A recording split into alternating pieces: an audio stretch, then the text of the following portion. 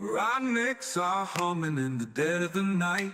Electric bills climbing, ain't feeling right. Hash rates dropping, profits thin as air. I'm digging for gold, but there's none down there. I got the crypto mining blues, feeling like I just can't choose. But there's a spark in the AI glow.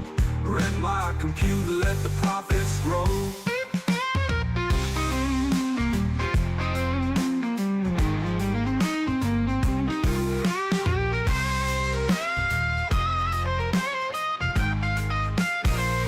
Once I was king with my GPUs. Now I'm stuck paying the power dues. Every coin I mine feels heavier than lead, but I hear whispers of a future ahead. I got the crypto mining blues, feeling like I just can't lose. Switch my power to the AI flow, turn this burden into a glow. I see the light, it's flickering on. AI's calling my machines to respond. No more digging in the blockchain dirt. This pivot might just heal the hurt. I got the crypto mining blues, but I'm stepping in brand new shoes. The AI train's on a steady roll, gonna wreck compute and regain control.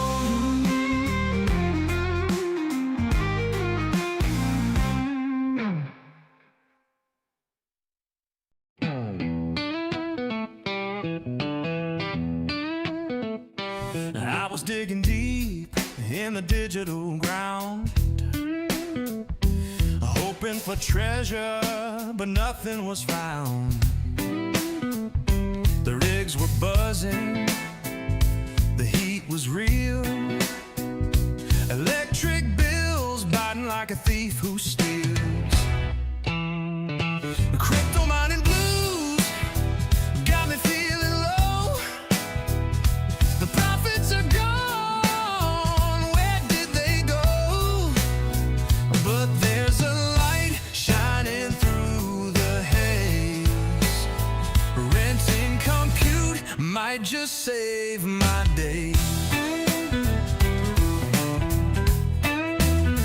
I stacked up GPUs, thought I'd strike it rich, but the market's a beast with a wicked glitch. Hash rates climbing, rewards falling flat. Chasing that coin, I'm chasing a cat. Crypto mining blues got me feeling low. The profits are gone, where did they go? But there's a light shining through the haze. Renting compute might just save my day. AI knocking, it's a brand new game, whispering sweet that it knows my name.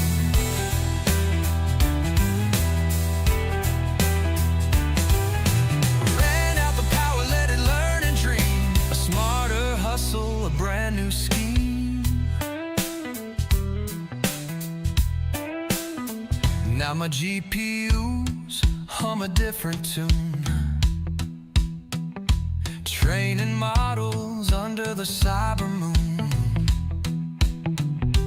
No more digging, no more feudal race, just AI visions lighting up the space.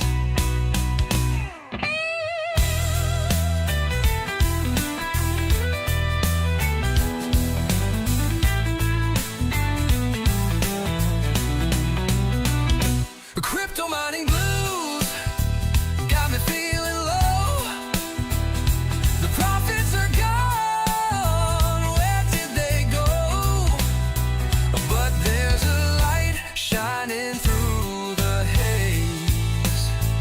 Renting compute might just save my days. Now my GPUs hum a different tune, training models under the cyber moon. No more digging,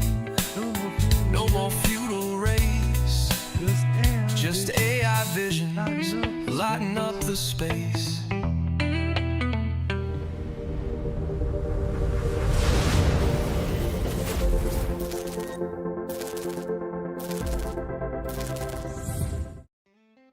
Hello, everybody. And I thought for a second I was muted. Hello, everybody. Welcome to the Voltage Drop with Max and Hobbyist. Will be in here in just a second. Appreciate you guys all being here. It is a good week, a very good week. We'll get into that in a little bit. But let me say hi to everybody first. We have the Hobbyist, who, like I said, I will bring in here in just a second. Mr. X625, Integra Guy, Tubin Jar, First Time 13, and Enable 773. Good to see you guys. I have a few other people in here, but hey, since you guys are here first, I'll give you some news. And actually, let me get this straightened out first. I'm going to bring in Hobbyist, but I got to change some mic settings, make sure everything comes over right. Okay, you guys can still hear me, right? I can hear you. All right, go ahead, Hobbyist. I'm pretty sure. Yeah, we can hear you too.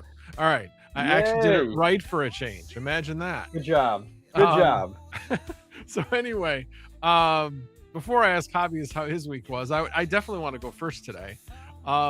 So first and foremost, I got my MRI results back for my prostate MRI, and big thumbs up.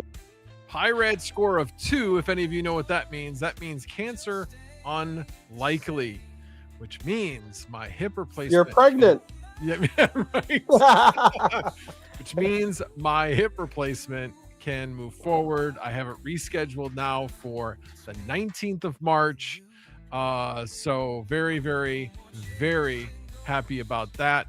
Not to get into too much gory detail, but hey, I'm large down there. It's a large prostate. It's a large prostate. This guy, at least something's big. At least something's big down there. So, it's all good. So yeah, my prostate is 3 times normal size, evidently. It's the size of a lemon instead of the size of a walnut. So, yeah. But that's not life-threatening. You can get through life as long as, you can continue to urinate and all that kind of stuff, which I'm okay with. But anyway, not getting into more gory detail than that, but that is fantastic news that I got this week. I got it on Tuesday. Actually had to call the radiology, like, hey, I was supposed to have the results yesterday. And they're like, oh, well, let me put in a stat order. And then a couple hours later, I had the results. So I was very happy. And then on top of that, then let's just say that my urologist was in disbelief. He didn't think, with how high my PSA score was, that it was possible I didn't have cancer. So he then says, I want to see the report. I want to see the study. And so I sent it to him, and he's like, yeah, you're good. Still want to do the biopsy in 4 to 6 months, but you're good to go for surgery. We can't see any cancer in there, so that's good. So yeah, it was a really good week. Really good week. Pretty hard to get me down with that news. So yeah, then this surgery's coming really, really quick. Really quick. Sorry, one quick public service announcement. I just found this out. Didn't know. I'm sure all you guys are going like, how'd you know? Not know, Max. It is daylight savings time tonight. Spring forward. Set our clocks ahead. Hey, yay. So it's funny because I was at work and I noticed that things that were scheduled for next week in our system were showing like an hour ahead. I'm like, why is it doing that? And I'm like, could it be because of daylight savings time? No, it's not daylight savings time yet. Yeah, evidently it is. So there you go. We get to lose an hour of sleep tonight. Woo! Great. So anyway, great. How was your week, Hobbyist? My week's good. Can't complain. Life's good. Nothing. I have no news compared to your news, so it is good in that regard. I mean, same old, and yeah, that's kind of where we are. We're here. we're playing around tonight, which is fun. It's always fun. Oh, and yeah, while you're showing off your build, I actually went to Micro Center today because, well, I was going to go there anyway, but so I had a build in the cart, one of the bundles in the cart since early this week, and I was like, you know what, that GPU I got behind me, I got to get that in a build. And so I was like, okay, I'm going to plan out this build. What am I going to do? Whatever. So got it all planned out, and went to go order it last night. And all of a sudden the bundle discount was gone. I'm like, what the heck? So then I'm like, oh, okay. They changed the bundle to a different type of memory. No big deal. Well, the Westmont store doesn't have that memory. They're out of stock on that memory on the black, but the white they have.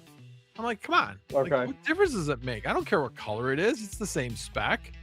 And so I ended up having to go there and like wait for them to figure it all out. So I ended up getting mostly what I wanted, except what I really wanted was to get two 32 gig sticks for the same price as 4 16 gig sticks. So actually, if you take the price of 4 16 gig compared to 232, just if you're only buying the memory, it's actually less to buy the 232. I wasn't asking for that. I was just asking for the same price. Then they're like, no, sorry, we're going to lose money that way. I'm like, how are you losing money? It's the same markup. And I'm like, all right, I tried. So I'm going to end up with 4 sticks instead of 2, but it'll still end up with a 64 that I need. So yeah, I've got 9900X processor. Here comes the real gold. 4 sticks of 16 gig. Literally. Okay. G-Skill Flare X5. Latency 30. Are those the ones that light up RGB? No, I did not get RGB. Okay. I don't need RGB. Hey, I just thought these are going to be used for. Yep. There'll be other RGB in there though. So this is the motherboard X870EP. Okay. I actually kind of thought about it because of the Wi-Fi and how close it will be to the actual access point. I'll be able to bring this one upstairs during the winter to heat the living room, dining room area. Yeah, I have two rigs right now out here in the living room area of my basement, just heating that right now. Like, perfect avenue to go for sure. Yep. And then I'm not going to lift the box, but I have an Antec Flux case. And I specifically got this one. It was rated really well, but it also can fit 2 360 millimeter rads. So not only am I going with the Liquid Supreme 5090, which has its own 360 rad, I'm also going with this Thermaltake CPU 360. Oh, there you go. Nice. So there you go. This was like around $60. So it's really inexpensive. So we'll see how long it lasts. Man, you really went shopping at Micro Center. Look at you. Oh no, that wasn't Micro Center. That one was actually Amazon. Amazon. Okay, very cool. This one was also Amazon. Was the Be Quiet Power Zone 2 1200 watt? I can't even see it. 1200 watt. There. Platinum power supply. So okay, that will also be one in there.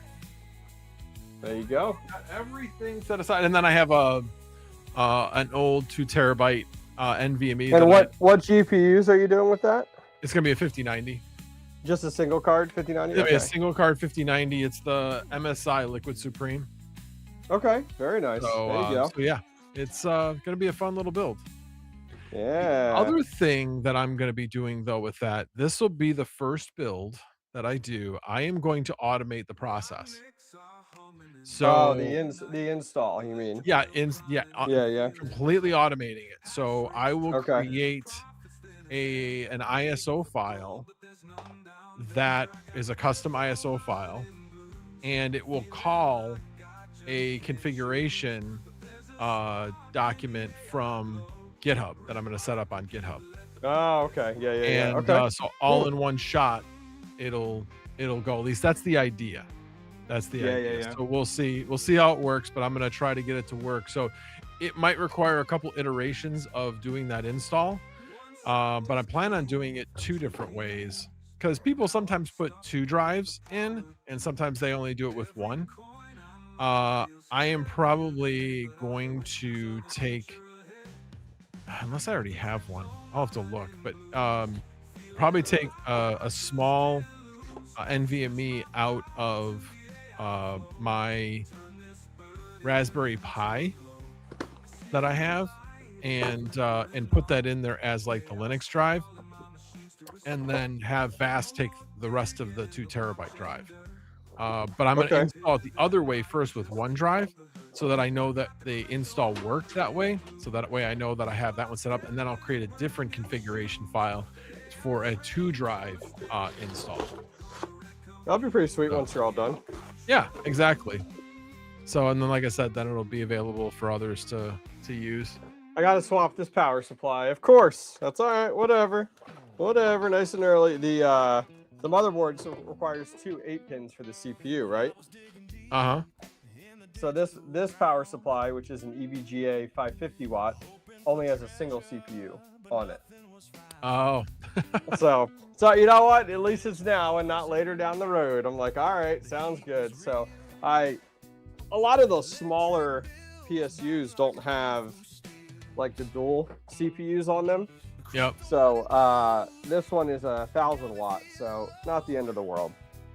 But yeah, we'll swap. Might as well, you know, nice and early. You know, get into the swaps and the mistakes early, which isn't the end of the world. It's interesting though, because a lot of the time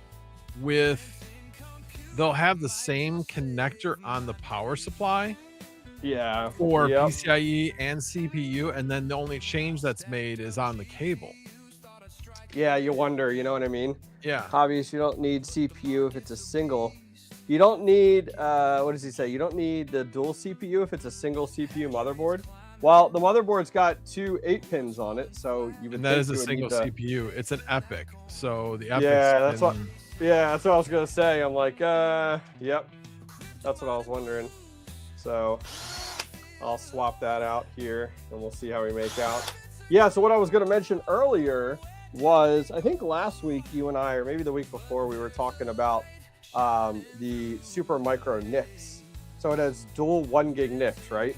Right. And like, I was talking with Swamp 7 about this last night, because he's just like a massive amount of knowledge. And yes, he does. And I was talking to him about it, because I was talking about how, like, I have 5.5 symmetrical fiber, and internally we're at 2.5.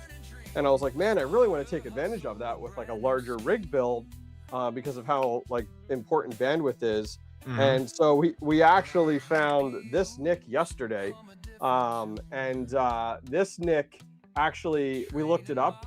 The drivers are supported natively within Linux, so ideally this should work. Oh, nice. So they have a 2.5, a 5, and a 10 gig model. So I ordered this last night off Amazon, got delivered overnight, and it was like $26 or something like that. Nice.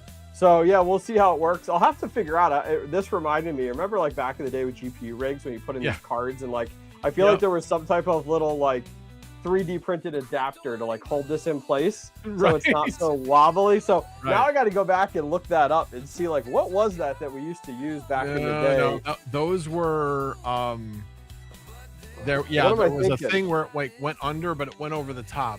They were not big enough. Yeah, I was wondering. Shoot, who was the guy that made that? I know where he lives. I've been to his house. I can't think of his name. His not his real name, but the name. Oh, why can I not think of him? Yeah. Anyway,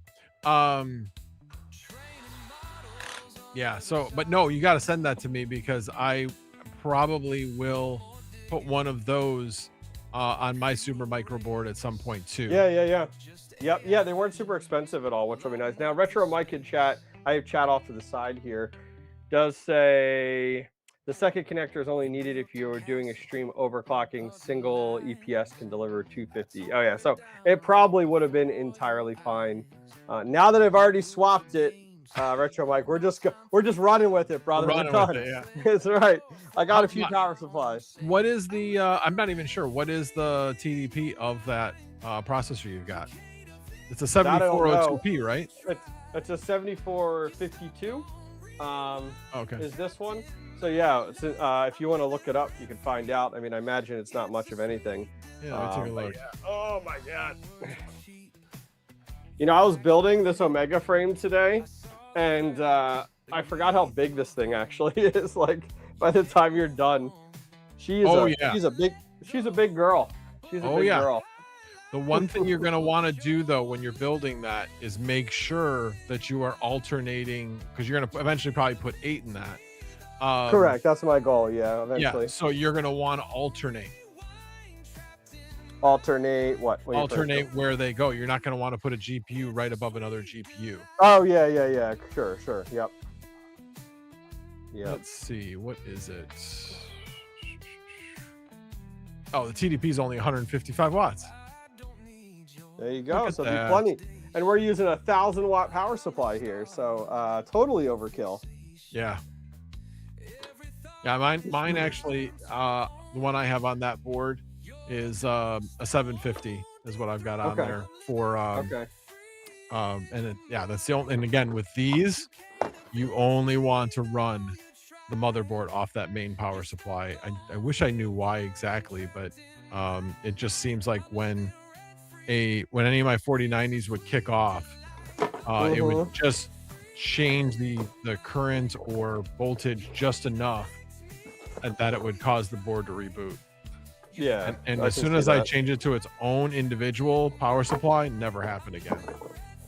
Yeah.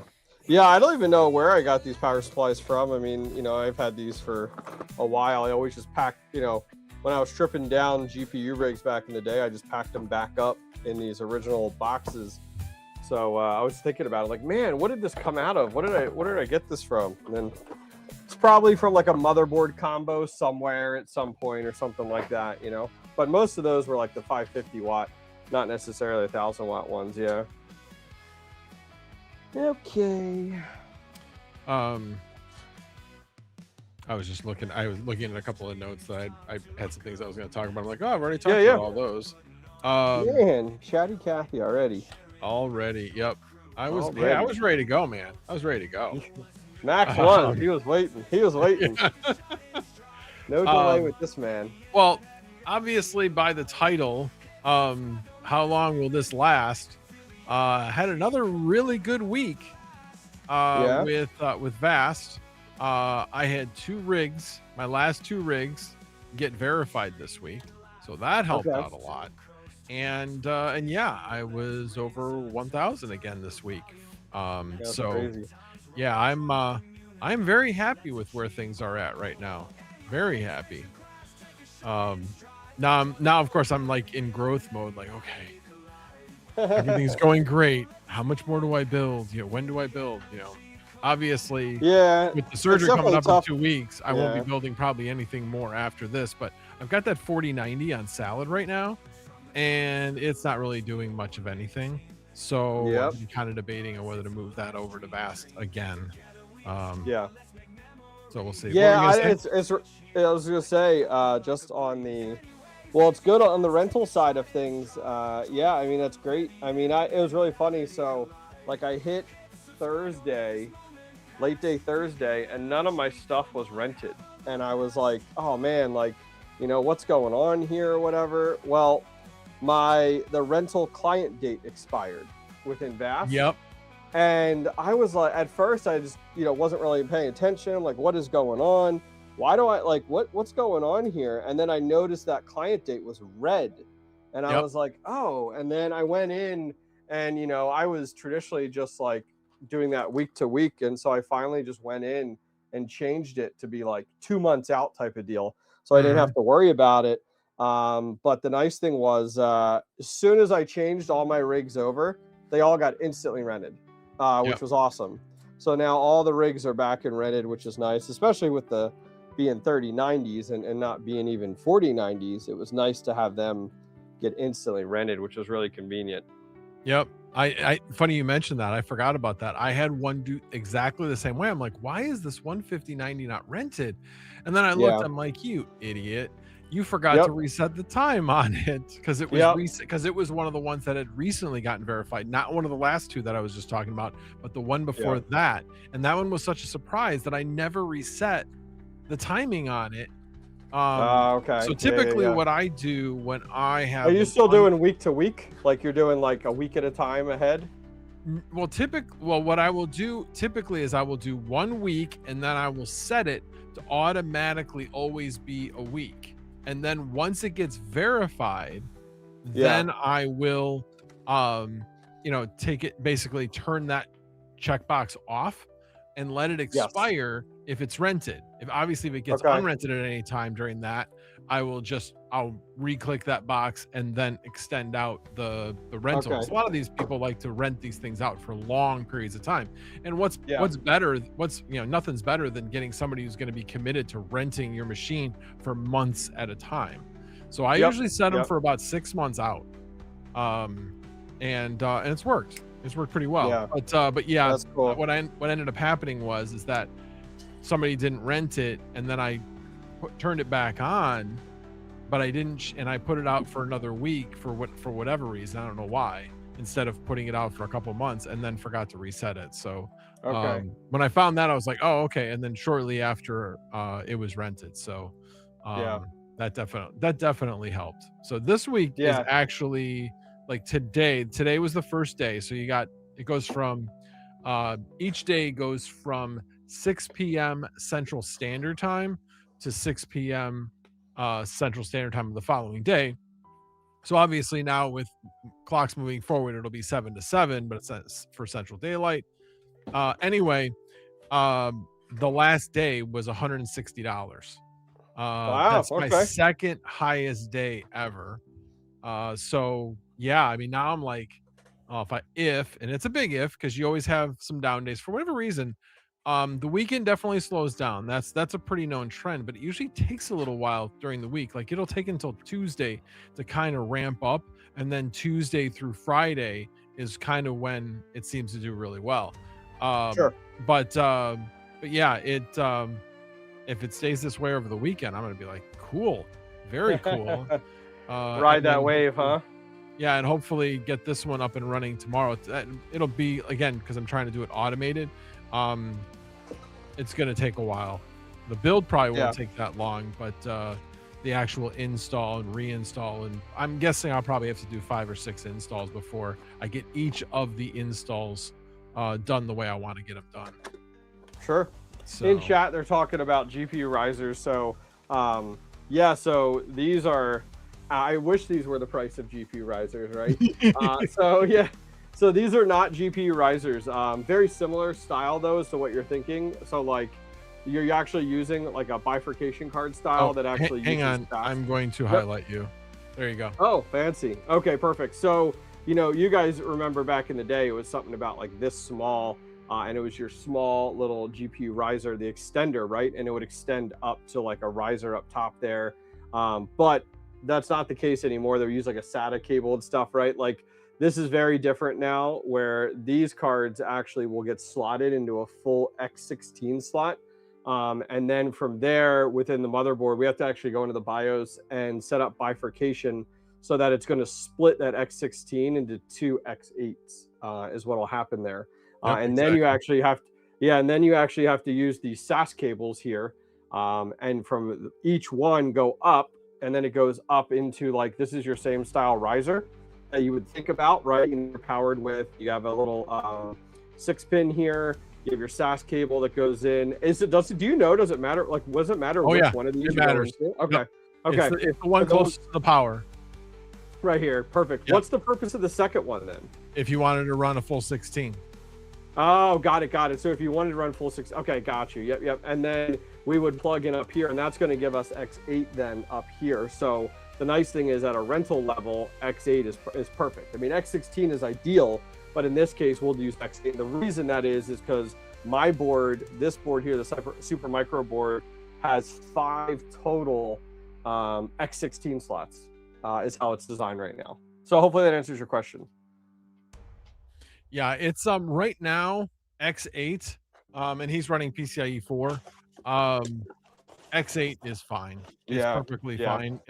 It's extremely rare when you're going to run into any issues. It really would only have much of an issue if you had something running a multi GPU job. So you might be having some bandwidth issues there, hobbyist. You got a little fuzzy. Oh, I got fuzzy. Oh, yeah, okay. I got fuzzy. It broke up there a little bit. We caught what you were saying. Oh, nice. Good. So I think I'm gonna do. Maybe it's on my side. I don't know. Yeah, I'm not sure. I guess we'll find out. Who knows? Yeah. So I think I'm gonna put this. Man, these are such nice power supplies. These are 1300 watt power supplies.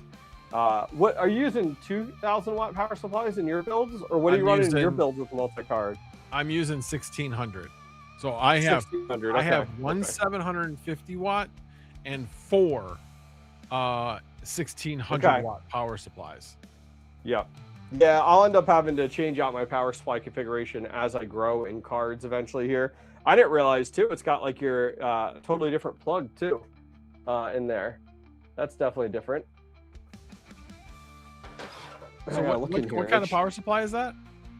It's an EVGA Platinum Supernova 1300P plus.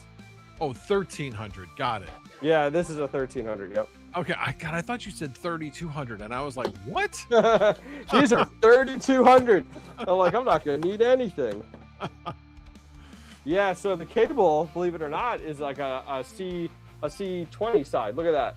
That's the power. Is that, yeah, I didn't realize that. I was like, that's quite different than I was expecting, honestly. Yeah, anything 1300 or up will come with the C19. I think, you know, now I'm kind of curious. My 1200 watt, I think, also comes with a C19. Okay. I'm really curious. I gotta figure out where the heck I put my screw. It is. Like, where did I put my screw gun? It shows me the other side. I don't think it shows me a picture of the other side. It does not. Bummer. Yeah, I mean, in all, I would think. So you said you had 4 1600 watts, right? Correct. And that is supporting 8 5090s? Yes. Okay. Yeah, because like, so what type of headroom are you giving? What type of power are you designated per 5090 there then? What's like, what was your? Well, it's 4090s, so I'm giving it the full. Oh, 450 watts. Got you. It seems like a bit of overkill, but if you remember back when I built it, it was like people were like saying that 4090s had these huge transients, so if you didn't have a lot of headroom on your PSU, that it was going to crash. So I was just like, at that point, I wanted to overbuild and make sure that I didn't run into any issues. Obviously, it was a lot more profitable. Plus, on top of it, I got like an absolute killer deal on those Seasonic, because that was when they were moving from where they had a PCIe 5 cable, but the other end went into standard 8-pin into the power supply, and they were moving away from that to be PCIe 5 to PCIe 5 on both ends. So I got basically what was left at Micro Center, and basically bought them out pretty much. Okay. Yeah, because I was just thinking about, like, right now this will be fine. I mean, 3 1300 watt power supplies to power 3 5090s will be plenty. Plenty of room in there. But as I end up getting my hands on more 5090s, and for me, I'm not chasing 5090s in Micro Center paying crazy exorbitant prices. Instead, I'm just kind of waiting till I can find deals on ones on Marketplace, or getting the NVIDIA Founders Edition ones that, if I'm lucky enough to get chosen for those or know somebody who does, which those are $19.99, then it's, it absolutely makes sense to buy those up. But right now, it doesn't make sense to go buying all these third-party ones out there. They're just so freaking expensive. Right, exactly. I opened it up now. Which one is it? Nope, 1200 watt is, well, I'm not going to turn it on, but yeah, mine is C13, C14 cable. Got you. So I guess the thought here, is I could go with full X16 right now, because I Yeah, because I have all the cables to support 8 5090s and X8. So in reality, I might as well, right? You might as well go with it. I guess the question is though, is when, let's say I add a fourth card, 5090, and then I need to take away that X16 to drop it down to X8. Well, you wouldn't have to do it with the fourth card. You'd have to do it with the fifth card. Correct. Yes, correct. So I guess the thought pattern is like, does it end up hurting me from the perspective of like, okay, your rig was this and now it's no longer that? Does that make sense? No, it shouldn't hurt you at all. Okay. Now, the renter might not be thrilled, but I don't really think it's that big of an issue, honestly. I don't think they're going to really care. Yeah, I was just thinking about that. I mean, unless I want to do... Yeah, the more important part is, I think that when you add GPUs, I would think the bigger factor would be reducing the number of cores available per GPU. Sure, I think that would probably have a bigger effect. Okay. Yeah, I was just thinking about it. I was like, oh, okay. I guess now I might as well set it up with X16 and then just kind of go from there. Okay. Sounds good. Sorry, I'm checking back in the chat here. I'm no, you're behind as normal. Never. Let's see. Oh, these are different lengths. Enables answering a whole bunch of questions in here. Let's see. Oh yeah, have you started using that platform yet at all? I have not really. I've looked at it, but I have not. I mean, I'm like, honestly, I'm almost all rented. So, and obviously I got a little going on in my life. Get out of here. And I feel like I need to make sure I get certain things done before the surgery. And so that's where my focus is. And obviously one of them is I'm sick and tired of seeing this 5090 sitting here not doing anything. So I'm going to take care of that. I won't take care of changing out the 4090 to VAST before I have the surgery. I'll do that afterwards. I'll let it run on salad longer and see what happens. I'm going to fix it though. Speaking of that, actually, changing gears slightly. So I have a 3060 Ti and a 4090 running on separate salad rigs. They're both running on i7 7th gen processors. So they're 4-core 8-thread processors. So not the strongest processors, but I've been told that, hey, it's fine. The one that I have 48. Yeah, I have 48 gigs of RAM on the 4090. So it's a good amount of RAM. But for some reason, it's been having problems where it has been downloading a job and then it crashes and it tries downloading again. And it'll be in this cycle for hours. And so I reached out to Salad for support on this. And they basically sent me advice saying uninstall and reinstall. But boy, by the way, before you reinstall, use this nuke program to get rid of anything that could possibly be remaining of Salad. And I'm like, okay, cool. So I'm gonna go ahead and do that. I don't know if I'll have a chance to do it tomorrow. I might do it tonight. I might actually do it tonight and then save the build for tomorrow. But yeah, I just need to get that done and then see if maybe I get more rented on the 4090. So man, I ran a 5090. I did a video running the 5090 and in one of my smaller builds, and it was abysmal. Yeah, it was absolutely abysmal. I mean, $33 over 30 days. It was just, and I just decided it was time to vocalize to Salad that, like, guys, this is not a me thing. This is a you thing. Like, I gave, like, that rig had 2.5 from a bandwidth, 64 gigabytes of memory, 2 terabyte NVMe, as like a 5950X or something like that, and then like a 5090. And it's like, guys, it is, and some may argue differently, but Salad is not worth building dedicated rigs for. The demand just is not there. It does not exist. It is the perfect platform. Like, all said and done, like let's just, you know, say what it is. All said and done, it is 100% a platform to put on your gaming rig, your college rig, a PC that isn't doing anything, and just let it run. But don't build a dedicated rig for Salad. And you know, they're trying to be a dedicated platform, but they don't have the customer base, and they don't have the demand for it. And you know, don't tell it what it, like, let's not, you know, let's call it what it is, right? And I think that's absolutely, like, it's a shame, because I think a lot of people wanted Salad to be something more than it is, and it's not. Yeah, you're definitely not wrong there. I know myself and Mining King have mentioned to them, and I know we're not the only ones. Other people I know have too, have said, look, you need to make this Linux so that we get rid of all this, you know, Windows junk, because bottom line is that you're always going to run into some problem when you put it on Linux. If it's done right, you basically set and forget, and it's just always available, and you're going to have a much more reliable network of GPUs for your customers. And they just have not gotten around to doing it yet, which is unfortunate.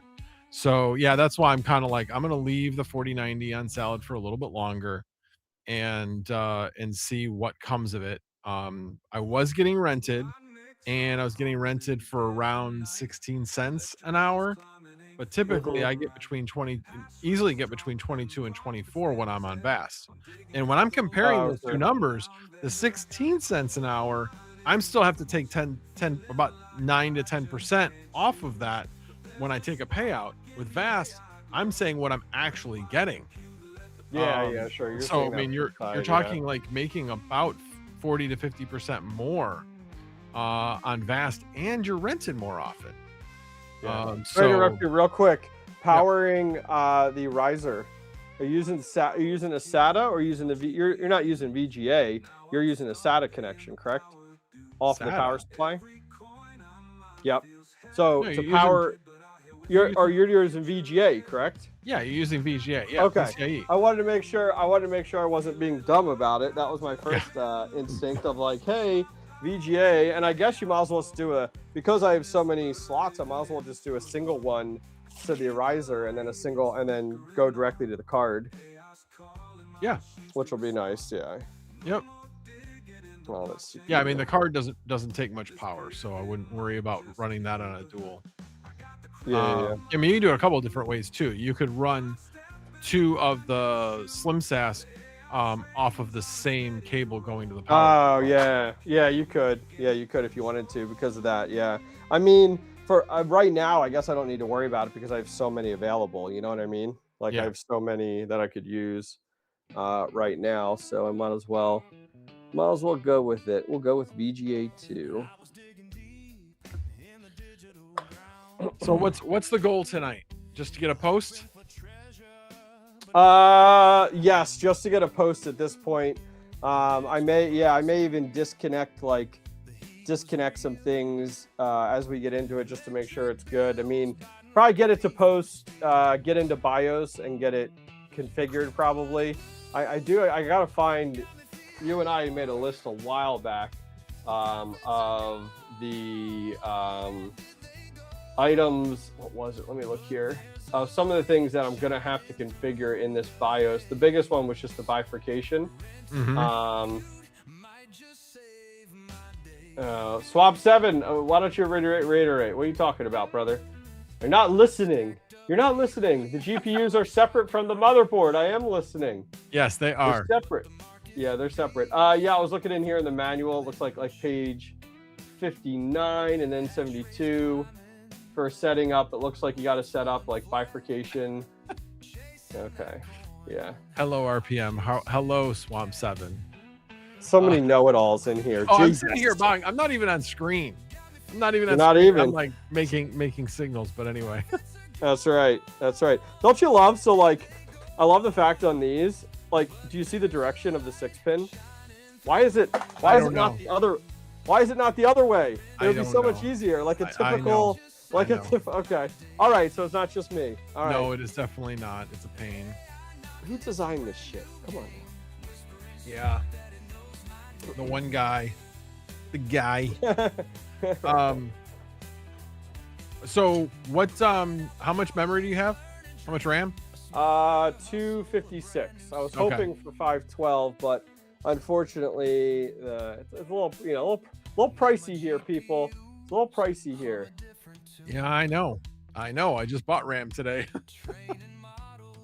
I mean, I As you see these know. builds, and I mean, because when I looked, so the reasoning behind that was when I bought this, it came with 128 gigabytes of memory. So I was like, okay, cool. And then I was looking at, okay, like I want to up the speeds, what do I want to do here? And then when I went ahead and looked at it, it was like, dang, these prices are so expensive. So I was like, all right, I'm just going to reuse the, oh man, they don't make this easy to put in these SAS cables the way this No, is they angled. Man, Hey, come on. By the way, Panda, if you want to come on stream next Saturday and build your, and show Hobbyist how it's done, I'd be happy to have you on stream.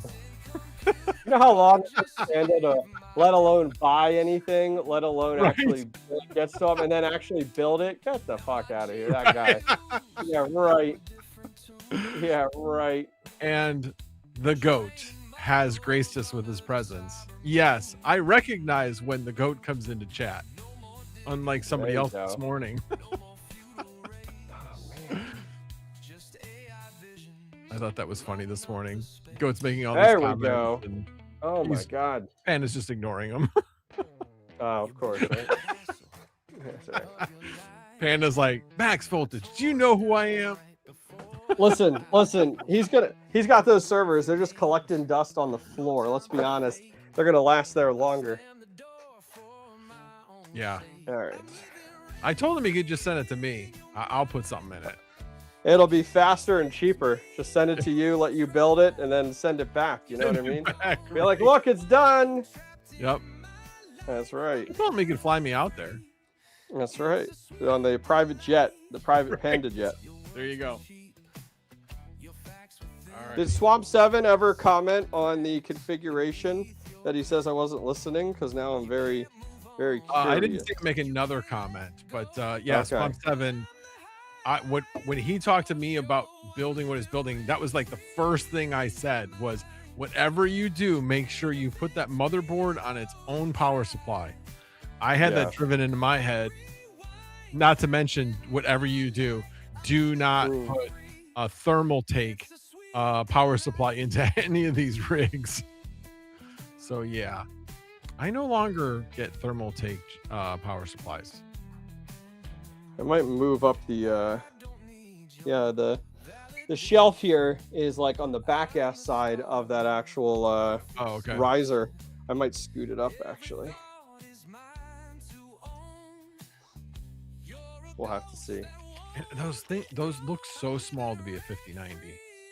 All right, right. Yeah. Yeah, there you go. Here, I'll come from. Let me move this here.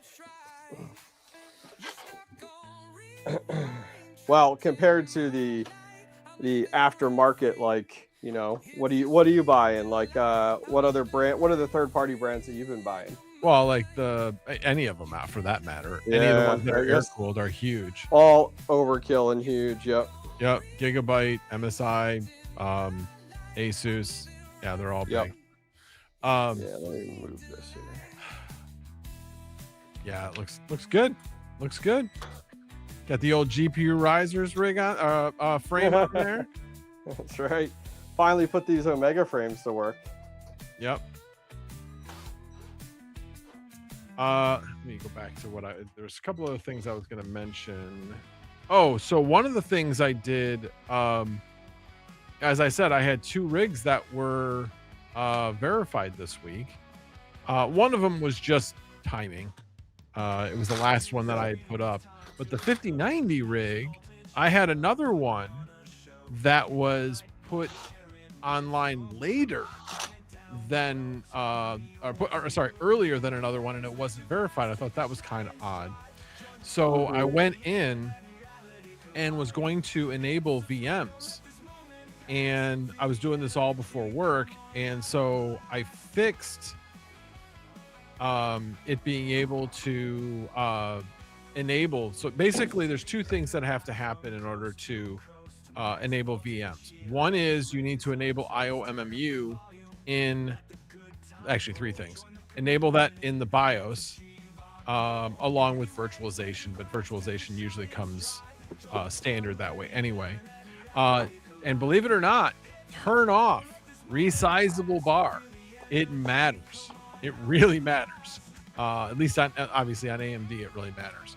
And then the other thing is going into the grub file and enabling AMD IOMMU, along with a couple other things that need to be in that grub file.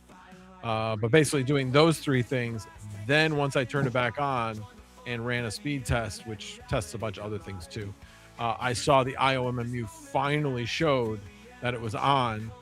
And so then I was tried to enable VMs, but I had a cron job running, and enabling VMs at the same time as having a cron job running, they do not play well together.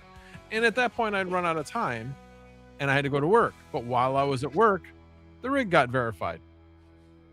Yeah, that's awesome. I mean, it's yours. I feel like your verifications have gone really fast. Like I mean, my 3090s, they took, I don't know, under about 4 months. But then like I speak to somebody like Second TL, and he seems like it seems like the verification process for him took forever. So I don't even know. Mine I don't start talking about it until it's been like a month and a half. So so no, these last three took quite a while to get verified, quite a while. Goat, yes, I've done it a time or two, but I still learn different things about it. Like I said, I hadn't really enabled VMs on many of my units. So I've learned recently that that's a way to get verified faster if you enable VMs. It says right in their documentation. So yeah. Yeah, my first rig, the first 3090 rig, I remember messaging you. I was all excited, got verified. I was like, heck yeah. And then literally a week later, all the rest of them got done. Like, it was like, oh, okay. Well, I'll take it. Heck yeah. Yeah, I think sometimes really it's timing too, because if they decide they're going to go on because I think they went on a mass verification. Yeah, because all of a sudden I'm hearing all these people get verified, and the one that didn't get verified, that 5090, that could have been the reason, because it was rented at that time. So I'm wondering if that may have been the reason why it didn't get verified at the same time as all the other ones. So I'm kind of like, you know what, I just got to make sure I keep these things not getting rented, and if they do get rented, they get rented at a rate that is similar to what I'd be getting paid if it was verified. But yeah, I was at like 99.87% reliability on this unit before it finally got verified. So yeah, that's definitely high. Mine were all above 99. They were all 99, but it was just, it wasn't going anywhere. Dude, this is so many like the PCI VGA cables. Like, oh my gosh. This is like gonna be a rat's nest, and I've only done one. Will be a rat's nest. Well, mine's a rat's nest. That's backwards. Yeah, you know me and cable management. Oh yeah, right. And it's like, oh my gosh, like what is going on here? I'm trying to do all single ones without doing the double ones. Seeing if I have enough VGAs. Panda, I'm confused, Panda. I thought you had 10 gig up and 10 gig down. No, he's I thought he was 5.5. Oh, okay. Is he less or more? I don't think he's 10 though. I don't think he's that high. I guess I'm gonna have to do a double. That he's got actually Enable just pointed something out. It's a good point. You should probably boot the motherboard by itself before. Oh, wait a minute. He can't boot it by itself. Can he boot it by itself? Because it doesn't have a VGA.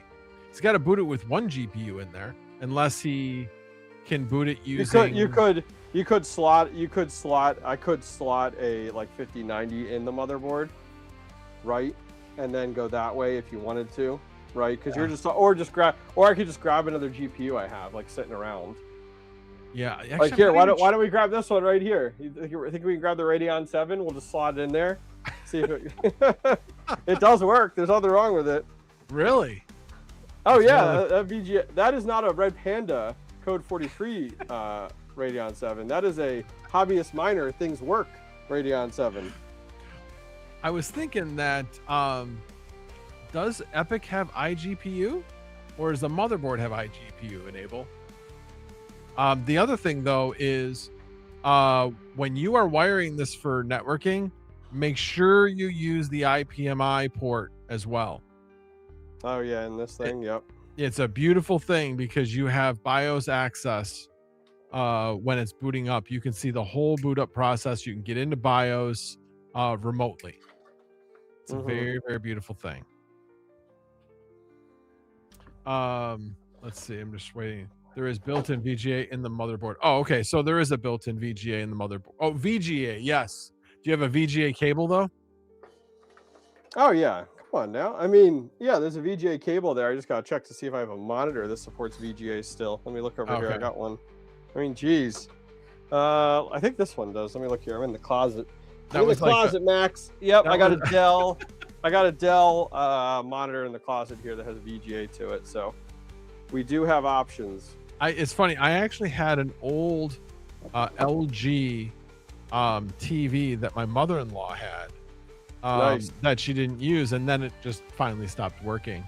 And so when I bought a cheap monitor, the one thing I wanted to make sure of is that it had obviously HDMI, but also had VGA. And it does. So yeah, I mean, maybe I'll hold off. We'll see. Maybe I'll get all, it's just depending on timing. Maybe we'll see if I'll wire all these up or if I'll just go ahead and go with one. Especially if it'll have video, then we can just hook it up real quick and kind of boot it and go from there. Yeah. I'll have to grab have to get a little power button. I haven't used it. Like, I pull a power button out for, at least for the first time. You know what my power button is? Screwdriver. You know, I thought of that, but I was like, man, if I mess something up or you touch the wrong thing, is it worth it at this point to use a screwdriver? You know what I mean? Like, I don't know, maybe. Dakota Miner's like so confused. It's like, wait a minute. This is the Max stream, right? But Hobbyist is on stream building? Hello. Yeah. Welcome to Max Voltage's stream. I'm a stand-in model. The thing is that I can't even make myself small on the screen. I'm actually gonna look to see if maybe I can. Go for it. I'm surprised you can't just add yourself. Or there was a dual view, right? So like when there's I can do the dual view. It's just gonna be we're gonna be equal size. Swap to the dual view when there's not much going on, and then you can play cameraman, and then you can like swap back. You know. That's true. Back and forth. You know. There you go. You happy now, guys? Perfect. You get to see my pretty face. Got to see the handsome one. There you go. All right. I actually did trim the beard for the first time this week. You knew he was going to be live. Yeah. I like it. I am getting my haircut tomorrow. This is like getting ridiculous. It's so long. It is so long. Anyway, all right. Let me keep track of the chat here. Going with looking good. 8 GPUs in here. This cable being a mess. Holy cow. Oh, yeah. Trust me, I know. Yeah. It is. I'm like, the Omega frame is giant. Well, you know, man. You got five cables per GPU at this point. 4 for the GPU and 1 for the riser. I have 5. I only have 3. Oh, well, I have one slim sass, one. We're not buddying up. There's no buddying up here, all right? Yeah, one slim sass, one powering the actual riser, and then one for the GPU. Ah, okay, gotcha. All right, let me catch up on Red Panda. I have 256 gig DDR5 DIMMs sitting on my desk at work. $3,000 each. Free shipping. Free shipping. Ooh, that's so nice of you. Free shipping. Yeah. I guess he's looking for DDR5 He's Oh, looking for okay. cheap DDR5. I don't. So I you don't could think do this put though. those in the same sentence. If you really wanted to, you could always buy Micro Center combo deals and then sell the other parts if you're looking for Yeah. RAM. So for instance, when I bought my Threadripper system, I bought it for $2,000. The RAM for that kit, that 128 gig of ECC RAM, is now $4,000. That's crazy. $4,000 for that ECC RAM. That is All right, nuts. we're Absolutely going to. What time is it now? What time is it? Ooh, 10 o'clock? 306 Okay, we Miner forgot. 8 just said, Max just discovered one of my 5090s has melted connector. Yeesh. Oh man. Sorry to hear that, man. I know when I get to summer, I'm going to be checking mine a lot more than I am now.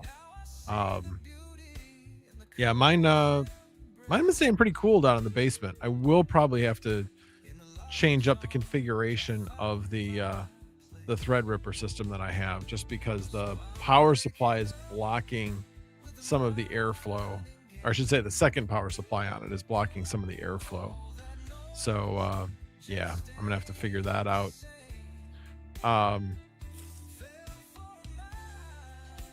Yeah, we'll see. I almost I had forgotten about that actually. So you said 256 gig of RAM on that.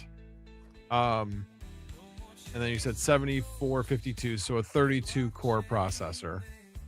Mm-hmm.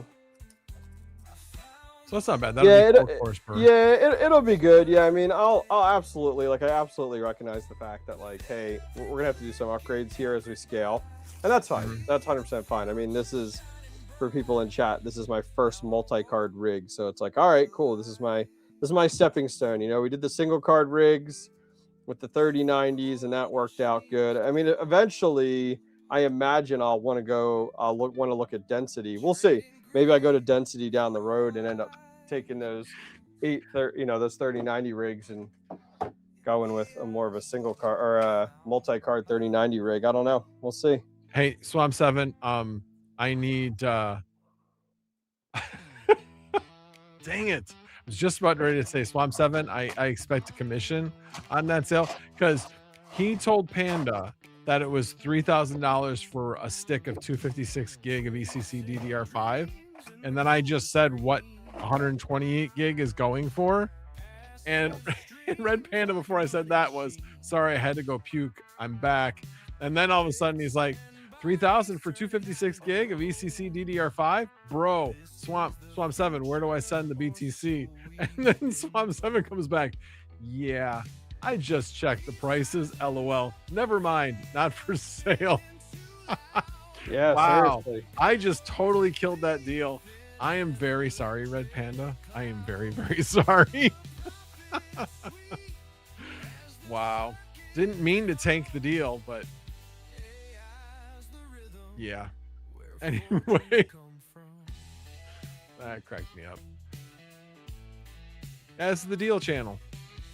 Hey, Do I hear 4,000? Do I hear 4,000 for Yeah, that? there you go, right? 256 gig of RAM. I have the manual up right now. I'm scrolling through it for the power button to at least get that for the first boot. Ah, got it. Yeah. Just to figure out where we need to go. Oh. Chat can be so funny when you actually read it. There it is.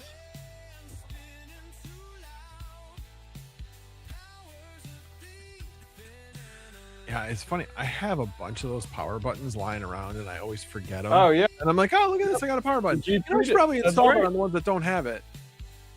Hey, it actually, I actually had one come with the Omega frame. I was like, oh, nice, look at that. Totally forgot, that was actually a thing. Yep.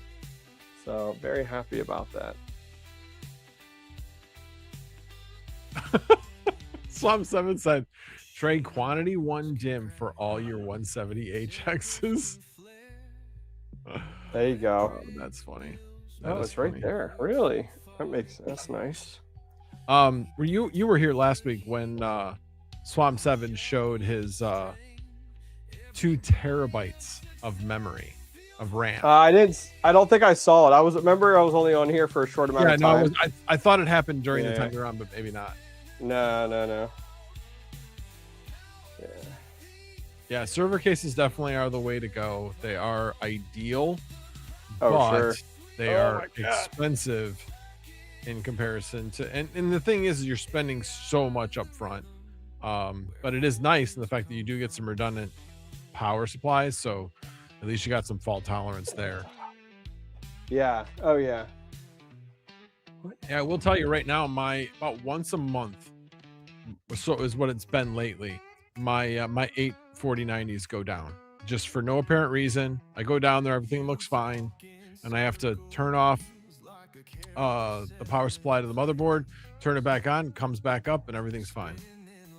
So not really sure what's going on there, but I haven't had time to really evaluate it at all to find out what's happening. Oh God. I know I'm trying Iota Pi. He was making a recommendation of the H12D, I think is what it is. Okay, it's different than this one then. Yeah. It's a little bit different than that one. It's not made by Supermicro, but it's basically the same type of thing. Yeah, Panda needs RAM. Oh, by the way, that was interesting. So GamerMeld had a video today that came out where it was a total clickbait because he was talking about how, RAM prices coming back down. And when you actually went into the story, it was like, they're not coming back down. None of that stuff's going to happen in the next 4 to 6 months. All that stuff's going to happen further out. 8 to 12 months minimum is when it's going to happen. And I was just like, yeah, whatever. Obviously they're building additional plants. But what they were basically saying, which I thought was absolutely ridiculous, was that the personal computer, the consumer computer market is crashing, and therefore all the demand for consumer PCs is crashing, which is going to lower the demand for DDR5, maybe a hair, and then all we need is a little bit of a decrease in demand for AI RAM, and then the market's going to crash. And I was like, yeah, that's a little far-fetched. He had an article to back up what he was saying, but I wasn't buying it. I still believe that if we do see a decrease, it's only going to come halfway back to where it was. So, so right now we're probably, so 369 for 32 gig, so we're probably about 4 times higher, approximately, maybe a little bit less than that. So it'll end up coming down to like 250%, like 2.5 times higher. So like I'm guessing like still a 32 gig RAM kit is probably still going to be $250 when it finally does come back down. And then the other thing I was going to mention was Gamers Nexus has like a whole, I haven't had a chance to watch it all. I watched part of it, but has a whole thing on the RAM cartel. It was what I found really interesting about it is all these guys that went to jail for like 7 to 8 months and were fined thousands of dollars. They've all been promoted at these companies. They still work for these companies and they've all been promoted. All right, I'm gonna ask you a question here. Sure.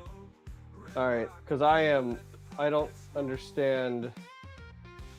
Bring up let me find this link here. I'm trying to link the power, like I'm trying to do the power button. And here, I'll link this to you. I know where it is because I just had to restart. Oh, well, okay, here's, not that you're probably gonna be able to see shit with this, so that's fine.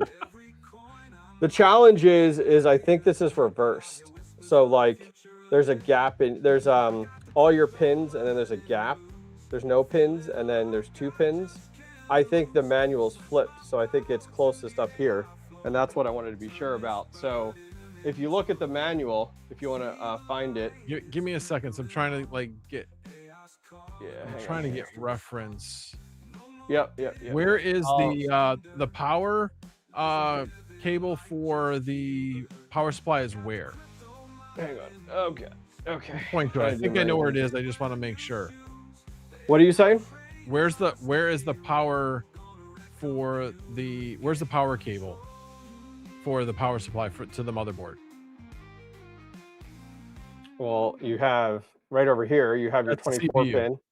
Yeah, and then and then you have your 2 right here. Yep, over on this side. So where's the 24 pin? Right here. It's probably because it just the camera, the way you're set up. Right here, you got one here, CPU here, one CPU here. So I'm at the bottom of the board here. I just shot you a link, and I'm on page 36. And I'm almost 1,000% positive these are my pins I want. They're just reversed. If I look at, I'm looking on page 36, figure 2.2, and let me know when you get there. No, you're on the wrong spot. I'm pretty sure it's in, if I'm remembering correctly. Trying to remember how I have the manual oriented. That's what the manual's got. Give me a second. I'm gonna run downstairs. I'm gonna go take a look. I know exactly where it is. Give me a second. Chat, correct me if I'm wrong. I'm almost certain. Oh, that's why I'm like, what in the world? But it doesn't look identical. I got to bring up chat anyways. Where's chat at? Here we go.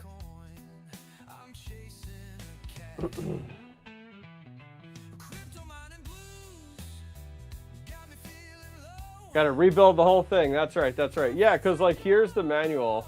I'll link the manual. It's a PDF from Supermicro. I can link it in chat, I think. Yeah, there's the link. There's the manual, right? And then jump to, if anybody else is bored, on page 36, it's showing this area here because it's JF1 pin definition, which is your front control panel. And you have, it's 20 pins. It's 20 pins total. But you can see at the top of that, there's an X for 2 of them. There's 2 X's at the top of those. That's where I think that's like, I think the whole thing is flipped. Like this is flipped versus the actual manual. It's at the bottom, middle, bottom pins. They are in line. Yeah. Did Hawk change the pins? I don't know.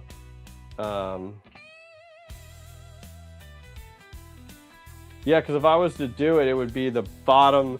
It would be actually the top 2 because this is flipped. Okay. There's no pins right here. I was thinking of a different one. Okay. Thank God. So I linked it in. I linked it in chat. And yeah, I got it. Which page is it? 36. So then if you look at the bottom, you can see at the bottom of page 36 says figure 2.2. Yeah, correct. Okay, so the very bottom, it has the power, right? But the difference is if you look, yeah, I think the whole thing is flipped. So the figure on the in the actual manual should be upside down because there's no pins. I have 2 pins at the bottom and then a blank Yes, row. I see that. Yeah, so the whole thing is flipped. Yeah, so the whole thing's flipped. To me, then that means that I'm going to plug into the very top there. Yeah, the top two. Yep. Yeah. Yep, because the whole thing's flipped. Okay, I am looking at this and I'm like, am I dumb? And I think it's just the manual doesn't match. So I'm just putting that there for first initial boot. Eventually that'll go away. I'm not going to keep a power button on there. This isn't the GPU days. Come on now. Yeah. And that's the other thing that's nice about it is that once you get it set, you just be like, hey, power auto on or always on. Yeah. And so then your power button's your power supply. Yeah. Let me I'll get a monitor and stuff like that and we can power this up and kind of go from there. Cool. And then I'll do the other ones later. All right, let me move some stuff around here. Do the other one? What other one? The other cards. The Oh, other cards got and it. everything. Yeah, Yeah. I'm like, we just did that one, but I'll disconnect that card on the board level when we try to boot this, because I want to at least get it booted. And get it configured. That's always the hardest part, Did Hawk change the pins? How could he have done that? How could anybody have done that? Nah, they're just flipped. That's all it is. Yeah. Stupid manual. Yep.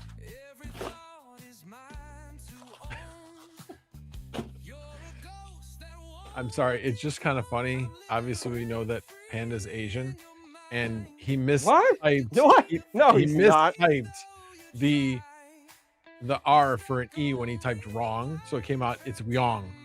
Wang, okay. Right? You want some pork fried rice? All right.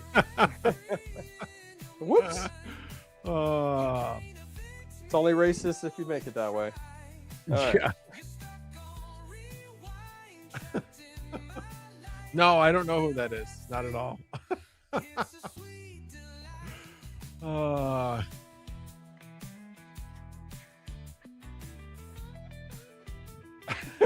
Maple. Wait, RPM is Asian? Not like he's kept that a secret at all.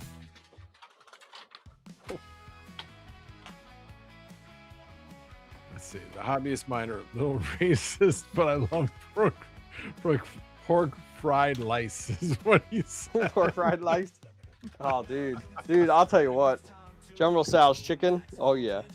Let's get that American and Chinese.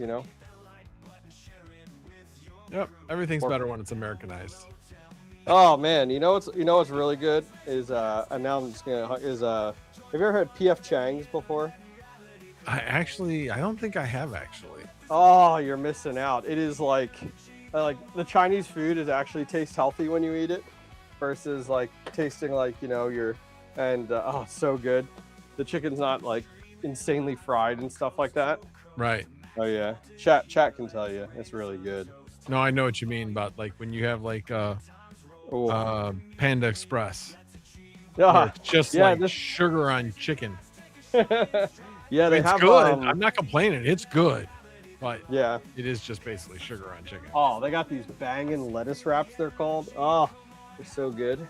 I have heard about So good. Oh, so good.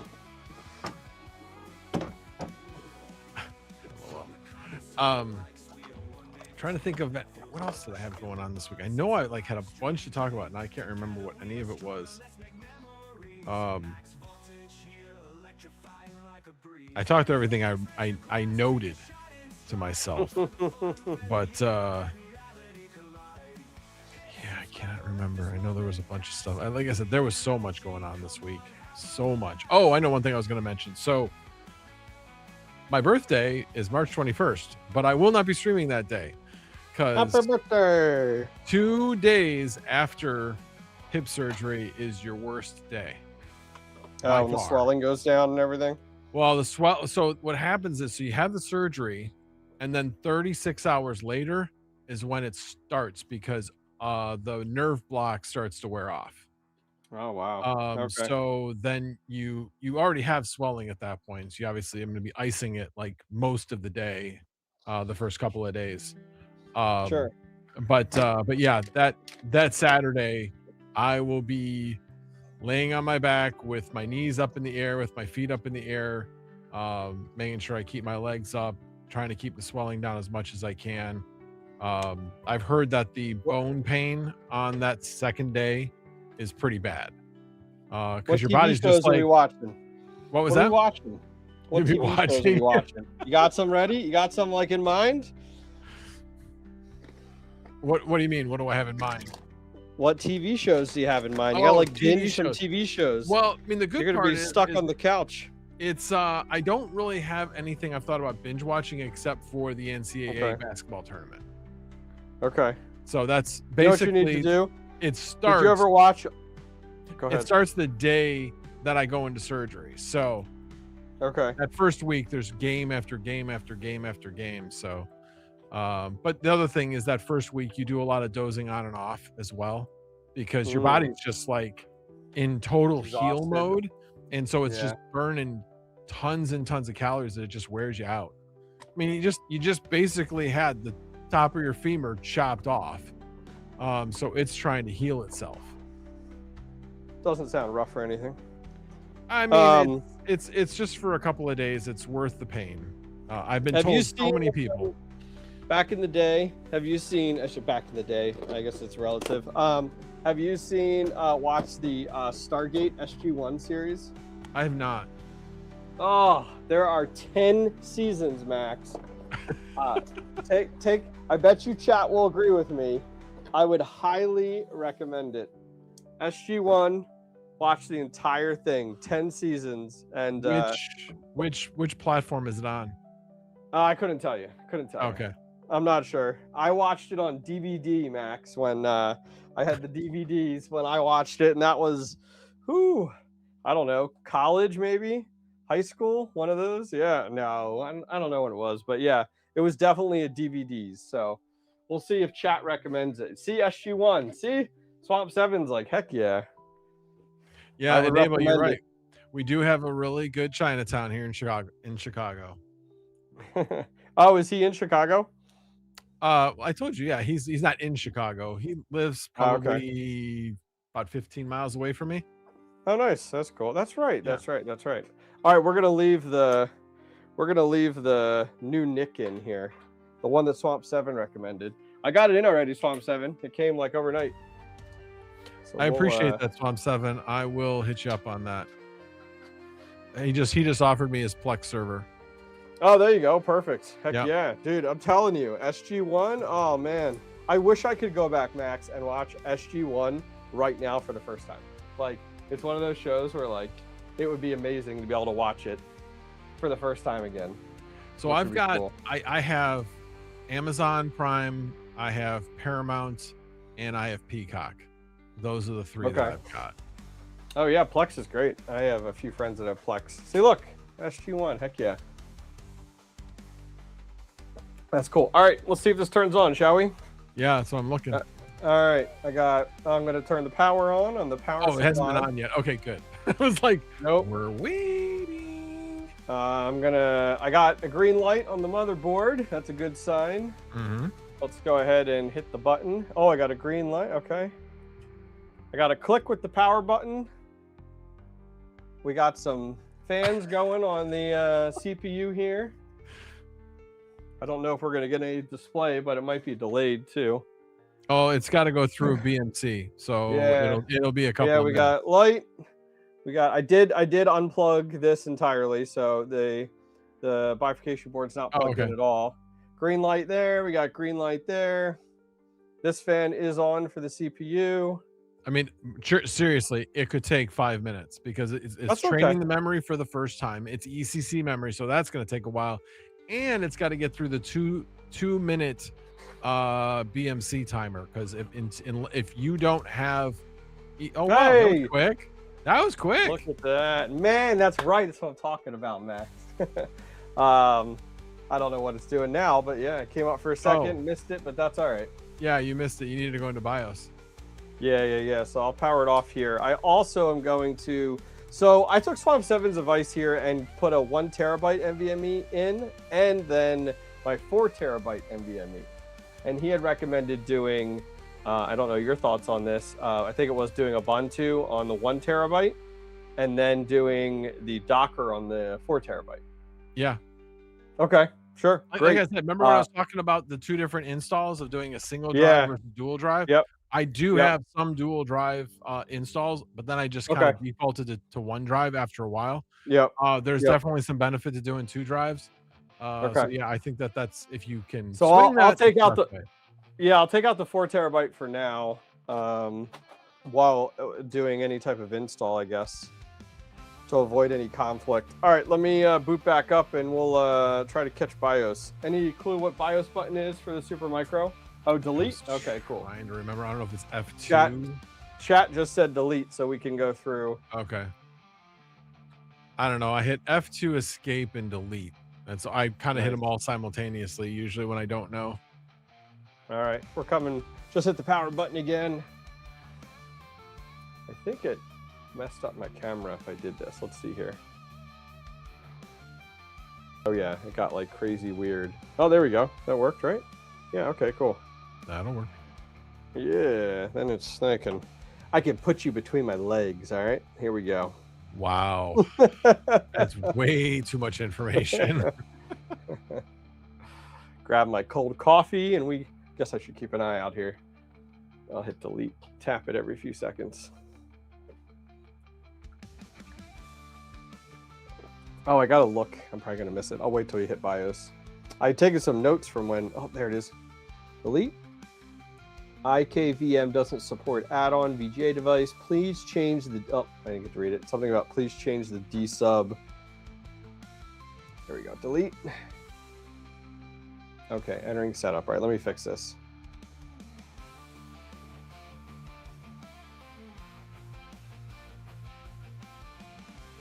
It says entering setup, which is good. What I was gonna say was, let me go to the notes I had taken a while back. Make sure secure boot is off, make sure virtualization is on. You actually gave a link there. It says on page 59 of the manual. And then you had given me a note to go to page 72 of the manual to CPU slot 1 PCIe 4.0 X16 bifurcation. Set that to X8, X8 is what I have in some notes here. So I'm going But to again, if you're not even there yet, you don't even have to do that at this point. Yeah, correct. Oh, I see what you mean. Yeah, just leaving it at X16. Yeah. Man, look at this BIOS. Oh man, brings back some memories here. Man, ain't she a freaking peach? Yeah. All right. So the CMOS battery is still good. It's got the date in there, which is actually kind of great, which is good. Now this is on build date of 9/8/2022. I don't know if there's a newer BIOS that is absolutely required or not. I would say if it ain't broke, don't fix it. Okay, let's see here. I like it. The flux capacitor is fluxing. All right, so let's go to advanced here. Let's see. We'll get restore. Oh, actually restore on AC power loss was actually on last state. I'll probably just set that to power on, correct? Yep. Yeah, I was gonna say. No, I'll eventually take that power button out, which is good. I don't think there's anything else there. Trusted computing. I'm not seeing anything here that I need. PSP firmware, nothing there. ACPI, nothing there. Super IO configuration. I don't think anything in here either. 0 port redirect. Nope. CPU configuration. Everything's set to auto. SVM is enabled, which is what we want, correct? Yep. Okay. Click on that. Yeah, Epic 7452, 32 core, 64 threads. Okay, that's good. Let's go back. NB configuration. Yeah. IOMMU is on auto. You want to enable? Be okay. I would just put it on enable. Okay. Okay. Memory configuration is all on auto. That's fine. Which is, yeah, CPU memory 2133, which is what it's registered as. Yep. Hang on, 1, 2, 3. How many we got here? I might be short a stick. 1, 2, 3, 4, 5, 6, 7. Yes, in A1. Let me check the manual here. Let's see. Yeah, Swamp 7, you're right. Yep. Let me see. I'm going to check the manual, see where A1 is. And after we configure BIOS, I can. Okay, A1 is closest to the CPU on. What side is that?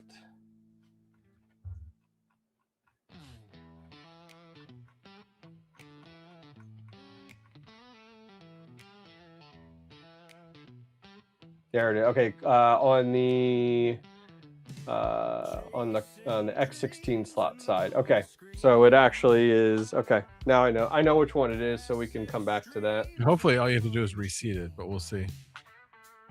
Yeah, well, that's my hope. Is yeah, exactly. All right, Get out of here. AMI graphic output. Okay, PCIe. Okay. Oh, this is where I think you were referring to. Let me go through here. I always I leave that, and then SR-IOV support I usually put enabled as well. Yep, I can see that. Yep. And then nothing here. I was scrolling down to see. Oh, I wonder if I disable. I guess I'll leave the onboard LAN. It's not gonna hurt anything. But this is where you're referring to, I believe, that PCI slot. So it's showing X16. Like if I wanted to, not now.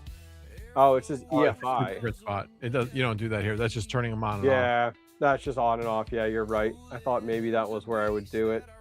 Oh, right here. Oh, there it is. Yeah. B slot 1. Yeah, here's the slots. I'm just going to take a look at it. Oh, right there. Yep, there it is right there. So eventually I'll move it to X8, but for this purpose, we'll stick with X16. Okay. All right, that makes sense. I think that's it there. USB configuration, network configuration, SATA. No SATA. Yeah. HTTP boot.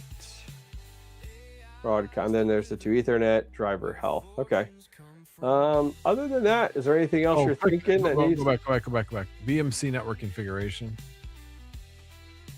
Oh, right here? Yeah. Yeah. I do not have that plugged in now. I can plug that in though, if we want to. No, it's fine. I just was looking to see if there were any settings. I didn't remember if I had to set anything, but it doesn't look like I do. Yeah, I mean, what I'll probably do is get it plugged in and then give it an IP reservation on my firewall, and then I don't have to worry about really much in here, I would imagine. I'll plug it in now since I'm thinking about it. Anybody in chat have any other recommendations that you saw for like things we gotta do?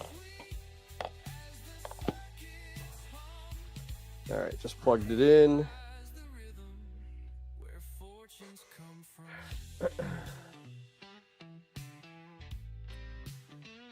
Swaps. I will download more RAM. Yeah. But what do you I don't need to set.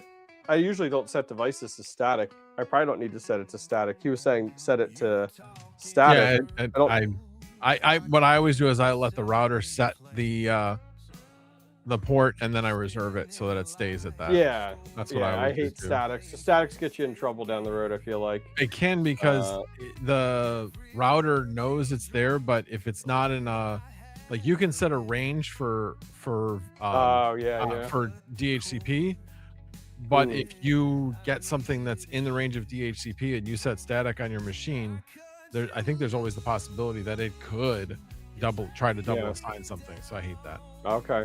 Never depend on DHCP. He mentioned secure boot. Do you remember where that was at to disable that? I don't remember that. I mean, it was. I saw where TPMI was. Hang on, let me highlight back to you so I can see what the heck you're doing. Yeah, I thought it was under trusted computing, but I didn't see anything there. Security device support is enabled. Enable or disables BIOS support for security device OS will not show security device. Well, that's just enabling the security device, not secure boot. And then there, and then wait. Security. Yep. I just saw it. It's disabled. Okay, good. CSM is enabled. Does that matter at all? That you know of? I think you're probably okay. I've had some where I've wanted it enabled and some that I don't. Since this is an older board, I think enabled is probably better, but it might not be necessary. Okay. I don't think it's going to hurt you. Yeah. Yep. Okay. Yeah. Red Panda, I think I used to know an admin at some point, but he retired. You know, it's really fun. It's really funny when my wife came to me the other day. She brought her laptop, and she's like, "Hey, I got a question for you." And I'm like, "Listen, I retired last March 5th. Like, I don't do IT support anymore." She gave me that like side eye type of deal. But yeah, Right. actually, March 5th. That was 2 days ago. Was my 1 year stepping away from everything. Wow, it's 1 been year, that long. 1 year and 2 days, and I'm still here, Panda. I'm still here. Wow. Yeah, is that crazy? Okay, I put it in my Ubuntu. So, should I install? I guess I don't need to install the second, the 4 terabyte NVMe right now. I mean, it really Just doesn't install matter Ubuntu. because you're gonna specify which drive you're going to install the OS on, so you can leave it. You know what? Let me doesn't save matter. it. You know what? Let me save it and restart. Here's what I would do I'll power it first. off for the memory. Yes, memory, exactly. Yep, exactly. Yeah, so I'll save the changes, and then I'll let it. What's it doing? There we go. All right. Panda just said, "Yeah, I never help anyone with network admin stuff anymore." LOL. Freedom. That's right. That's right. All right. So A1 from the manual looks like it's this one right here. And actually, yep, A1 is this one.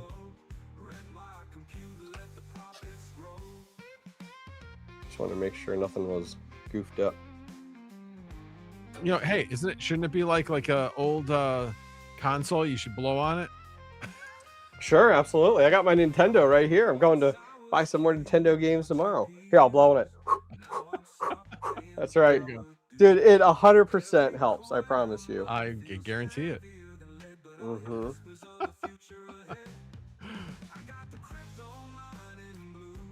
You always had that one friend that was like the best blower.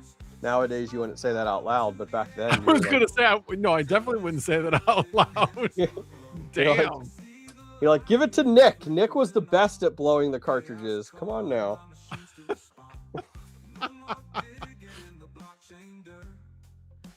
That's how I know we're not quite part of the same generation. That's right. That's right. Off by just a little bit. I've been looking up old CRT televisions. I'm trying to find a smaller one like a small one. I'm talking like, I don't know, like 12, 15 inch traditional CRT, small one. You know, the ones that used to have also like the VHS built in with them. Hold on. Yeah. I think we finally got rid of ours. I had the old CRT television, no remote. Yep. Had a dial. I don't think we have it anymore. Let me ask real quick, because I kept it because it was sentimental to me because it was my TV in college. Yeah.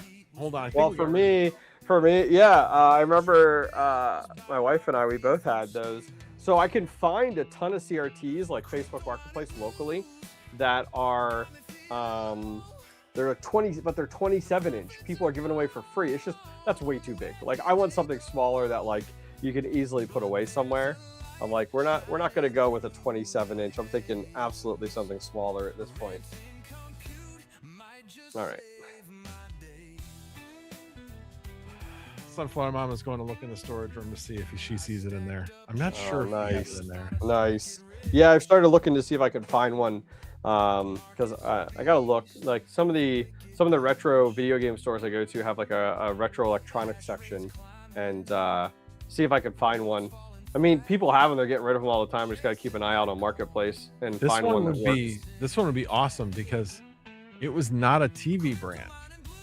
Do you remember the old Montgomery Ward? No, I recognize the name though. Yeah, it was a it's Montgomery Ward TV. Oh, so it wasn't your traditional TV brand. That's why I recognize the name. Okay. No. Got you. That's funny. All right, wait for this to come up here. If she finds it, I would send it to you, but I'd be worried that it would arrive broken. Oh yeah, don't even bother. Yeah, 86140 was for the IP there. Came up on the screen.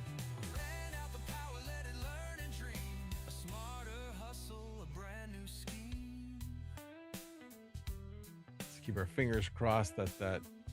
Oh, and then the next thing to do would be to swap to Yep. memory. To see if it's a yeah, to see if it's a stick or to see if it is a the slot. slot. Okay. It still says 224. Ugh. Yeah, we'll have to see. Unless I'll go back. Where was that? I just want to go back to see. What was that under? I think that was under here somewhere. I think it was. Where was that? Wait a minute, I think that was it. Go to CPU configuration. No, down here had those were the slots. That wasn't it. Where was that? Right, go to CPU configuration. Yeah. Oh, under info. I wish it was under info. Nope. Where was Oh, that? that wasn't it. Okay. NB. Memory. Yeah, there it is. There it is. Yeah. So it is A1 still. And let me check the manual and make sure I got A1 right. Yeah, we don't have the TV anymore. I thought we gave it away. Mm-hmm. Check the manual here. Worst comes to worst, yeah, we'll swap. I would rather it be a stick than it be a slot. Yeah. Now you need to blow out the slot. Yeah, I got it, Max. I'm a good blower. I got this. I'll blow the shit out of this thing. All right. Somebody please tell me you're clipping this. This guy over here.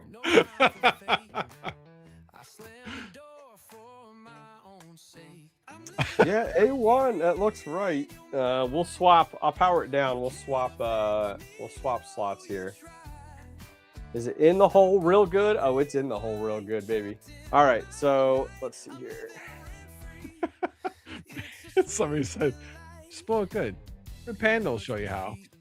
Oh, that's right. He's an expert blower. Yes, Panda said clipped. Out of context, of course. Oh, yeah. No, you just clip that one short little phrase. That's it. Yep. Okay.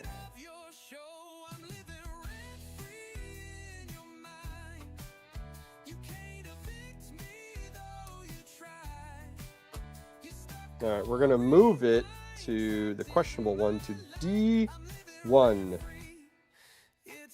D1.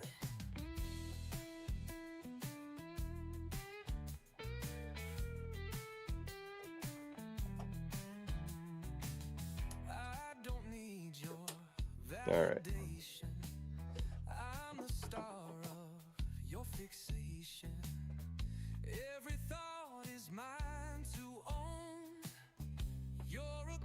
All right, power her Fingers back crossed. on.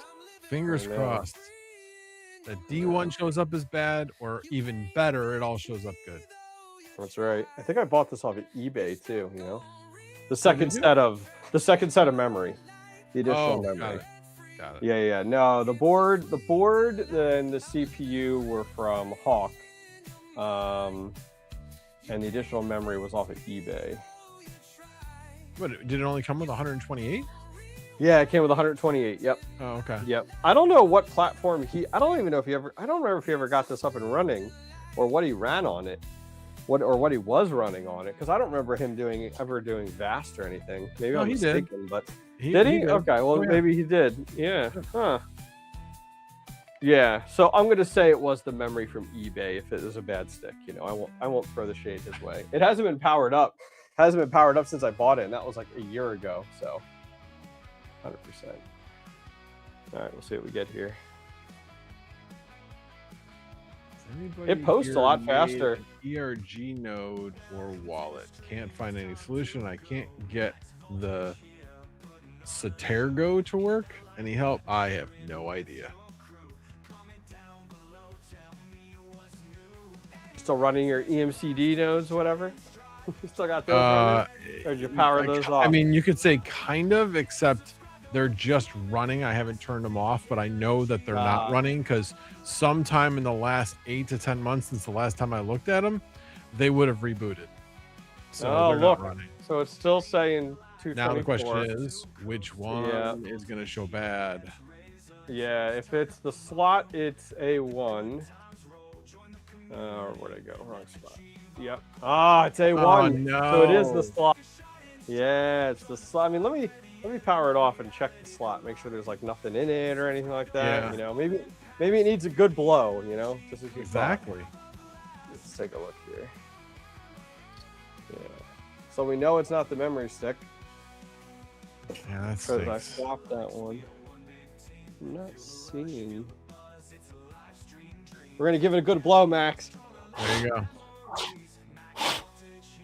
I would look at it too, see if you can see anything. Yeah, that's what I'm trying to see.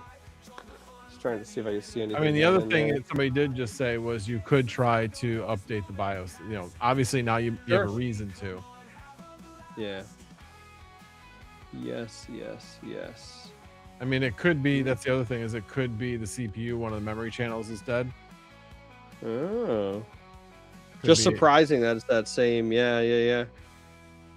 I mean, one thing I have been finding, I've been hearing a lot more of this, like the old 5000 series, the memory control, either the memory controllers or memory channels have been dying. I had Yeah, my I'm 950 actually. Xi and, I'm and- gonna take out the memory on the four. I'm gonna take out the 4 DIMMs on the higher end side and take them out entirely and just see if I can get these four to work. Just curious. yeah, Swamp 7, I'm sure he's got a spare Epic just lying around. Oh, no problem. Let me pull that out of my ass while I'm at it there, Swamp 7, you That's know? not a good place to keep them. I do know that. You know? Oh, man. This guy.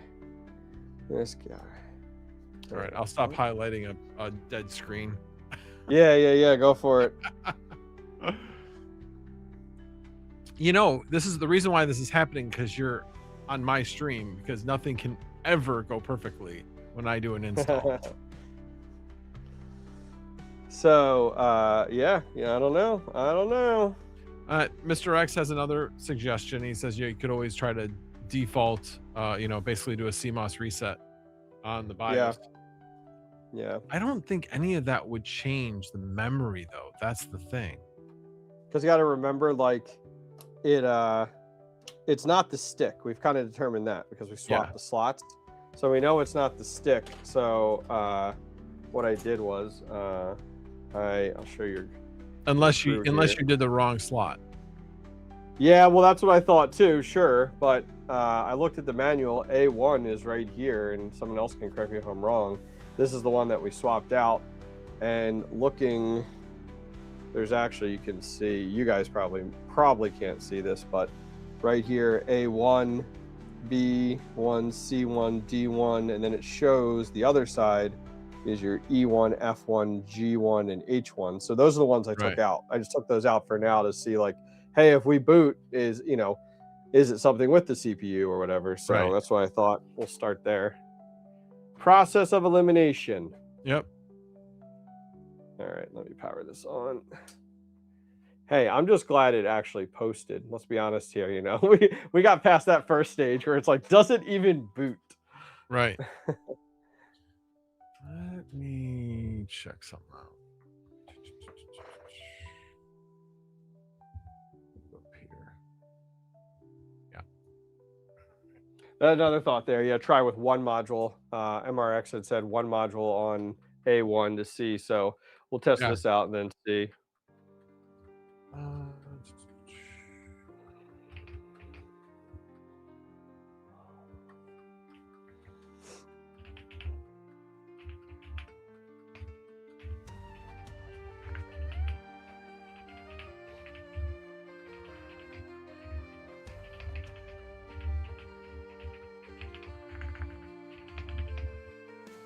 Man, that fancy new keyboard you got over there with those nice deep clicks. Yep. Fox. Yes, I love my Fox.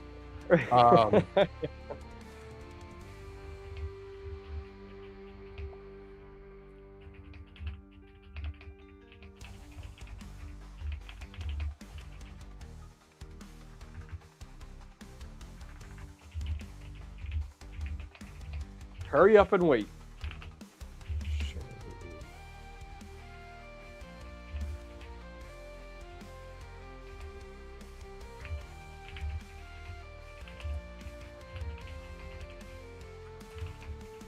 Yeah, still showing it empty. Yep. I mean, I'll take out the other 3, but B1, C1, D1 are the only ones showing. And they're, so I'll power it off and I'll just do A1. Oh, that sucks. That's a bummer. It's all right. That's just incentive to replace this motherboard with something crazy down the road, right? Right, there you go. All right, let's try this back on. So ideally, with just A1 in, it almost might not even post if it's not even seeing a stick of memory in here. So let's see. It might not even post if it's not even seeing A1.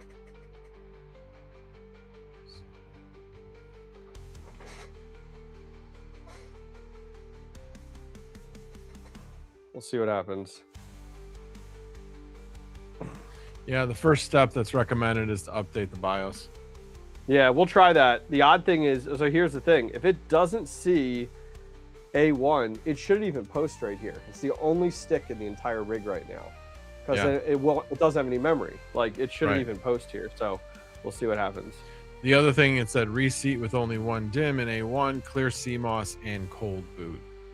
Yeah, which is fine. We could do that as well if needed. We'll see what we get, how far we get here.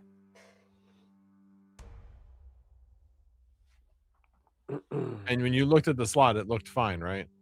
Yeah, I was looking for like a crumb, damage, or something in there. I didn't see anything in there.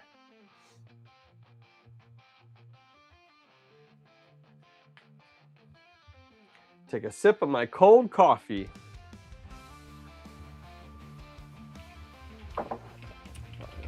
The date on the BIOS was in September of 22, right? Yeah, September 22. Yep. I haven't even looked to see on their website. Let's see.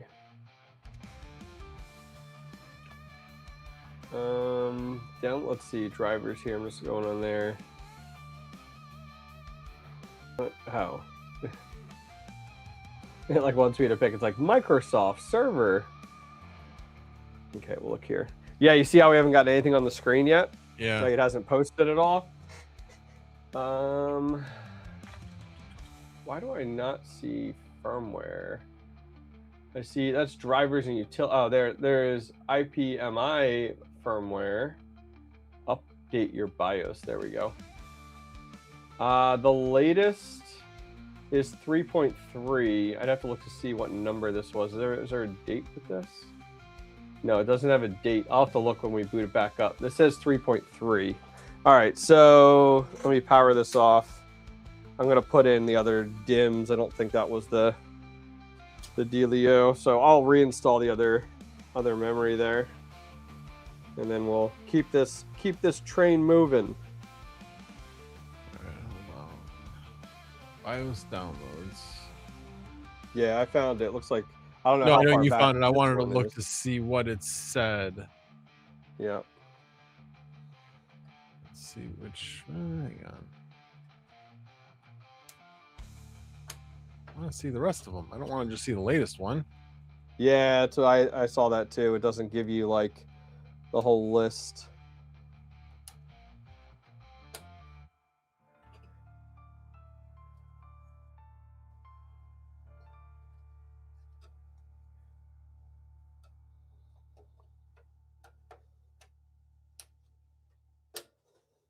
I wonder too.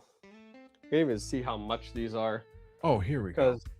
Oh, you know what? No, it doesn't matter because it's not the. That's right. It doesn't matter. It's not the memory itself. It's actually the DIMM slot. I was like, oh, I could purchase another one. But I was like, no, it doesn't matter. That's not going to do me any good.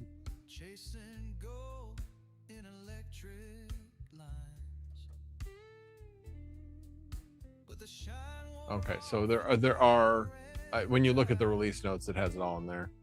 Let's see. You are on.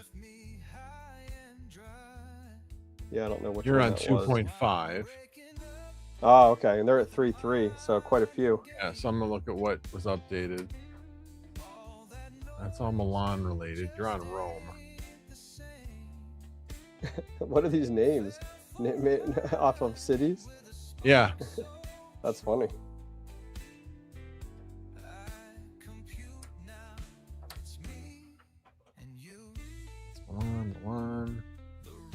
One in case there's something in there about like memory support or something. Yeah. If not, I'm just got to send it back to Hawk. It's been a year. I'm gonna say, hey, listen, this shit's broke. This shit's broke, brother. All right.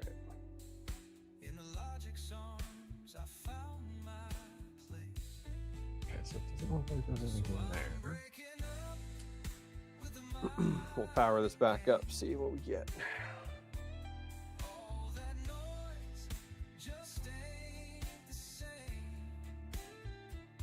There we go. I'll have to find a, let's see. Find a thumb drive, USB drive. See what we get. All right. There are some memory fixes. I don't know if any of them are related to this, but there are definitely some RAM fixes. Sure. Let's see. All right, downloading now. Looks like it's a zip file. I wonder how they want you to install this on a. Let's see.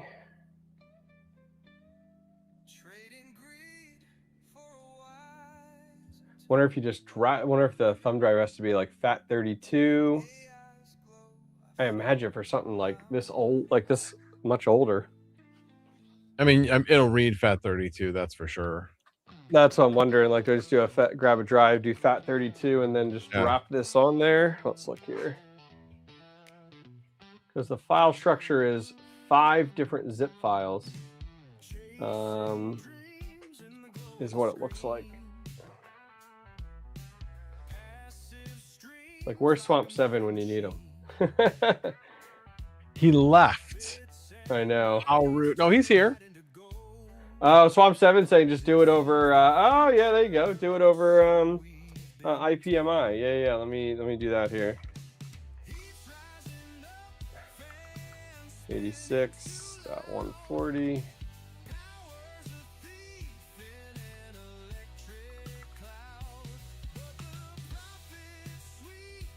There we go.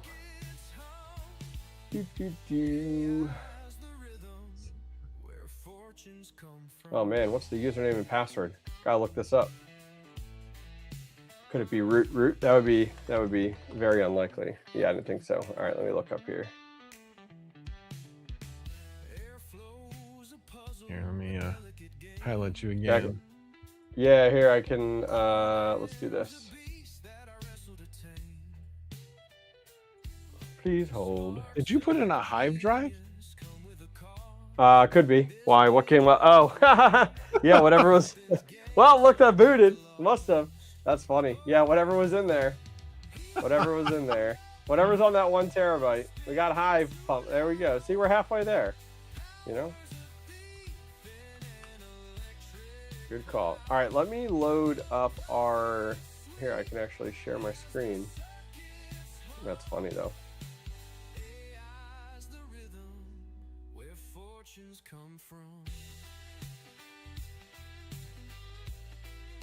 That's funny. Okay. I don't know. I don't know if this is going to fix it or not, but there we go. I'm sharing my screen. Can you see it on my other? So not on the phone. You should be able to see my screen hold on the other one. Let me. Yeah. Throwing you for a curveball. There we you go. Got any credentials in chat? Okay, no. All right, I gotta look up. There you go. You should be able to see. I gotta look up what the credentials are and everything. Let's look here. Where did that go? Here we go.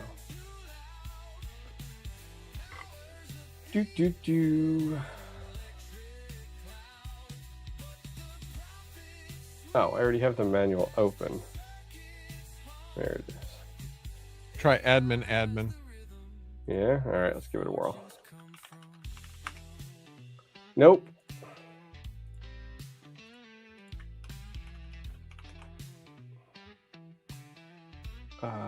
Is there anything on the board? I'm looking in the BIOS now. I guess I can just look up IPMI. That's It's on the page sticker on the 70. board, second NVMe drive slot. Oh my God, you gotta be But kidding me. if someone changed it, you'll need to reset it using IPMI. Yes. Yeah. I can't read it from here. Somebody said, oh, it's uppercase. Try admin. Holy admin, cow. uppercase. Well, we'll see. If not, it's long. Let's see here.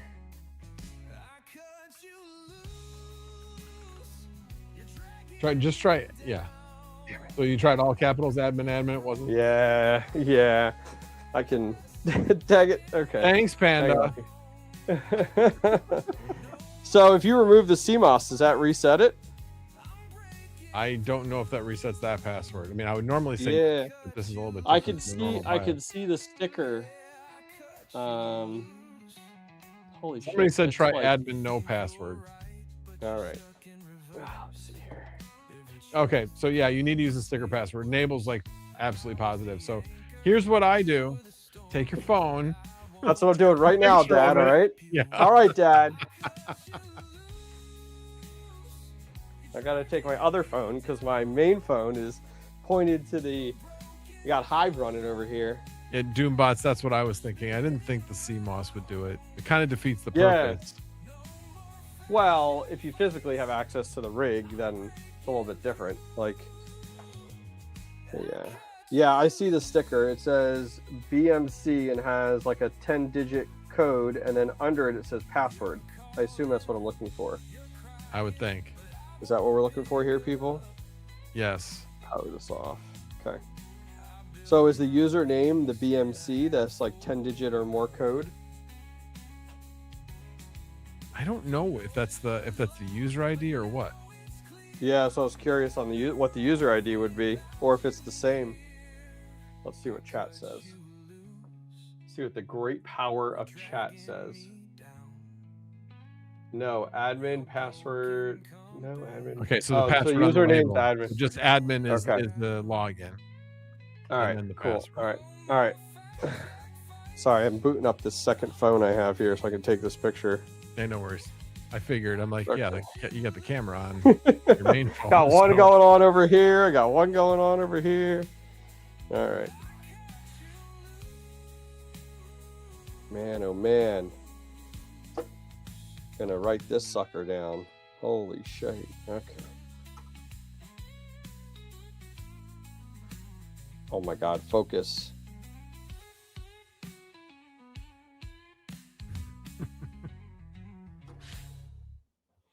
Why I gotta make this so difficult?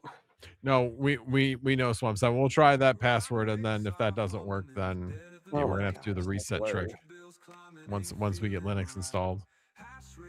Or actually, he probably could just do it via the Hive Linux, right?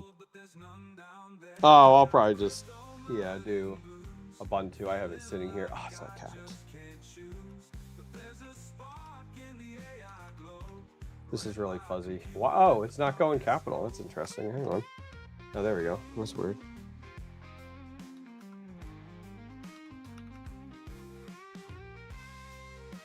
Hey, maybe. I think we got it. Magic. Woo! Magic.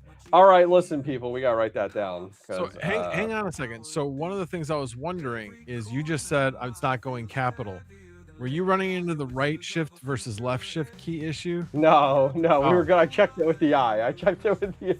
Okay, got I it. checked it with the eye when we were doing that earlier. But thank you for the giggle. That was good. All right, hang on. No problem. No, the funny thing is on remote desktop, I've run into that where the right shift key okay. will not make any capitals if I'm typing on the remote machine, but the left shift key will work. Oh, got you. Okay, interesting. I'm just making a note here off to the side. Write this down.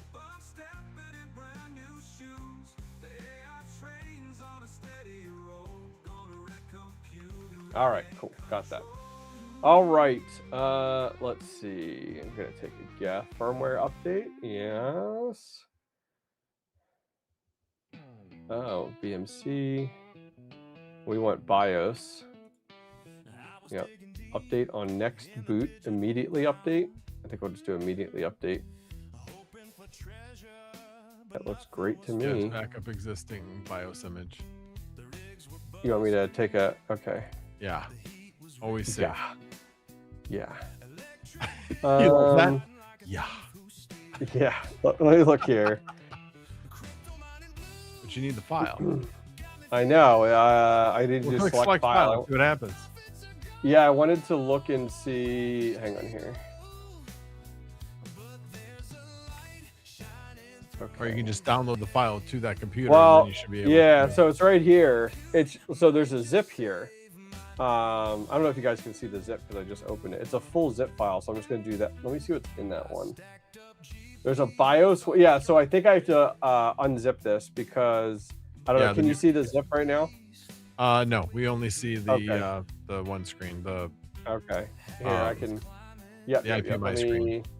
Yeah, let me change that so you can see that. Hang on here.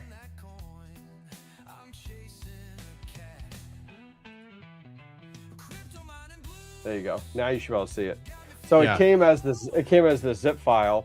When I unzip it, there is a BIOS. See how there's a zipped BIOS one, and then there's a BMC one. So my guess is, maybe we'll see. Swamp 7 says, "Can I just do the zipped BIOS one?"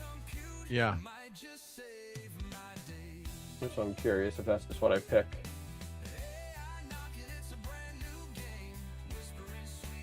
So that's what I'm curious on. If I select that one and then hit open, and it takes it because I didn't see it wasn't asking for a file type or anything. So that's what I wasn't. So double click on that folder that you just unzipped it to, or did you not unzip it yet? Yeah, it's right here. So it's the BIOS, but it's zipped. Now I didn't unzip the actual BIOS one. I can unzip that one. You got to unzip it first. Okay. Oh, that's why. Okay. So let's extract that one. Okay, and then here is that folder. And there's the bin. There's the bin one. Unzip. Yeah, that's the one I want. That's what I'm thinking. There's the bin. You don't need to unzip that. Yeah. Yeah, do bin. Yeah. Jayza, thank you for subscribing to the channel. I appreciate it.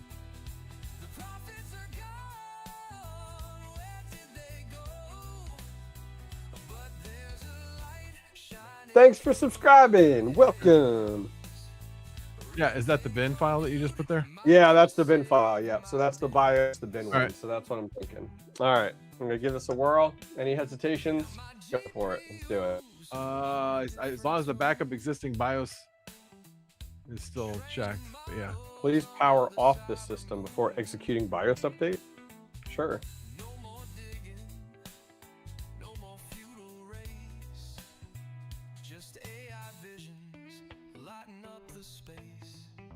You might have to manually power it off and then click.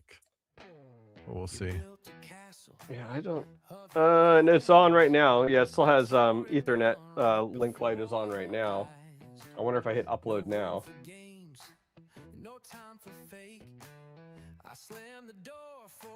There we go. That's why I'm 7. Let it cook. Oh, that makes you feel real peachy.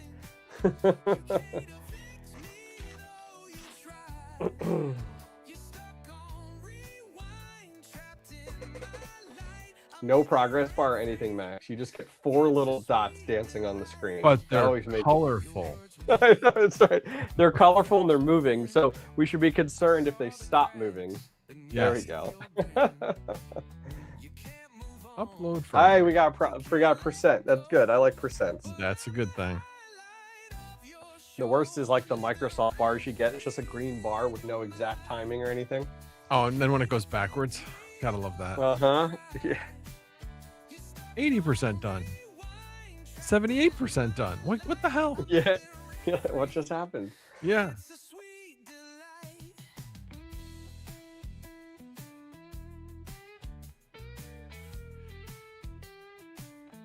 What's your time? I don't want to overdo your timing. and No, we're audible. fine.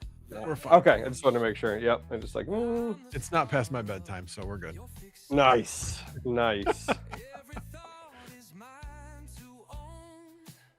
depends on the night. Some nights I'm like, I'm going to bed at 8:30. And then other nights I'm like, all right, cool, 1 a.m.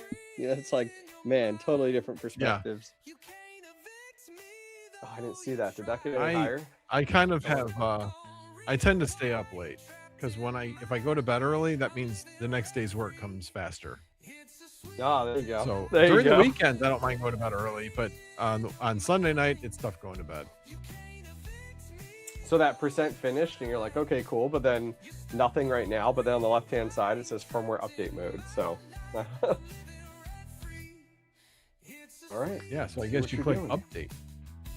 Well, I don't know. File version. Oh, here we go. Yeah, you're right. Yeah, step 3. So it looks like it did the upload. Yeah, that was the upload.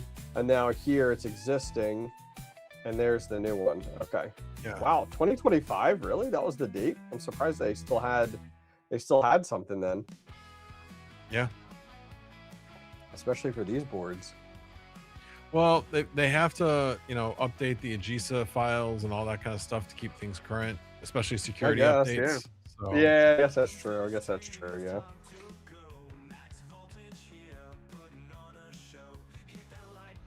What's the zero? What's the zero business? Let's go. Chop, chop. There's zero. Files Like, don't update quickly. This is like a thing that never gets updated on a board, except very rarely. So it is not optimized for speed. It is optimized for reliability. Having the ability to, yeah, right. Zero's never good, okay? Zero's never good.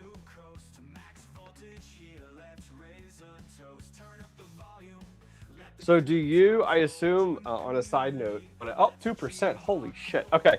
On a side note, when you power on these rigs, you power on the power supplies, like kind of like the GPU days. You power on the power supplies with the GPUs and everything first, then you power on the motherboard. Yeah, I thought so. Okay. Yep, absolutely. Yeah. I mean, you can get, there's like ways that you can link them together if you want. Yeah. But I just said, nah. I'm just. Yeah, I mean, and I guess the value is if you have to reboot the motherboard, the cards are still online. They're still powered up and online. So it's not like you're, which is nice. Okay, now we're getting there. We're getting some progress. I like it.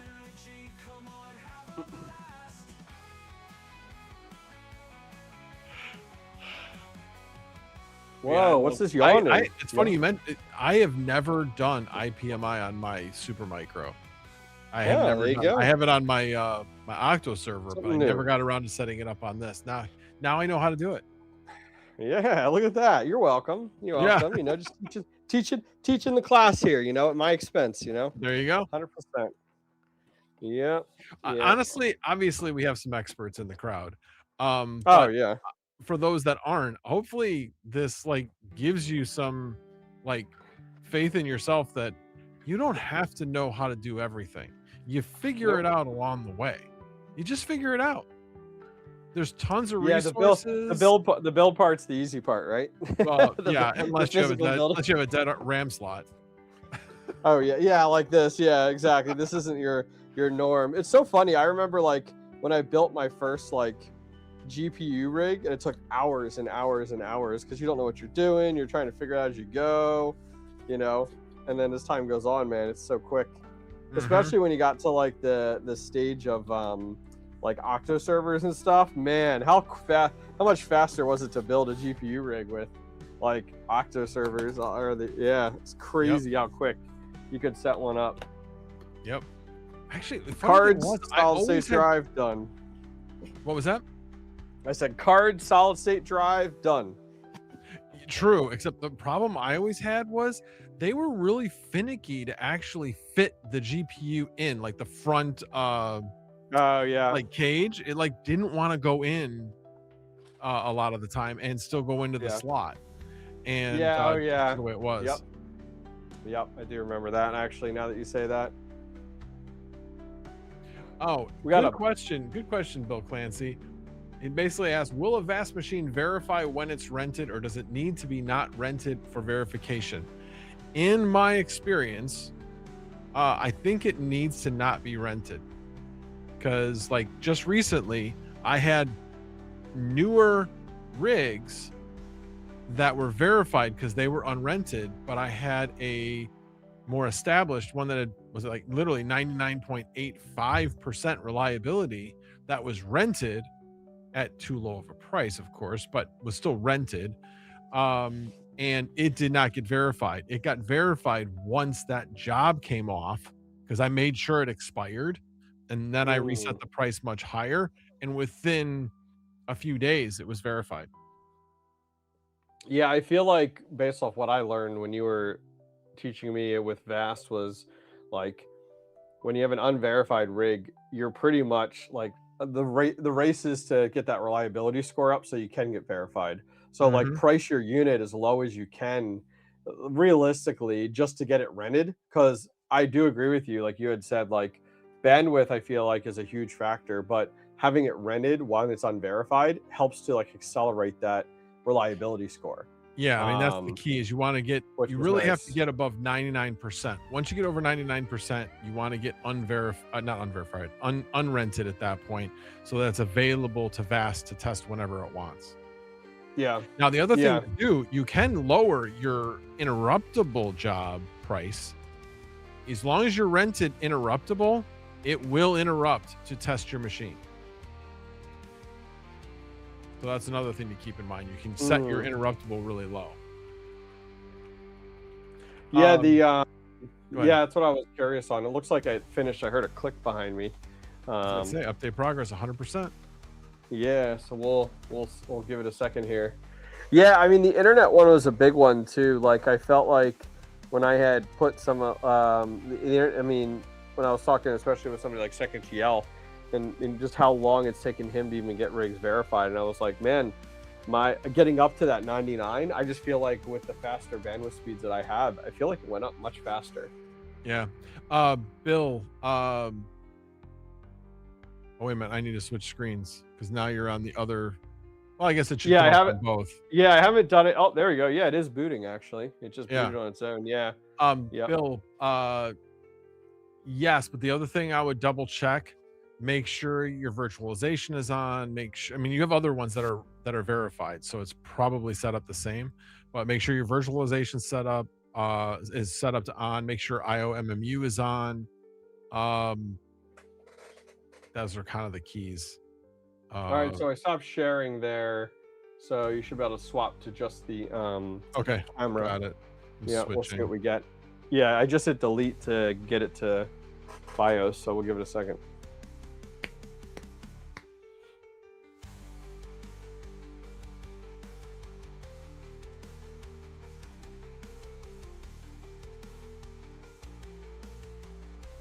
Come on.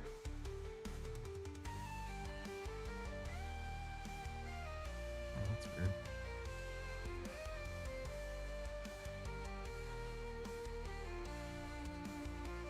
Entering setup. Yeah. How many sticks do you have in right now? 4? All of them. All of them. Okay. Yeah. You know it's still going to be dead, right?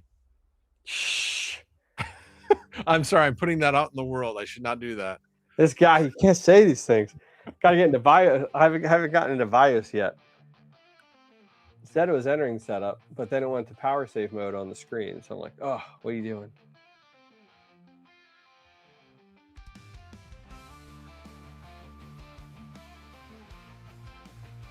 You're gonna jinx me over here. We got nothing now. Uh-oh. That's not good. I know, it didn't. And then it's not doing video right now. Let me unplug this just to be safe. The VGA. Oh, okay. Are you rebooting again? Did you hit delete? Not there. It comes up again right here. Now I hit delete here and it says entering setup. And this is where it was. Oh, okay. Let's see. Come on, baby. Come on. Come on.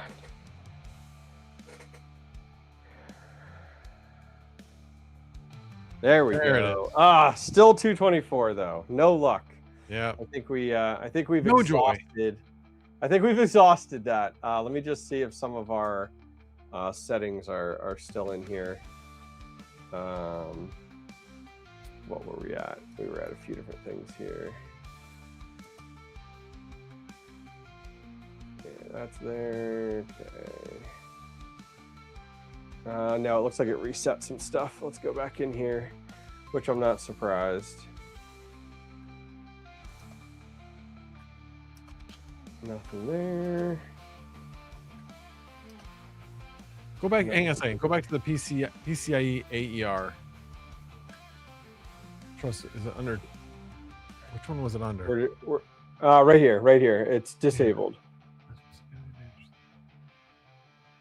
Why? What's that? What is No, that? I just saw it mentioned somewhere when I was looking this up, but oh, okay. All right, so nothing here, nothing there. We were down to CPU config. SVM is enabled. Okay. NB, we have IOMMU enabled. Memory configurations, all auto. Yeah. Okay. 4G decoding's on. We're going to turn on SRIVO.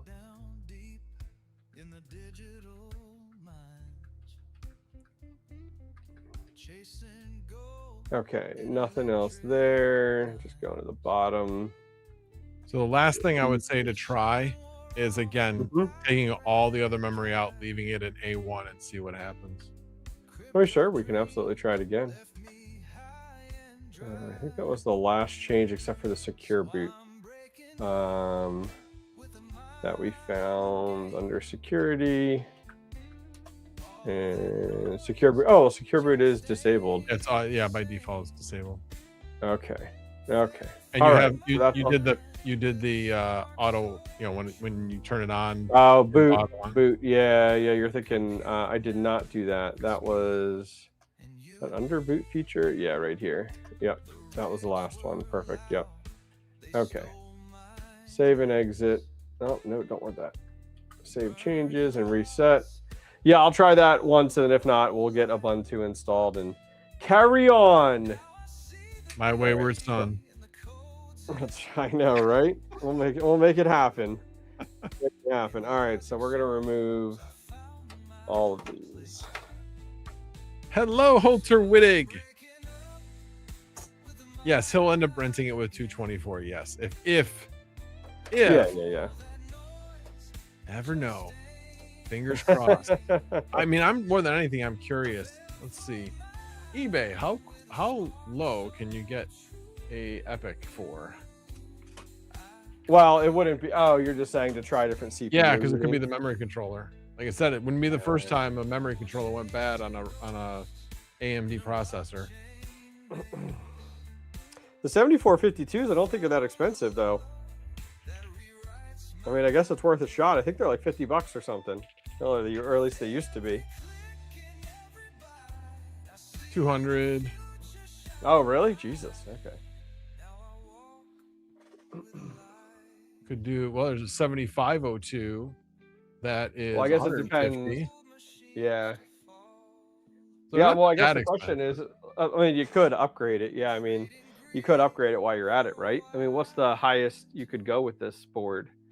But it doesn't matter. Like, does it, you know what I mean? Like, is that going to give me any okay, so more edge? with 8 GPUs, if you're planning on going 8 GPUs, I would suggest, again, hindsight, I have not upgraded mine either. Mine's only 24. So mine's even less, and I still get stuff rented. So I'm just thinking if you're going to do it, future proofing is probably the way to go, and go with a 60. Well, the question is though, is like, aren't my limitation on memory though? So think of it this way. Yeah, true. Like, you know what I mean? Like, eventually I really should have a lot more memory. Well, to do that, is it a different board? Is it, you know, a different board entirely? Was kind of where my head was at. 7702 or the 7H12 are like 400. Okay. So it's not booting, not yet at least. The screen's not booting up, which was what we ran into before with a single slot stick. So, all right, we're moving on with this pony show here. Well, hang on. So I would leave that for 5 minutes. That's what I would do. 5 minutes? Oh my God. Okay, Max, 5 minutes. This guy, I tell you, chat, I You tell never you, know. he's It got- might be trying to train it. Give it a All right. give it a All right. chance. I like Give it. it a All right. chance. All right. All right. All right. Here we go. Let's get that back on. All right. We're powering back on now. Let's see. 5 minutes. 48 core. What? What? Oh wait, your stream's delayed. I had your stream up to the side, and I'm like, Oh. wait, it's up. It came up. I'm like, no, that was like 5 minutes ago. Hey, a 48 core is only $370. Yeah. 64 well, core is 612. It's not bad. Jesus. Yeah, you got to think of that, long term here. Let's see what happens. I don't know. It's been pretty quick, Squirrel Master. It's been pretty quick. All right. Fire intro so long. Let's go. Joker Miner, welcome, sir. Who let that guy in the house? I did. I even Apparently. made him a mod. Whoa. All right, we're going to give this at 5 minutes, and we'll see what we get.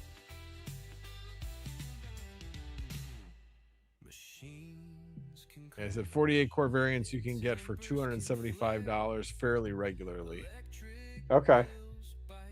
Yeah, I mean, I guess it just comes down to it. Like, I mean, I could absolutely replace the CPU, but like, I feel like I don't go that far, because if you think of it like, is this setup going to support 8 5090s? Like, okay, like, could it? Yes, like, absolutely. But then where's the bottleneck there? You got like what, memory, right? Like the amount of memory, like replacing all this memory and going bigger memory, but then one of the DIMM slots not using it, So, I mean, I don't know. I mean, I guess it just depends what chat thinks too. Like, do you end up swapping out memory a year down the road with significantly higher memory, and you do a different CPU, Yeah. Let's see. You don't need I don't think you need the torque kit for this one.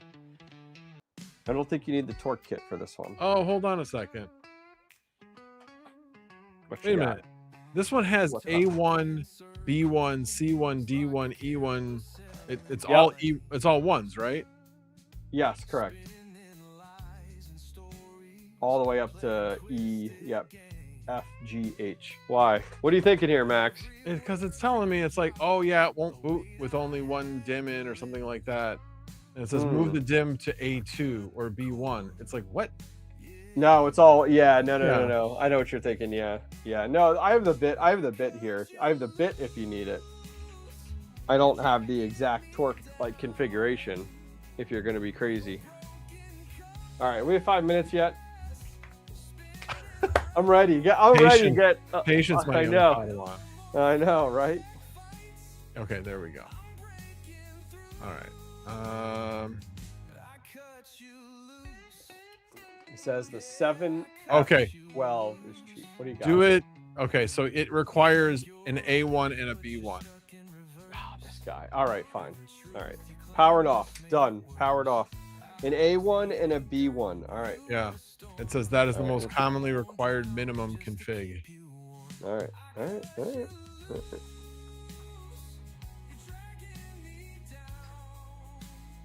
Installing B1. B4. Oh my. All right. Powering it up. Oops. After.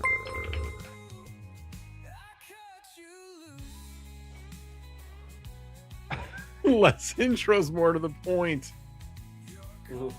Is he starting your stream over or something like that? No, I don't know. I have no idea. Here. eBay. BIOS update, but only.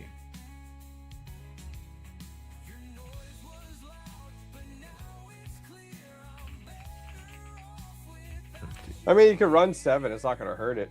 versus No, it 8. won't. Yeah. We saw it booted, no problem,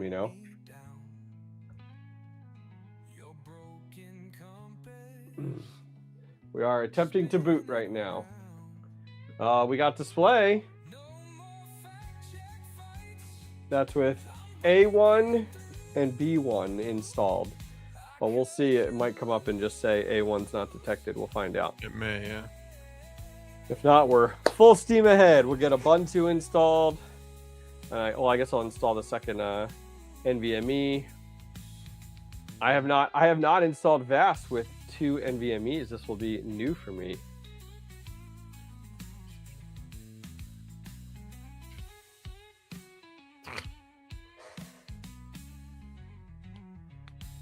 Yeah, we're getting there. We're getting there. Wait a minute. 32 gig. That's it. Yeah, they're 32 gig sticks. Oh, sorry. Come I was on, thinking they were Max, 16 gig. you get me excited over here. You know, this guy. Well, Anyway, there was we go. something in there, but all right. So no success. No success. All right. So we're gonna power down. Power down.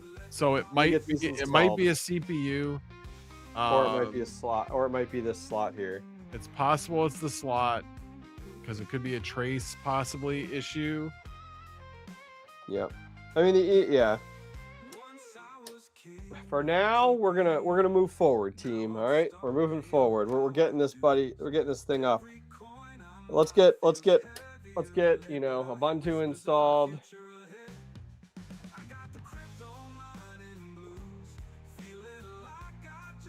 I just thought of something. Uh-oh, don't think too hard.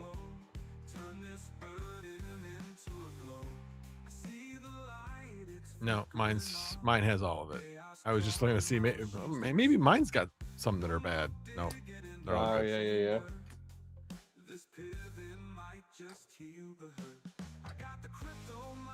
Well, it was good to do the firmware. I hadn't done firmware update through that method before, so that was a learning experience.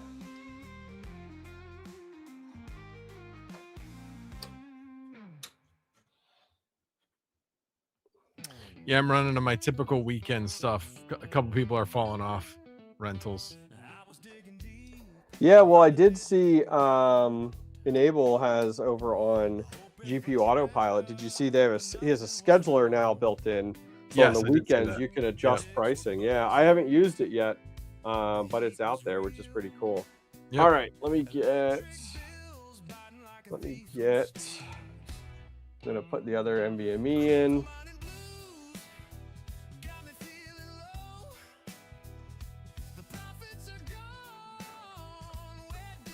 All right,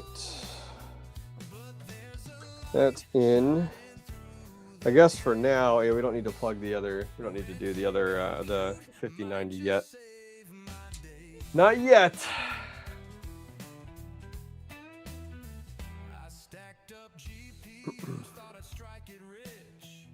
Are you thinking of? I mean, I guess this is if you're gonna have your surgery, probably not.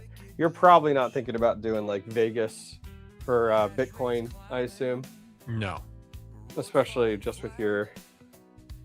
Yeah, it's gonna be at least like 6 months before I can be on my feet without really? thinking about it. Okay. I mean, so like at 6 weeks they talk about it. They want you walking a mile. At 8 weeks they want you walking 2 miles. Oh, okay, But got it. walking is different than standing. Okay. So yeah, eventually I want to get to the point where I got a standing desk. Yeah, there you go. Heck I'd yeah. like to be able to do my streams when I'm standing. I can. Yeah. I'm used to presenting like at work and stuff, standing. You know. Oh, okay. Yeah. Sure. So it's kind of a frame of mind as opposed to, you know, sitting and you're talking to the camera as opposed to kind of talking to somebody who you're presenting to type of thing. So it's kind of a frame of mind. Like I said, I want to get a standing desk eventually. I get it. Yeah, my desk is current. I built my desk. I actually bought the standing desk, the frame and everything like that, the controls off of Monoprice. And then my desk is from IKEA. It's just a massive countertop, like a wood countertop. And I need to make some changes because I can't use the stand. I guess I could use the standing desk part, but I removed the camera. The camera used to be on my desk, and I removed it, and it has its own stand now because I would like bang my desk a lot, and it would during live streams and all. It would cause some issues, like it would vibrate. You know, people would. It was constantly like causing it to motion. So somebody had recommended to like get a stand and do it separately, the camera from the desk, and that's worked out well, but now that limits me from putting my desk up and using it. And so, yeah. No. I skipped that one. Hang on. You should have done HWE kernel. It's okay. You can add it after the fact. That's okay. We can always just restart it. It's magic. Magic. Thank you. It's too busy talking about standing desks over here, Max. Jesus. All right, let's start that back up. Yeah, I was trying to start a conversation with FlexiSpot because they contacted me a while ago about like their walking board, basically, kind of like a treadmill but without any supporting pieces. Okay. And I'm like, yeah, that's great, except I don't have a standing desk, and that's really the application for this. Can you help me out here? How, type of thing. And then the person that originally contacted me ended up leaving FlexiSpot. Their emails. Gotcha. Okay. Swamp7 wants to know if I got my Pixie Boot server up and running. Listen, dude. Get out of here, Pixie Boot. Who uses that? Come on now. Yeah, I'm not even doing that. I'm gonna set up a custom ISO file that I will make available so that people can load it onto their own USB drives, because that's what most people are gonna do that want to use it. Sure, Pixie Boot. Oh man.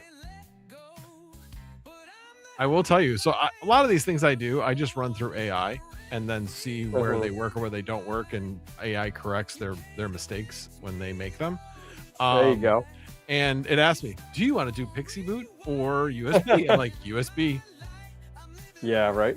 Not just for me.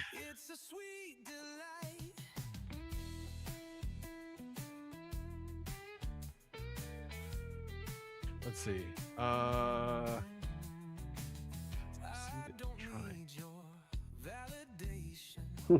USB requires physical work. I'm lazy. He doesn't want to leave his chair, okay? When he works, he stays in that chair. It's good for you. Get up. Roam that data center every once in a while. I get it. I am using Cloud. I have given up with ChatGPT. Codex isn't bad. I just prefer Claude. I actually use Copilot the most, only because it's built in with Microsoft, with all the Microsoft products. But I don't use it at all to the extent that a lot of people are using it for. Yeah, I started using Claude Code, and then I stopped. Like with what I'm currently doing on Claude, I should be doing it in Claude Code because I'm downloading files, and I'm like, if I was doing it in Claude Code, it would just be writing the files to my hard drive, which would be great. It's in it's in a protected area and all that, so it has its own defined area that it can use, and that's it. So Claude's really good. The Claude Code is really good in the fact that it's like every time it is trying to do something that it hasn't done before, it's like, are you okay with me doing this? Are you okay with me doing this? And you can say this time yes, but not always. Or yes, don't ask me again. You can do it whenever you want with this particular thing. So eventually it learns if there's certain things that you don't care. But it is kind of concerning because some people will just answer yes, stop asking me, and they don't understand that they're giving up way more rights to their computer than they probably should. Yeah. All right. English. We're doing English here. I like it. Okay. I like it. All right, so we'll see here. So I have the Nikin that Swamp7 had mentioned. I wonder, does both say Broadcom Auto BCM? configuration failed. Yeah, well, these two up top here say Broadcom 5720s, and then this is actually, I believe this is the one that we're running. This is, well, yeah, it's here. Oh, it's giving me a 169, which I'm surprised about. I mean, it's got link lights on it. Let me look here. Yeah, okay. I think that is the one that we have here with the 169. I don't have a lot of options though. You can just edit and that's it. Yeah, it's on DHCP. Huh, I thought this one was supported, Mr. Swamp 7. Like, why? Bottom one. Why would it be pulling that IP address? Well, 169 means it's not getting DHCP. What? Yeah, when you're not getting DHCP, it pulls a 169. Interesting. Let me change. I'll change ports here on my wall just in case. Not that I am almost positive they work. I wonder if I have to go back. So, yeah, I guess you can do that. I was just gonna do that and see. I don't know if is there a way to get it. Yeah, go to switch it to something else.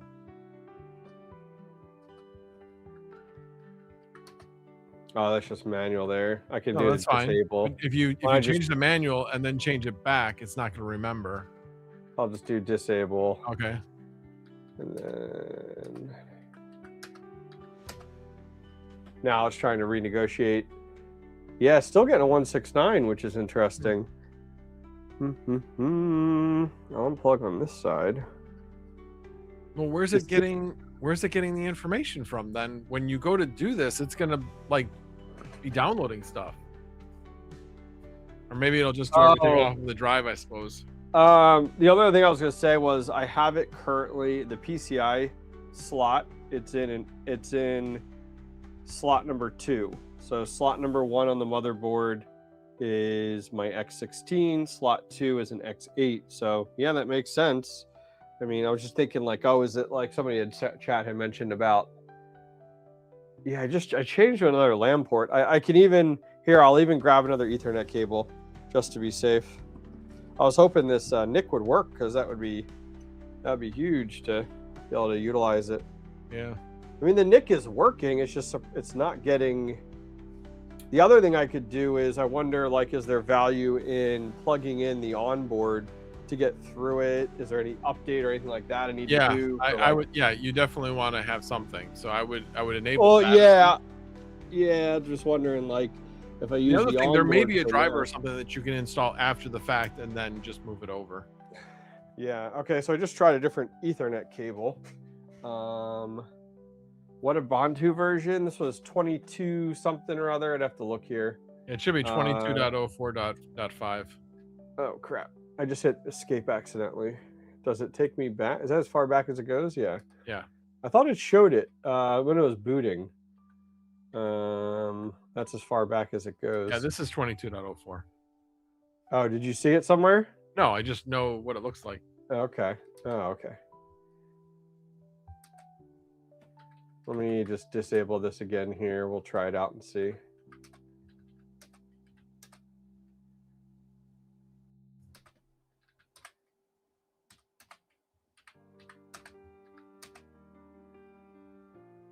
Huh, still 169.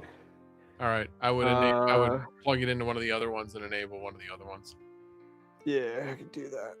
Okay. What was he saying here? Go into CLI and run IP link. I don't know what that is. I don't know what that is, brother. He'd have to exit. Well, I mean, I guess you could go. Now I was saying maybe you could go into IPMI and go there. But let's just get through it, and then you can go back to it later on. Yep.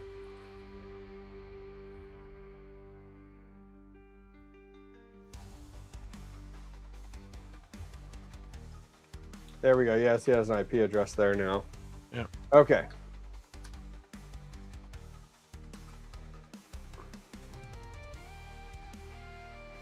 Man, oh man, oh man.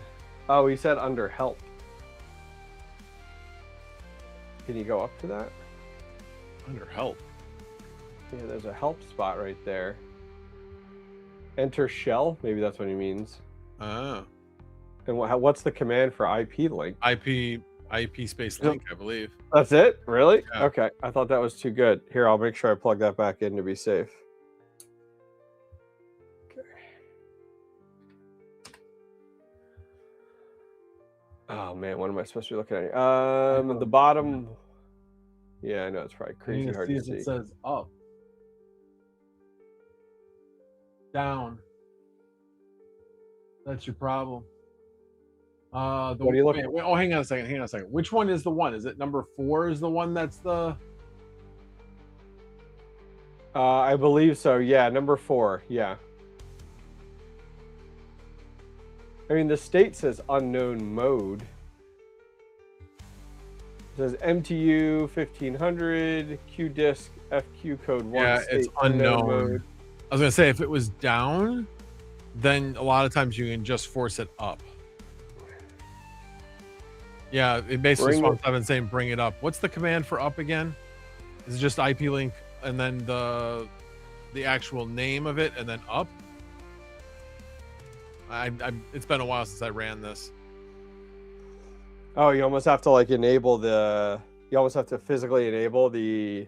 Yeah. Okay. Oh, it's in the down state, and you have to. Okay. It's not in the down state. It's in an unknown state. Okay, I see that.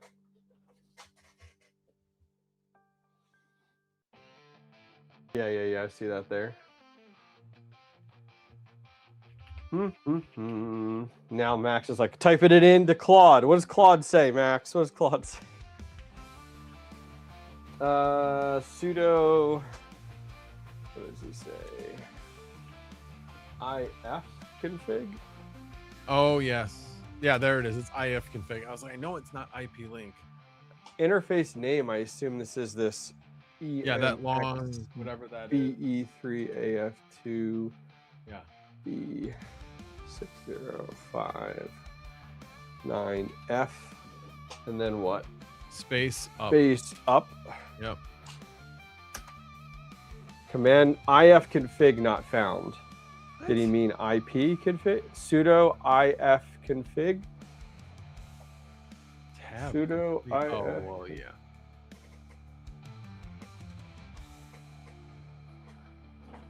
Oh, tab will auto.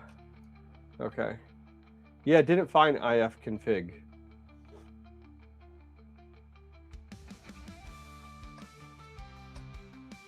He's saying here it'll auto. Oh, nope, tab did not.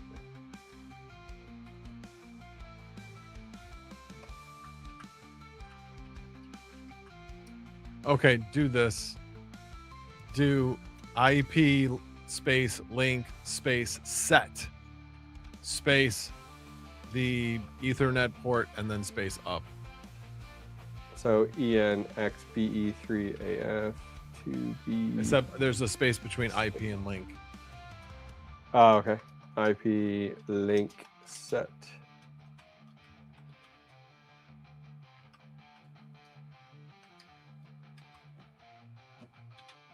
And then up. It didn't reject IP it. link again. IP link. Was IP space link? Yeah. Or is it just IP link one word? Yeah, IP link. Yeah. There you go. Still says unknown mode. Yeah. Huh. I think it might be we'll have to look for drivers once we get in there. Yeah, that's what I'm thinking. Yeah, okay.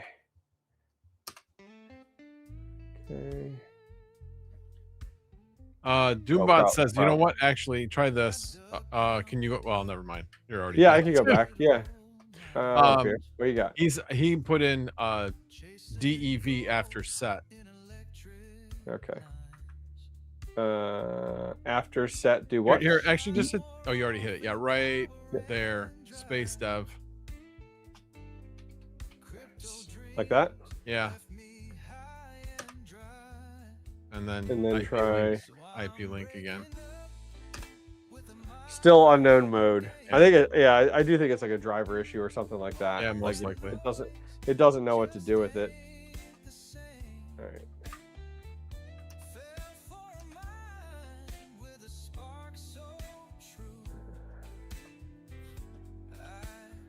Okay. So I'm going to undo LVM. And now, do I do anything different here with, well, the Samsung's, this is the 4K or the 4 terabyte drive? Do I do anything different here or no? Just keep moving forward. Just uncheck LVM. Hang on a second. No. Hold on. First of all, change that drive. You don't want to install it Correct. on the 4 terabyte drive. Correct. Yeah, I want it just on change here. that. Yeah, that's what. Yeah. Yeah, that's what I was wondering. Got you. Okay. Hold on. And Go then back. here. Go back. Oh my god. Hang on, this has to get unchecked. Oh, okay. I was looking to see the LVM group. That's what I was looking at. So Yeah, yeah, then just change the uncheck. drive and you should be good. Change the drive back. Yeah. That's good. Okay. Okay. So then here, Shouldn't have to change anything. the Kingston's the one that I'm. Don't I want to? I mean, in the past, what I've always done is come in and unmount it and then delete it and then create the. No. No. No. Don't need to do anything because this is going to be your boot drive and nothing more than that. Oh, got you. Okay. Got you. Okay. So you don't even have to say, hey, I need to delete this or whatever. No, you're set. Got it. Got it. I like it. Oh man, what do we call this thing, Max? What do we call this? We're You're gonna on your own call on it. that one. I know. 5090 rig. Man, that is so complicated. I like it. And I'm gonna make the password Max 1234. Let's see. Whatever you want. That's right. I like it. All right. I'm gonna do SSH. All right, she's doing her thing.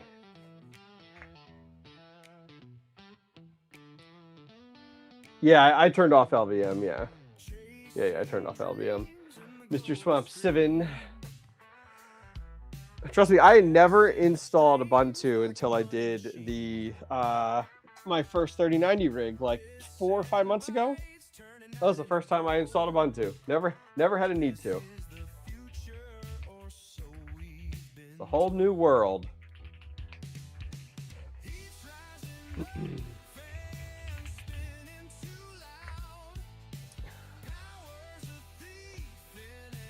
It'll be the question to see.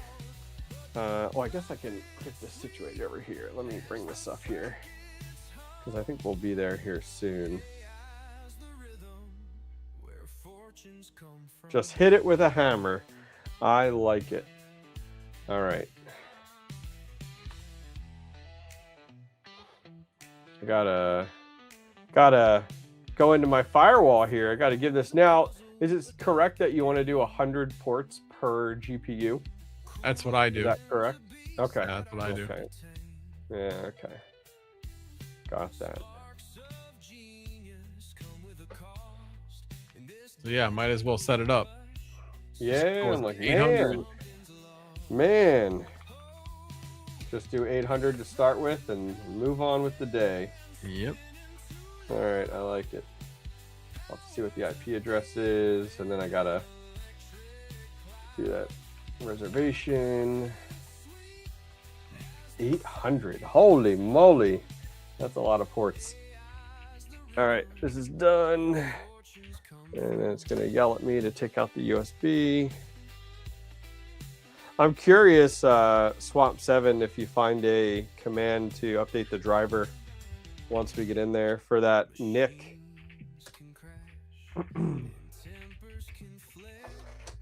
All right. 2, 3, 4, 5, 6, 7, 8. You solving some world problems over there, Max? Yeah. So you know how they always say, AI is only as good as the information you provide it. Yeah. Okay. Somewhere along the way, as I was troubleshooting this, I forgot to tell him it was not the onboard NIC. Oh. now you're going back through, like redoing it, huh? So what is the NIC? What chipset? Here, let me get it for you. I'll find you the Amazon link anyway, because I know you were asking about it earlier. Please hold. All right. Copy. I'll send this to you. I'll put it in chat too for anybody interested who's still following along here. Okay. There we go. All right. Hobby, soon you'll be doing hypervisor. Bare metal is a waste. All right. Yeah, it needs a driver. Yeah, that's what I was wondering.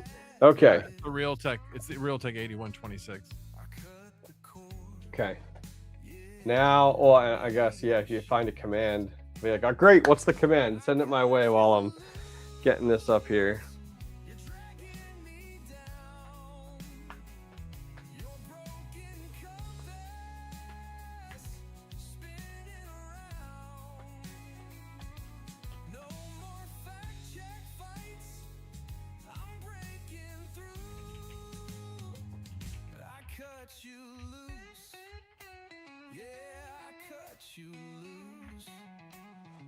See what we get.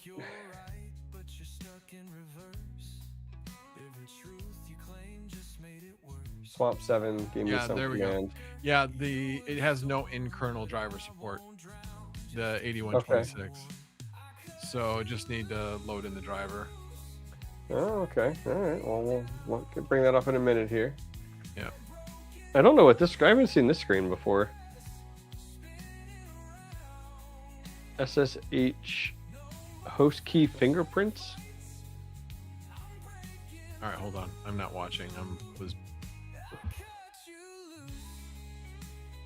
Okay. Yeah, hit enter. Oh, am I missing it? Just hit enter. Oh, there we go. Man, look at that. I don't know why it does that. It drives me nuts. You're like, is it gonna finish? What is it doing? And I'm like, let me hit enter, and then the login pops up right away. I don't get it. Nice. Okay, I needed the IP address there. 143, so I can do that over here, and then I'll swap over to Putty then if we need to. We could try that driver. Putty? Get that working. Putty? Come on, I use Putty. Putty? What else are you gonna use? Command prompt? Oh, Putty, man. Putty. No. I just use command prompt. SSH at 143. SSH user ID at IP address, and you're done.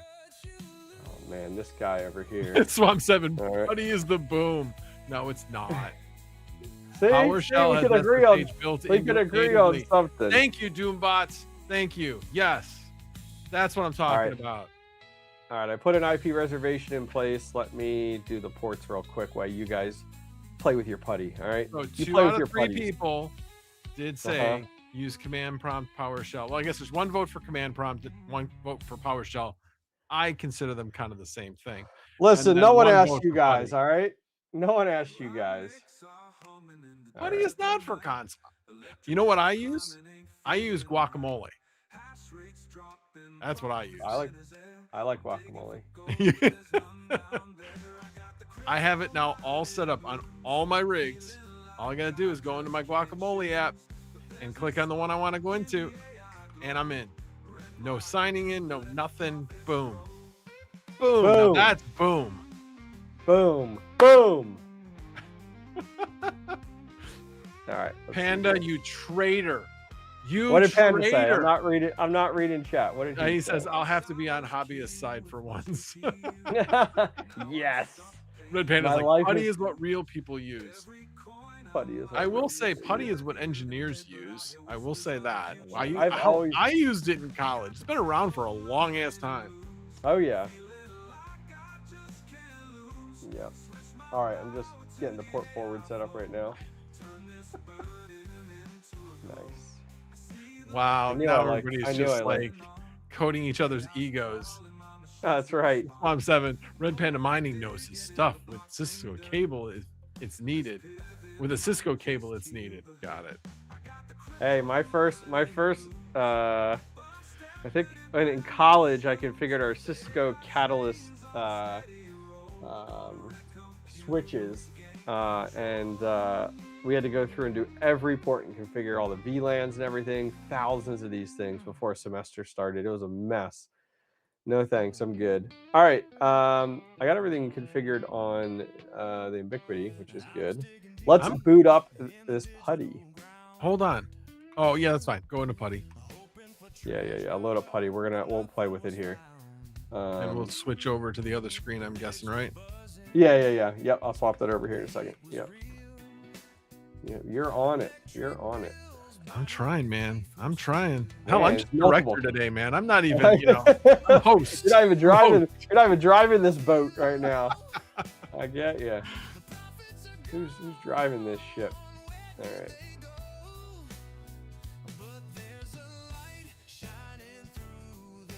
got way, man, I feel like you. I got way too many tabs open right now.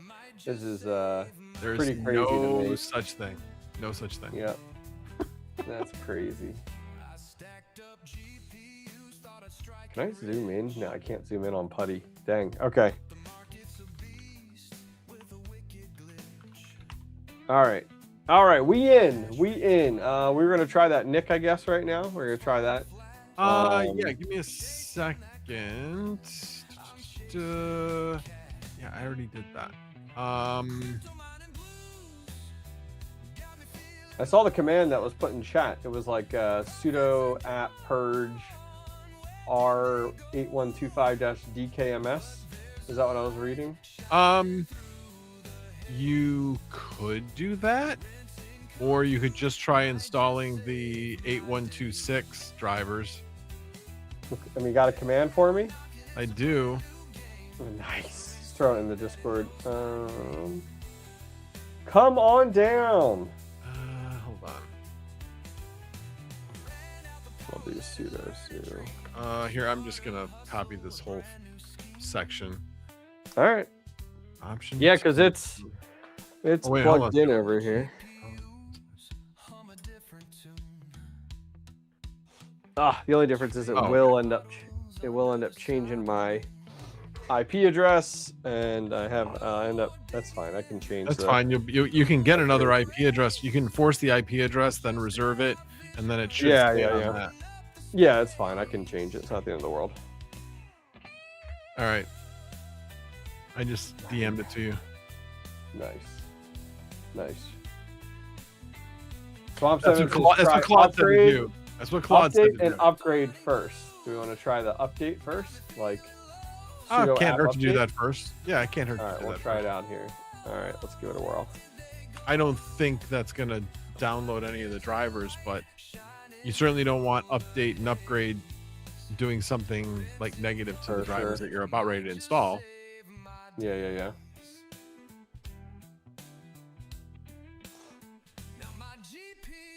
All right, so that's done. That was update. I guess I'll do the upgrade, the apt upgrade. Yep. Go, baby, go.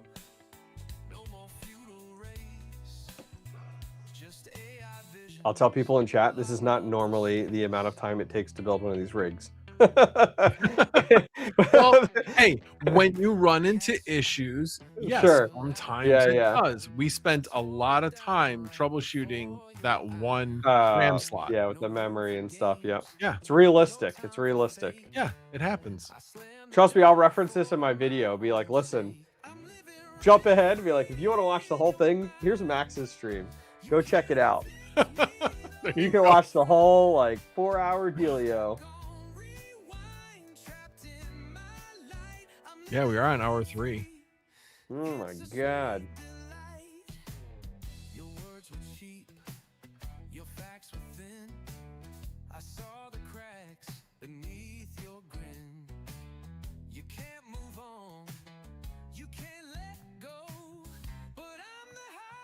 And then I guess the only way to tell is if you do IP link, right? Like after this is done, we can do IP link and see. Okay, hang on a second. Swamp 7, you need to dumb it down because most people aren't going to know exactly what that is. I know MTU has to do with timing, and ARP is your table of all your IP addresses.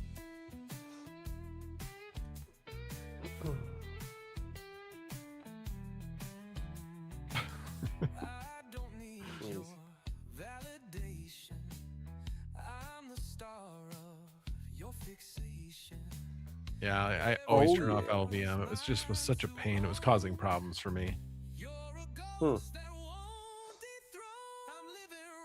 Quick Cash just said, I'm going to have to redo my 5090 rig. LVM is definitely killing my speeds.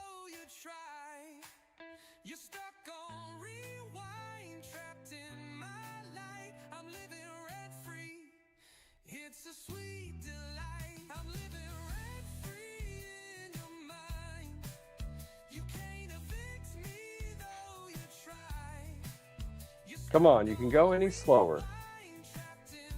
It takes time. Well, you got it on the stupid 1 gig connection, you know? I know, man. So slow. Jeez. We're so spoiled nowadays.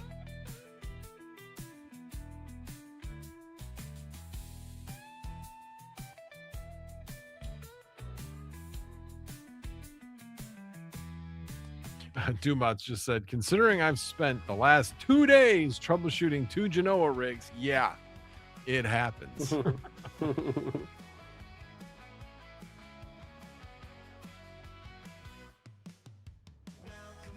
Well, technically, Doombots, it's the first RAM slot that's holding him back. It's A1, which is the most common one to fail.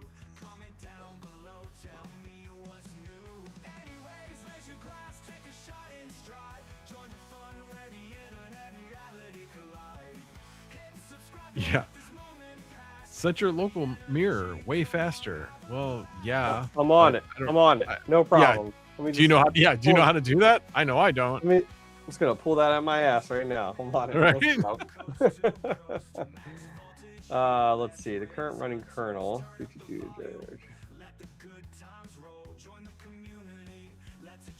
I've never seen this before. What do you recommend here? Yeah. Click OK. Yeah, you just hit OK. Yeah. Well, because it basically updated your kernel. Yeah. Click OK. Yeah. All right. Should I reboot it or should I try the IP link? Technically, I would normally say reboot it just because there's certain. Yep. Well, I mean, you shouldn't have to, but I always do anyway. I guess Sure. really the answer that I would say. Done. On our way. Quick cash. I have a mirror in my bathroom. That's right. There you go.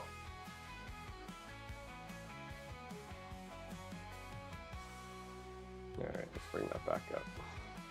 I'm sitting here going, why do I have this focused on yours? Because you can't read it anyway. Just see a bunch of stuff going by. Yep. I like it.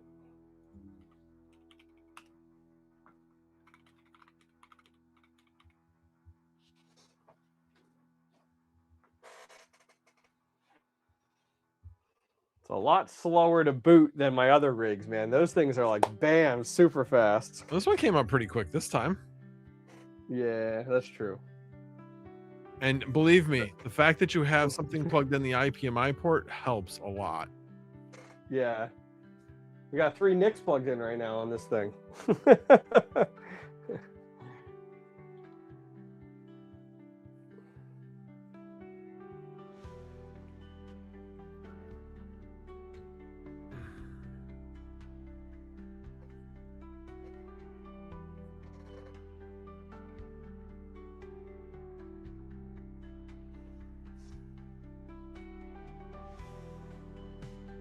Booting away, booting away.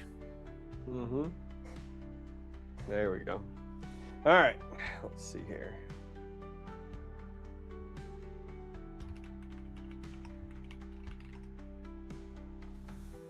You're going over to the other screen, right? Yep. All right. All right, so do we want to do IP link, I guess, and Wait, see how did that happen? what happened?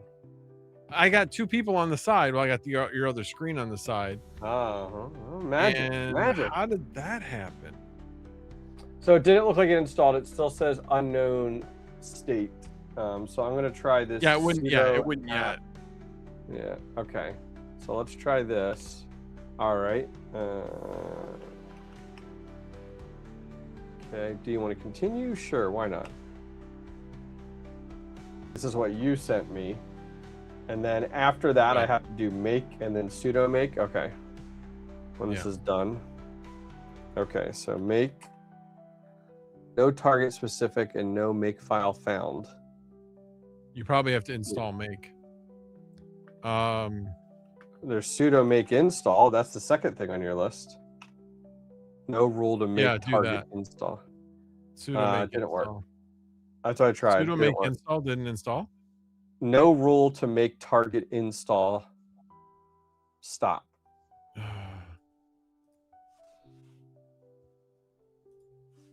Do sudo apt install make. Sudo apt install make. Okay, now it's doing its thing. All right. Make set to manually installed. Okay, so now this said make. That didn't work. Yeah, still getting an error. Doesn't like it. What does it say? It's like not there. Yeah, it's not there. Yeah, so it said after I did the sudo apt install make, it went through, but it said make is already the newest version. So make's on here. The command is just not Okay, working. yeah, because it was supposed to be in the build essentials. Yeah, and it said make set to manually installed. Okay, when I type in make by itself, it says make no target specified and no make file found. You have to tell it what to compile, which that was the, okay, is that the sudo mod probe R8126? Let's try that. Why the hell would you? Oh, Jesus. Okay. Okay, hold on a second. It gave me a completely different set of instructions. Like, why wouldn't you just have given me this to me in the first place? This is what he in chat, if you're wondering. We started here.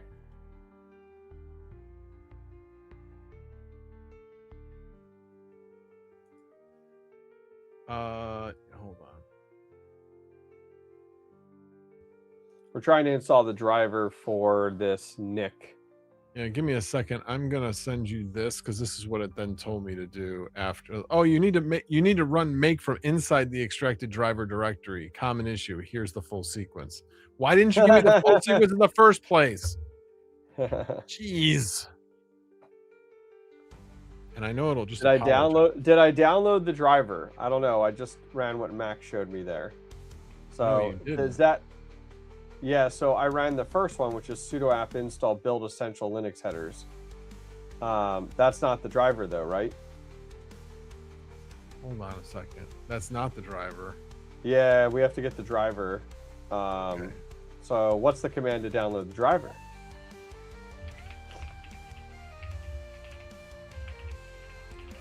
Come on, Psalm 7. You got to step up your game here. You got to keep up, all right? Got to keep up.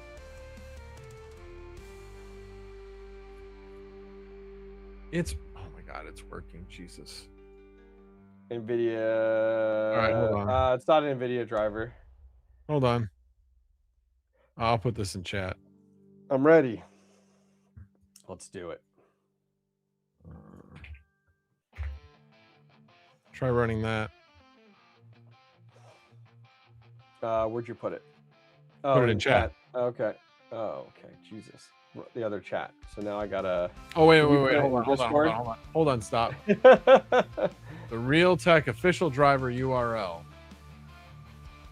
But that's not necessarily going to be the right driver.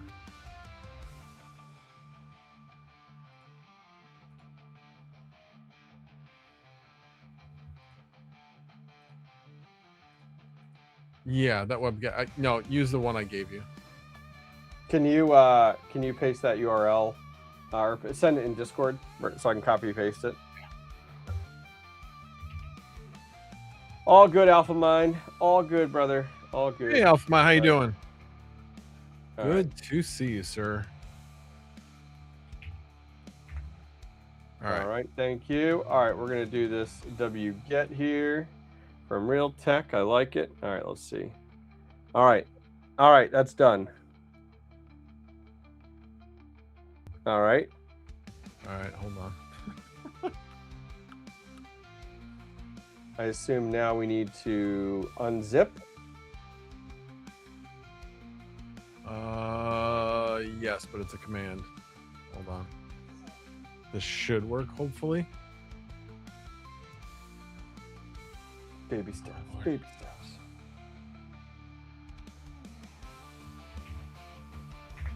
Try that. Okay. Copy. Error. Cannot access archive Realtek R8126. No such file directory. Hang on a second. I'm using an onboard Nick. So I have network.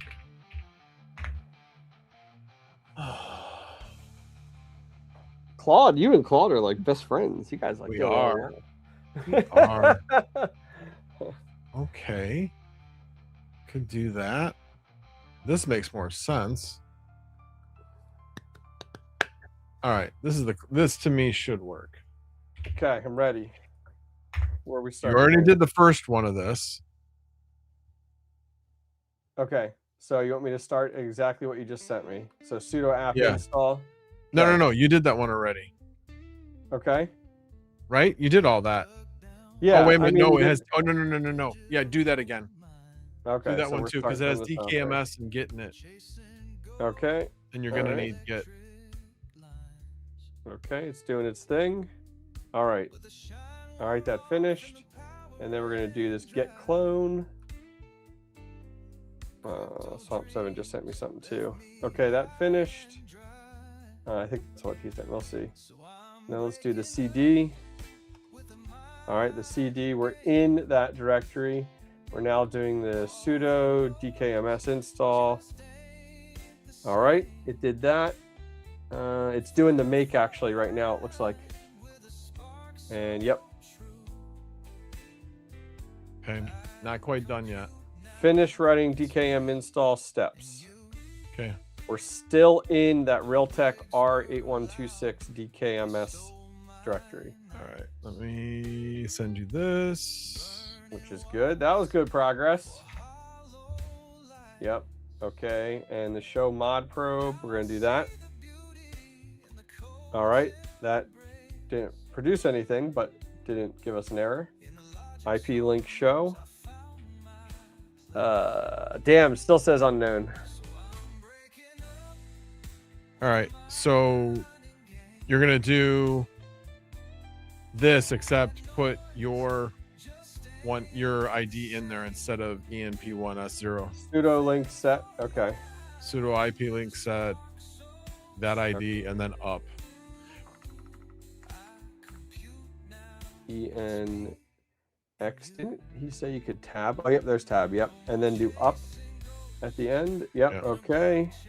Hitting enter. Okay, that's done. Now Now do. Yep. Now do the sudo DH client. And then that interface. Yep. Okay. Good call there, Mr. Swamp 7 with the tab. Error. Address already assigned. IPv4 address already assigned is what it came back All right. with. Well, then that would be good, unless it's 169. Let me do IP link show. Still says unknown. And there's no IP address? It's not showing IP address on this screen. It doesn't show IP addresses on this screen. Do ifconfig. I'm trying to remember what that shows. Not found. ifconfig. But we can install with sudo app install nettools, is what it Yes, says. do that. All right, so I have to do that. Sudo app install nettools. All right, and then you went ifconfig. Mm-hmm. Oh, I spelled it wrong. Okay. We are getting a 169 still. Is yes. We've tried different Ethernet cables and different jacks too. All right, do me a favor. Do that command that was up before. Put it down. And no, instead of up at the end, you do down. Yep. And then do up again. Okay, down's done. Doing up. And then I'll do ifconfig again. Yeah. Still a 169. Yeah, it doesn't want to get an IP address, which is very weird. Someone in chat says you need to change the net plan. I don't know what net plan is. Oh, yeah. What does that mean? I've done this, and I'm trying to remember how I did it. What is net plan?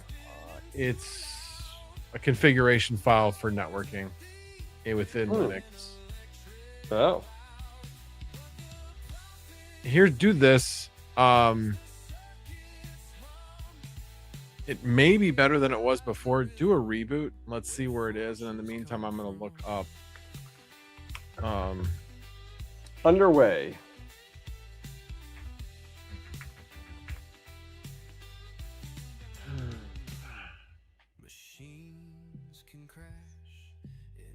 Because I had an issue with the Octo server. At some point it changed the interface ID, and nothing was working. And I was like, "What the hell just happened?" And it's for some reason that changed. I don't remember why. It's been a while. And the other thing is, did I do this in? Shoot, did I do this in ChatGPT? Good luck finding it.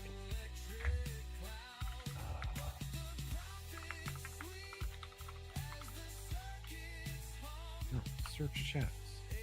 Oh, gotta log in. Yeah, that would help.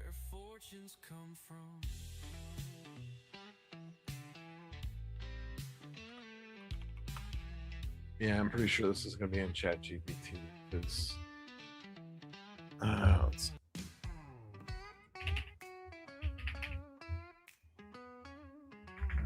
Try the GitHub link I sent you. Let me see what Swamp 7 sent me. Is that the same one? Maybe not. Let's see here.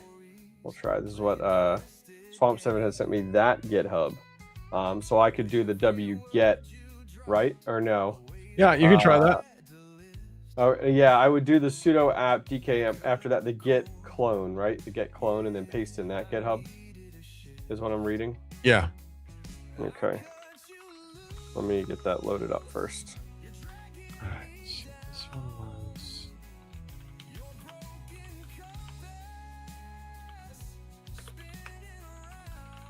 All right, let me get that shared again.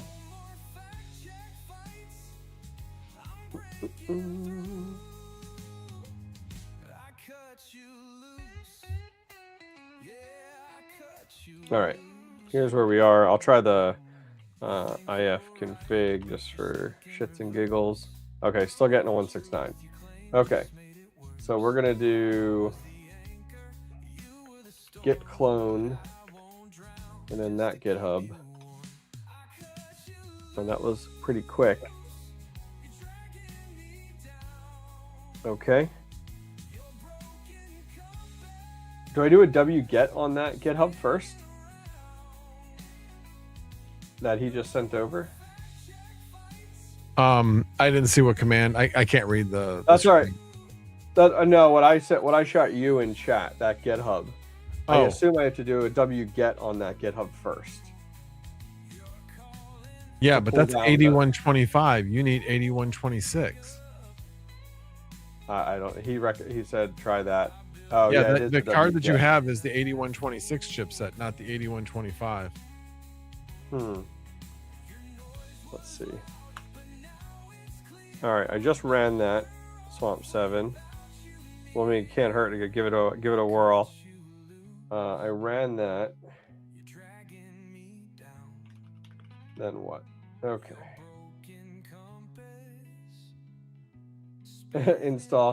install Claude CLI and let him figure it out. Well, that's what I'm looking at right now, but I'm like, okay. Yes.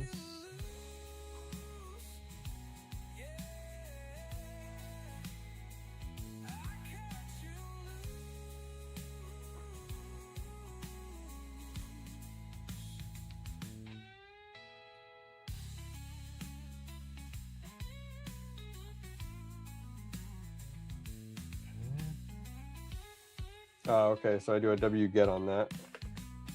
Okay. I think that's what Max and I just used. Did Max and I use? I think we use that exact. Or no, that's all. You linked awesome tech. Okay.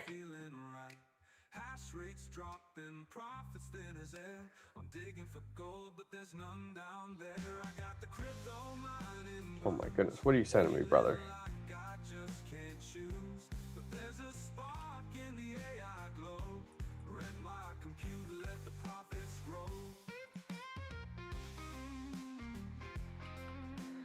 All right.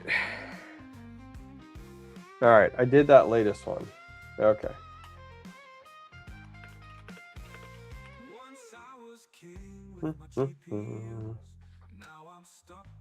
Okay, I'm gonna do that. Okay. Okay. Oh, that came. I don't know what a PPA is. With this PPA, you can install the following packages: R8125, R8126. Okay. Press enter to continue. Okay.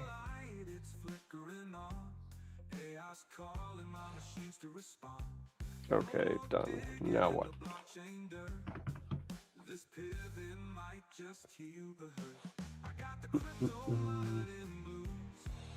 Saving the world over there, Max? Yep.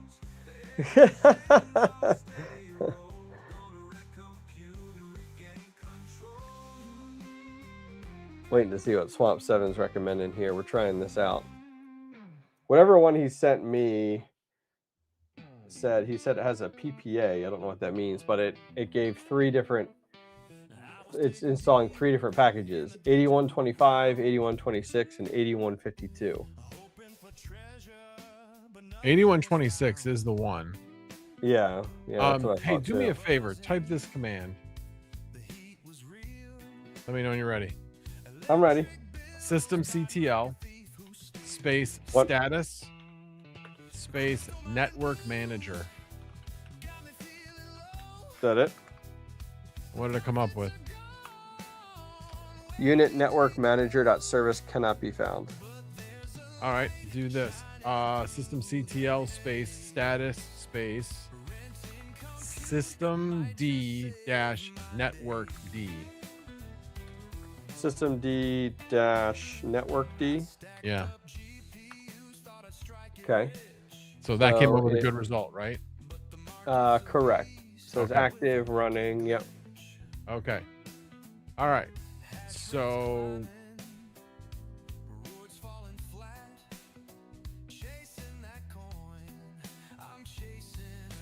PPA will work after a kernel update.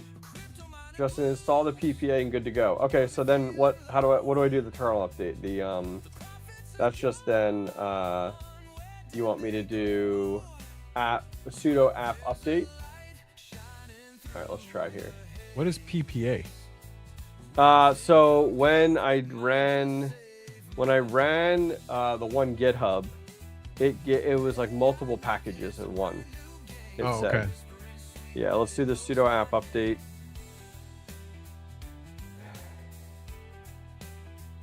I did the PPA one. Did the PPA. So now do sudo app update. Okay, and then sudo app upgrade. Okay.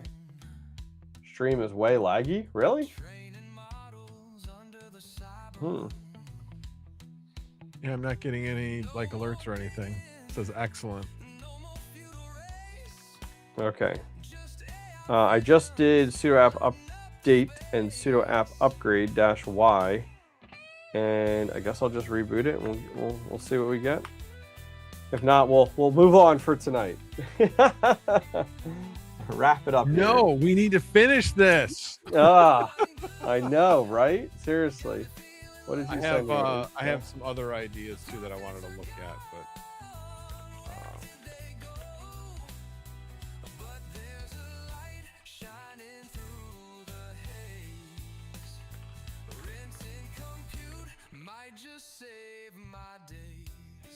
all right, we'll see what we get here. so when you boot back in, if you still have issues, then I'm going to want to see a particular file. Interesting. Because I did find in ChatGPT what I used to fix something similar to this. So if for some reason this interface is not in this file, that's why. But usually the thing is you can still like fake it out by basically doing the down and up thing. So this is a little bit different than what I had before.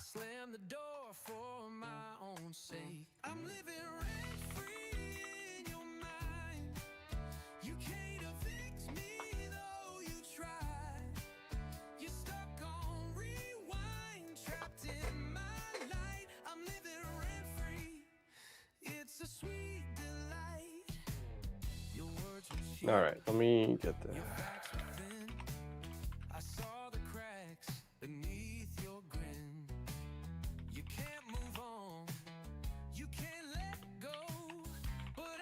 All right, share this here. Share this with the class. Let me finish this thing. I was trying for Swamp 7 real quick, just so I was in that. All right, I did the sudo app install the Realtek R8126 DKMS. That's installing now.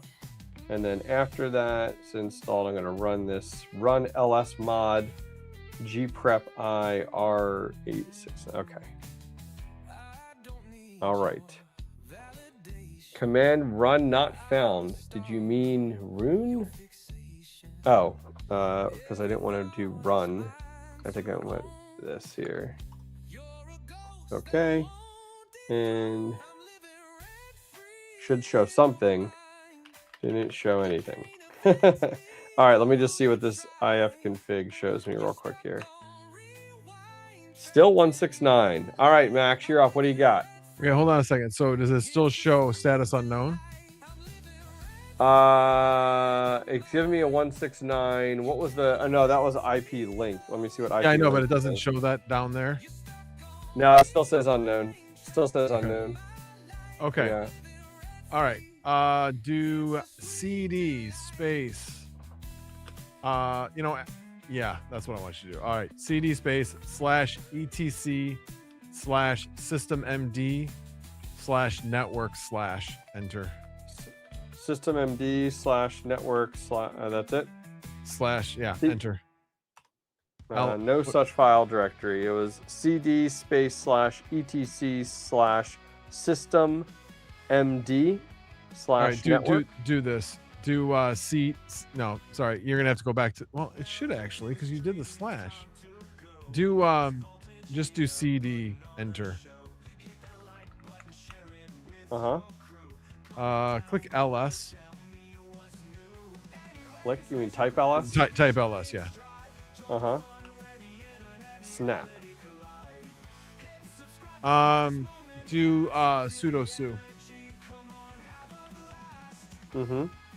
ls. All right. Do CD again. ls. Not change anything. What are you looking for here? Same thing. All right. Do CD space etc. I'm sorry. Say that again. CD space etc.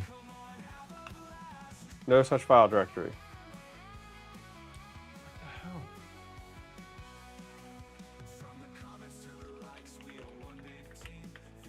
All right, why don't we move forward and get up and see if this even gets in. We could always put in a different nick at some point. I think that's gonna be the easy way. Is like return it to Amazon, find something that actually works. Yeah, it should work though. That's why I'm like really confused as to why your directory structure doesn't seem to be the same. Magic. Let's see. Let's do this. I know, right? Yeah, so that's Quick Hash. You're along the same lines, a little bit different. The one you're referring to was NetPlan. It's not NetPlan. That's like Net Manager. It's not using that. It's using systemmd. So it's different. But what you said there, that etc, that's what I'm looking for, is that directory. And I'm like, what am I doing wrong that I'm not able to get to that directory?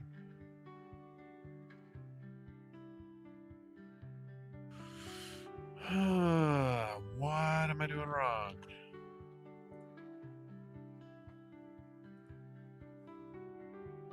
All right, why don't I I know at slash least get, etc. I get that. That's so do cd space slash etc. okay. Oh, I'm in so it did. etc. Okay, so that I left out the slash. All right. So yeah. So then why? So then do same thing except put slash system system D. I think I told you to do system MD. It's system D. Yeah. Okay. Now what? All right. So do the same thing and then add network to the end of it. Uh-huh. All right. Now do LS. Didn't give me an error, but also didn't do anything. In there. Why would there not be?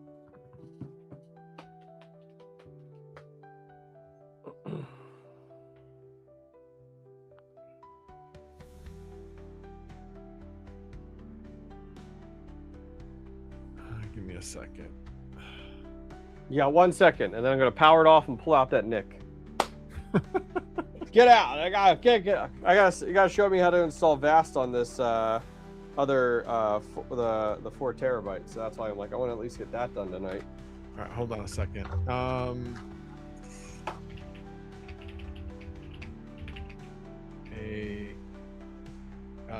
Realtek 8126 chips. What if it's not an 8126? Trying to install. How do I do this and get Ubuntu to output to recognize and assign IP address to UCP. All right, let's see what it says.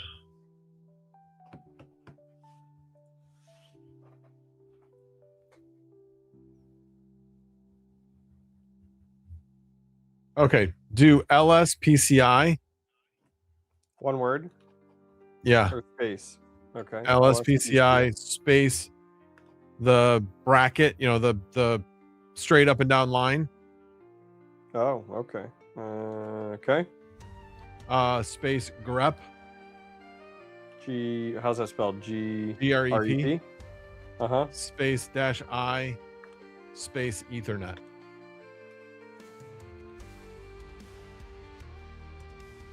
Enter. What does it say? Ethernet controller, Realtek semiconductor, Ethernet controller, Broadcom, Ethernet controller, Broadcom.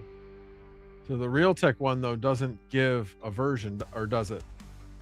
Version 01, and it does say device 8126. Okay, so it recognizes it.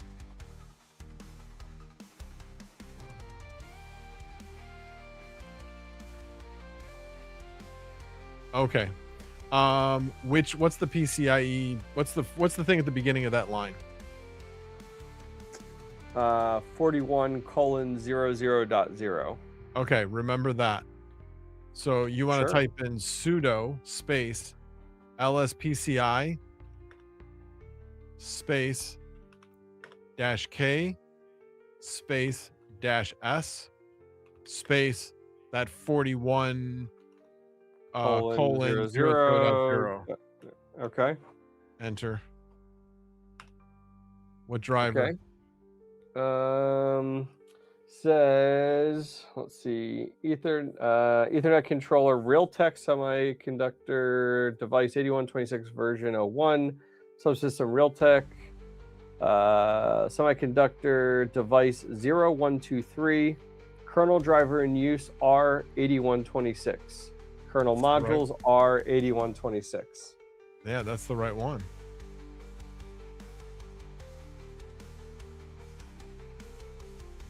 Okay. Hold on. So that's all good so far. All right. Mm-hmm. Well, it seems like it's using the right driver. Yep.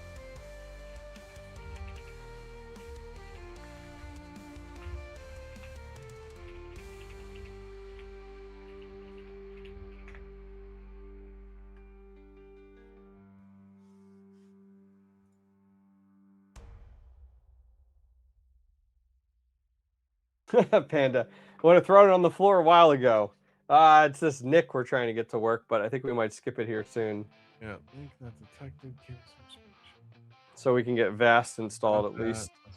Because I haven't installed VAST on a second NVMe yet. See what that process looks like. We did that.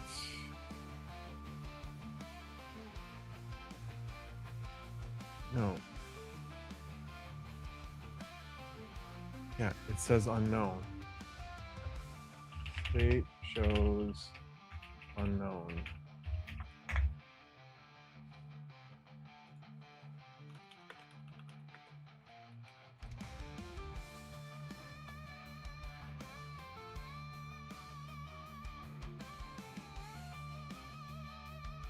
Did that.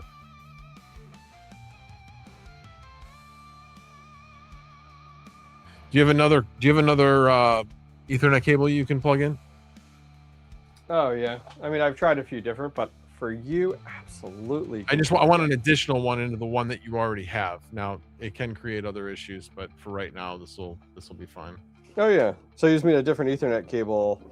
I need another Ethernet cable to go from the one we're trying to use to the switch. Yeah.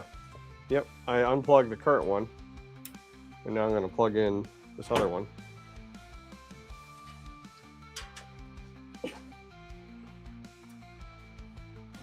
What are you doing? Come on. There we go. All right. And then do IP space link. IP space link. Still says unknown. Yeah. I just tried another port on the switch. Yep.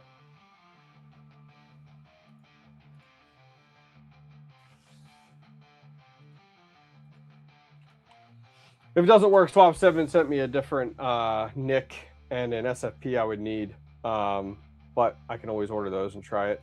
Okay, so do hey, thanks for being the guinea pig. I appreciate it. Oh yeah. Do sudo space eth tool space and then the IP or that not the IP, the interface? Ethernet, yeah, the interface. Oh, that one doesn't auto complete for me.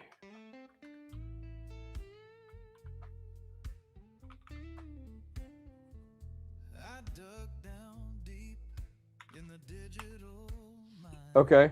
Does it say link detected anywhere?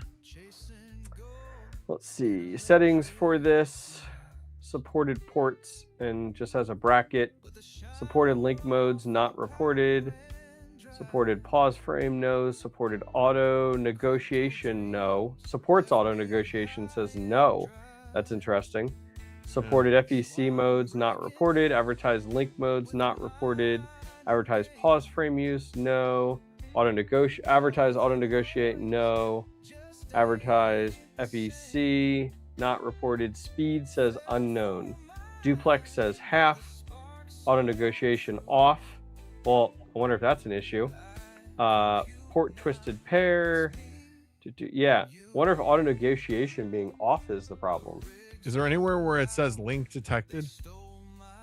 Current message level says 0x and a bunch of 07 DRV probe link.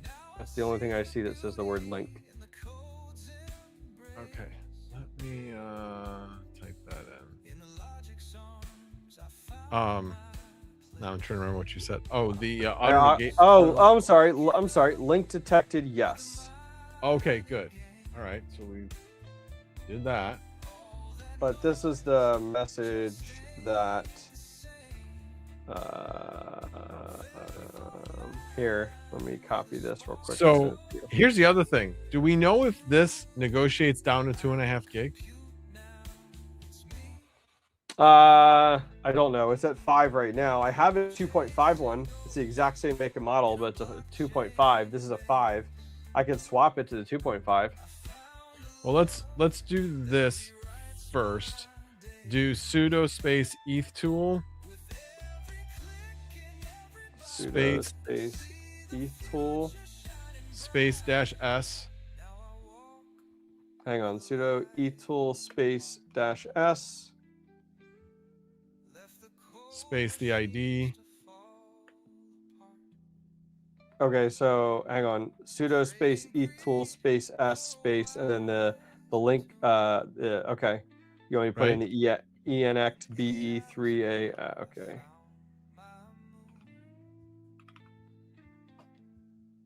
Okay, then what? Anything else? Speed 2500. Speed. Speed space 2500. Uh-huh. Space duplex. Mm-hmm. Space full. Mm-hmm. Space auto neg. Space on. So I have sudo space etool space s space the interface ID space speed space 2500 space duplex space full space auto neg space on. Yeah. All right. Netlink error, operation not supported. All right, do the same thing except change it to 1,000. From 2500. Yeah. Okay.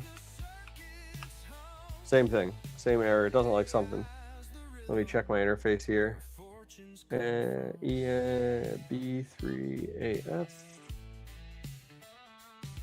2B6. Okay, so what was the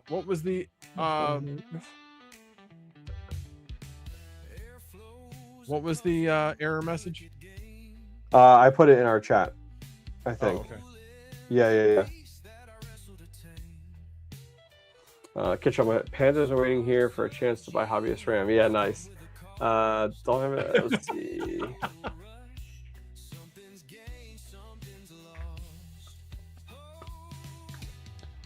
Yeah, interesting. All right, Max, you got like 15 more minutes out of me. It's almost 1 o'clock. So, Nick actually detects the carrier link. Yeah. where did I put that other Nick? I have. You want me to try the 2.5 Nick? This is the 5 gig Nick. I do have a 2.5 gig. Just swap them Sure. out. See? Try the 2.5 gig. All right. We doing this. Click, done. All right, let's pull this out. While you're doing that, I gotta go to the bathroom. This has been a long stream. Oh man, you got little potty breaks over here. I haven't gone anywhere yet. I'm still sitting here. I got something down there pressing on my bladder. Apparently, you old man. All right. Let's see. All right, putting in the 2. Now I got a million Ethernet cables here. Plugged in, powering on. Let's see what happens here. Okay. Yeah, I have a onboard it has 2 1 gig NICs.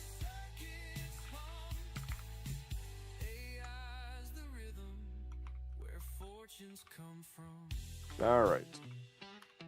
Worst, if this doesn't work, we're just going to go through the VAST process because I want to go through installing that before I go to bed here, just so I know how to install, like the process to install VAST on that 4 terabyte NVMe. Yeah, from the past of installing VAST, I've never seen where it's asking like where to install VAST separately. So we'll have to see what we get here. All right. What do we got behind me here?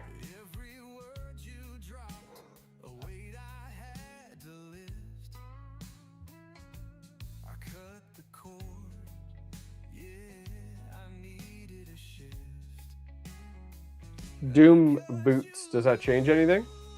Like,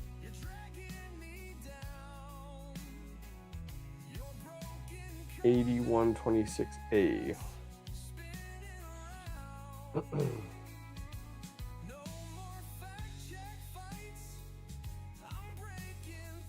We're gonna try it. We're gonna try it. I'm waiting for it to boot back up.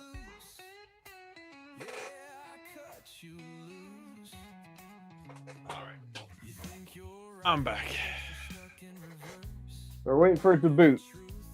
Oh, did my phone die? I think my phone died. Yep, my phone died. I hate it when that happens. Man, it's just been on for how many hours now? I mean, I'm not surprised. Plug it in over here.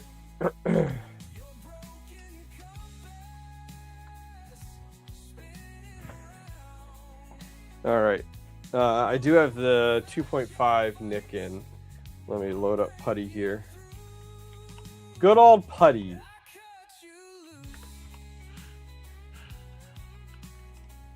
All right.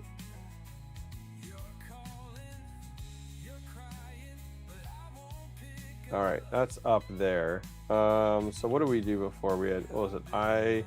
IF link? No, IF config. There we go. Still, okay, so it is getting a 169 on this one as well. It has the exact same interface. Interesting. What was the other thing we did? IP link? Yeah. Does it still say unknown? Yeah. Yeah, it still says unknown on this one. Yep. So you're getting the exact same thing. So we're just gonna full steam ahead without it for right now. We're just moving forward, people. I'm going to just remove this NIC to avoid confusion. So hang on. All right, powered off. NIC's removed. Getting set back to Amazon. Oh, interesting. Doombots has a point. Listen here, We're starting in Doombots. Linux 6.9, Libre, Elec, and the main line now includes firmware definitions RTL 8126A. The question is what?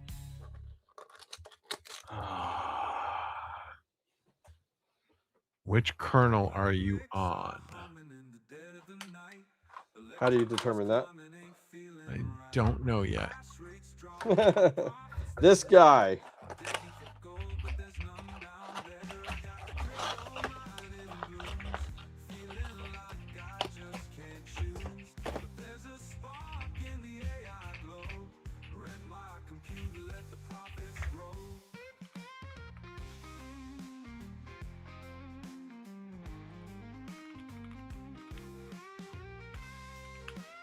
Well, VAST doesn't. I mean, VAST can install 6.8, but if we get the network up and running beforehand.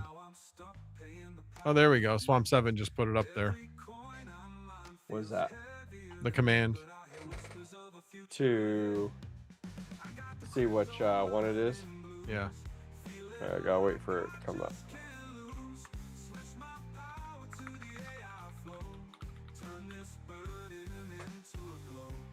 Or you could just do uname user. Is it username -r or just uname -r? Yeah, it's uname. I'm waiting for this thing to reboot.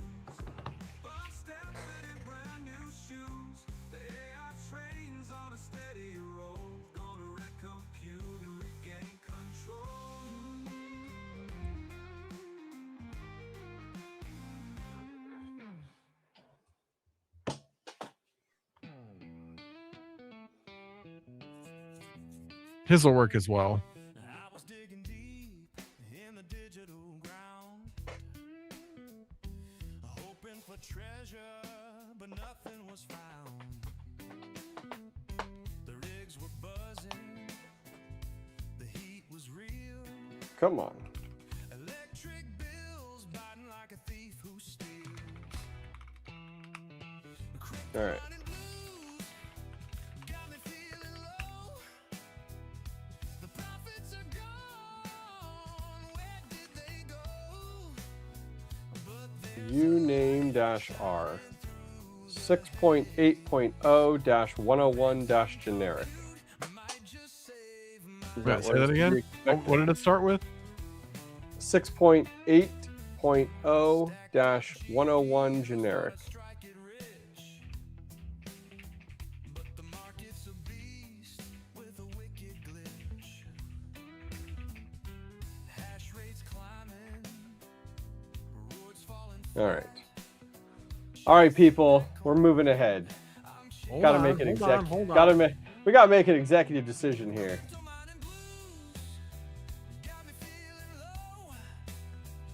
The interface isn't plugged in right now, Frogman.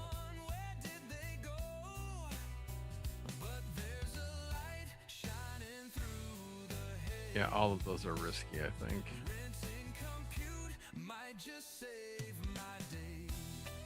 All right. I guess we'll just start from the top.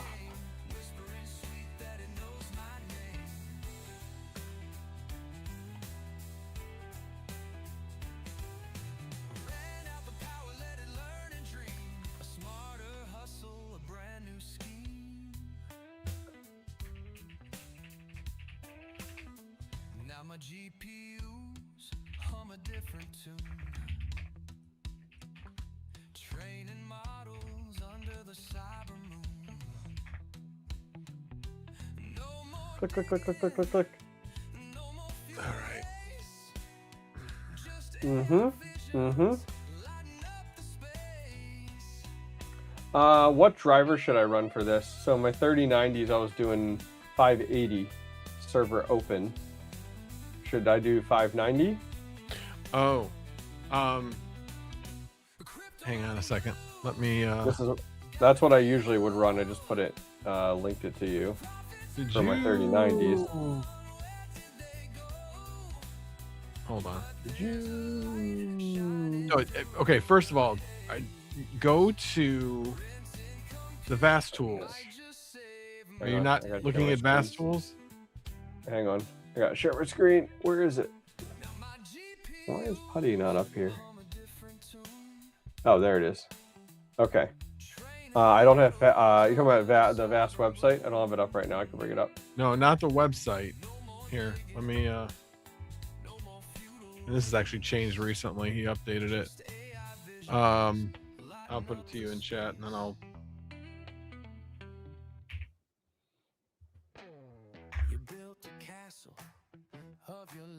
Oh, I'm good. Yeah. What about it? Okay, so did you type in? I don't ever follow this now. I built my own list, and I've been using it for all my rigs. My own like install guide. Okay. Did you check? I'm as far as the sudo app install and video driver version. Did like you do the sudo app install repository? Yes, that's already done. Oh, okay, got it. And then you ran. So I'm down to the. Yep, I'm down to the driver part. Or I mean, if that's the latest one, sure. I thought they were on 590, but maybe not. Yeah, well, that's what I was gonna say. 590. I traditionally used 580. I was curious if anyone has started using 590 yet and been happy with that. On my latest ones, I used some version of 590, and it seems to be working fine. Yeah, it looks like chat's saying that too. Okay, so I'll just update that. I just haven't used it yet. Okay.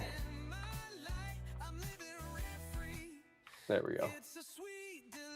Please hold. Yeah, RC4 HR 590 server open. Yep, that's the one. Yep. Okay. All right, doing that now.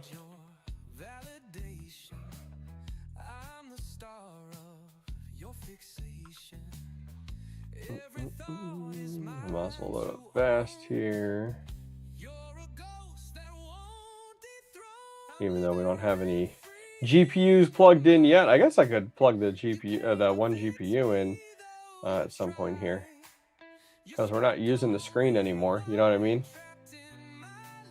Sorry, I'm reading something that somebody sent me. I was just saying that we're not using the screen anymore, so I could probably end up at some point, like when I shut it down, plug in that like the card to get the first 5090 up. Oh yeah, absolutely. Yeah, I was just thinking about that. I'll do that here shortly. The next reboot. I'll do it during the next reboot, I guess.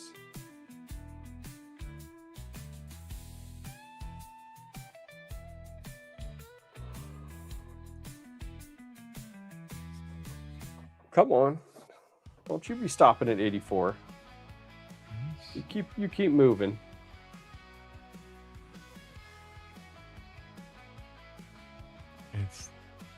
Oh, need to check if it's loaded.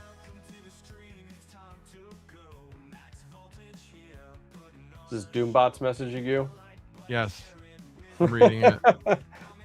From the existing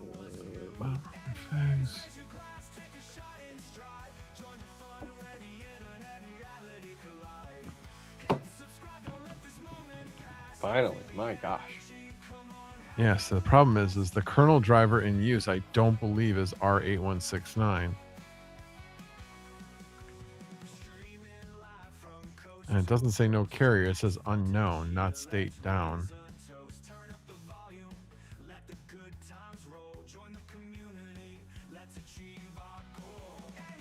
We did that.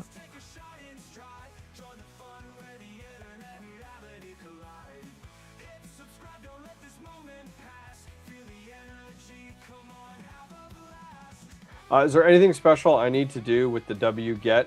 I'm about to do the wget with VAST. Just just make sure that it has the you copy it from the VAST. Yeah, website. that's what I'm doing. I meant from the perspective of telling VAST to use the 4 terabyte versus my one, because I've never used the second NVMe. Yes, there is. Okay, I haven't done the VAST Go to VAST wget tools, and it's in there. Okay, let me look here. I've got right before needing to do that. Let me load that up. Okay. That's fine. Removed. Okay. Mount NVMe for Docker storage. Yep. All client data. You need to mount a dedicated NVMe drive there, formatted there. Okay. So this LS black F. Yeah, it's to identify your drive, which one it is. You want to make sure you don't do it to the wrong one. Okay, so I just put that in.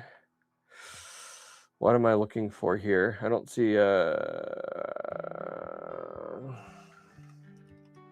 Here's what I just put in. I'm actually not. Let's see. I'll put it. I know it's hard to see, so I'll send it to you in chat. I'm looking for the Samsung 4 gigabyte. I saw it during the Ubuntu. I guess what the you know what that is? Is that the okay, yeah. So I see it says NVMe 0N1 and then NVMe 1N1. But I'm not. I just shot you the screenshot. All right, let me. I'm not seeing a 4 gigabyte.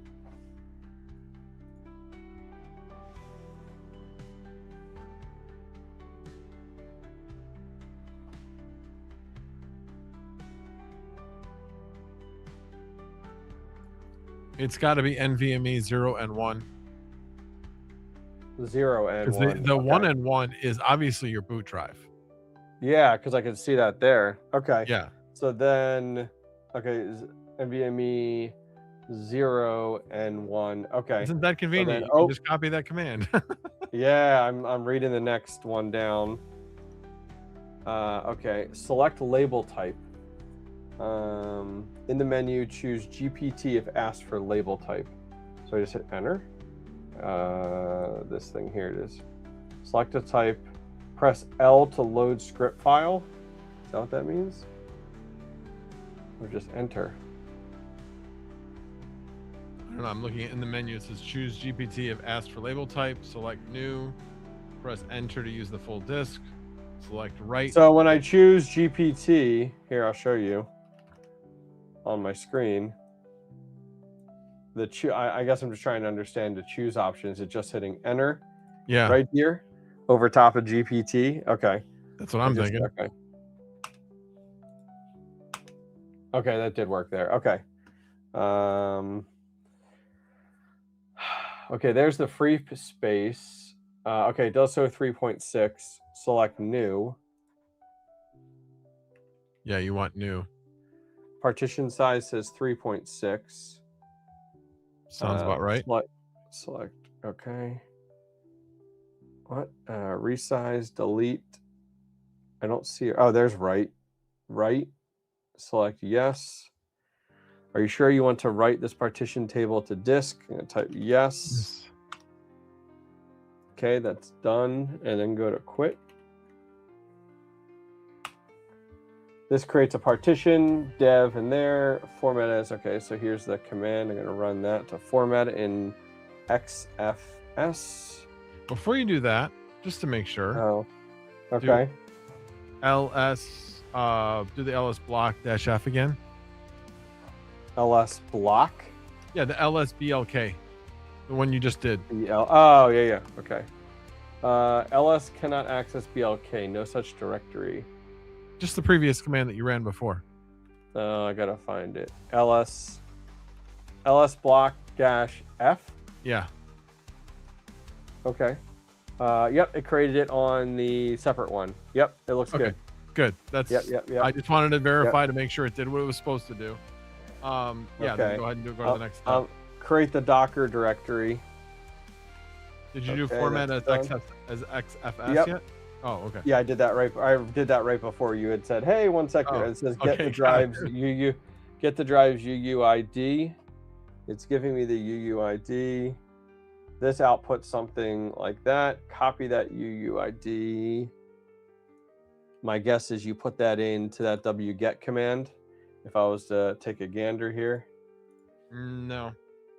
Okay, I'll find out what we do with that in a second. Yeah. Add this line. Okay. All you're doing right now is you're telling it that on the boot drive, if you have var lib docker, you're really going to the other drive. You're basically mapping that out. Open fstab in text editor. Sudo nano. Okay. Oh man. Okay. Add this line at the bottom. Replace the UID with yours. Sure, why not? I'm on it. I got this. I'm a professional. Hey, you got this. This is no problem. I am. It's all about following instructions. Oh man, I'm so good at that. Okay. Copy.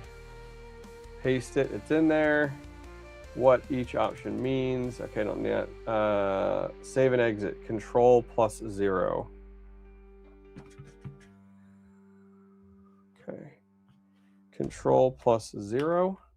I don't see that anywhere. No. It's not the bottom. Control X and nano.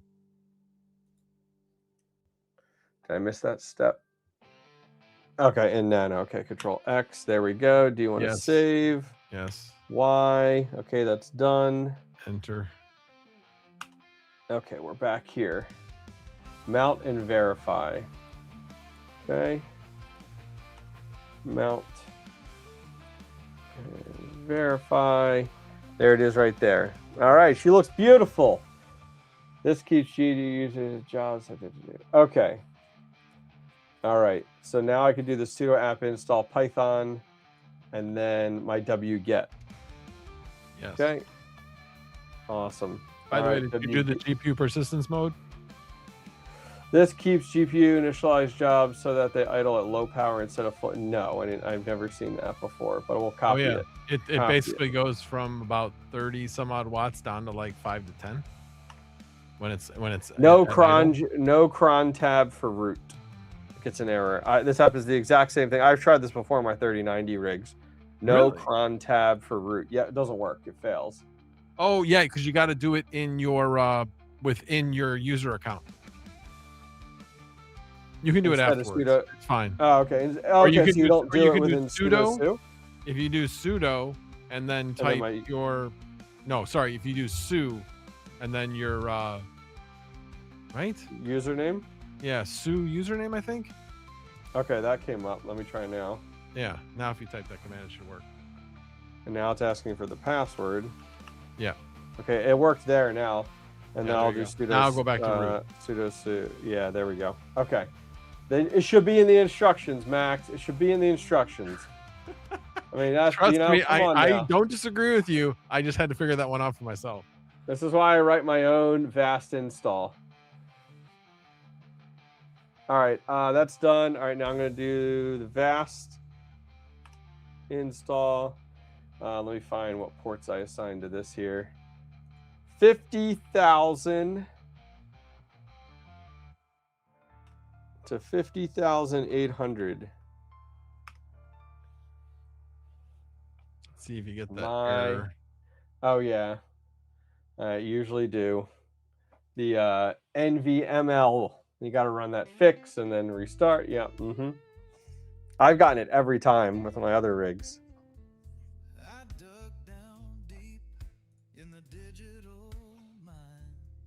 I haven't been getting it recently when I did it. That's why I was surprised that it seemed to have stopped.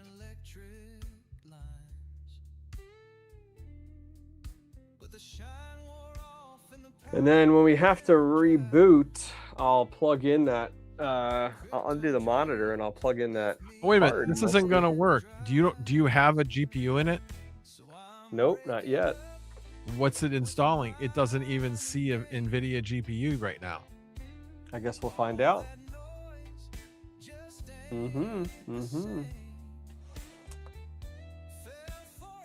I don't think that's gonna work. Let's see. Might have to reboot it and rerun the. Well, it looks like it's getting to the point where it's getting to the NVML. So we'll see what we get here. Yeah, so it got that error. So I'm gonna have to rerun it anyway. So I'll plug it in here when I do that. So let me do the fix for that. All right, that's done. Gonna run this. All right, and now I'm gonna do sudo reboot anyway, which is what I would do here. All right, and then when it reboots, I will plug it in. Hey, don't forget to turn it off first. Yeah, it's off now. All right, we're plugging that first card into the first slot. Gonna check all my connections, make sure she's wonderful.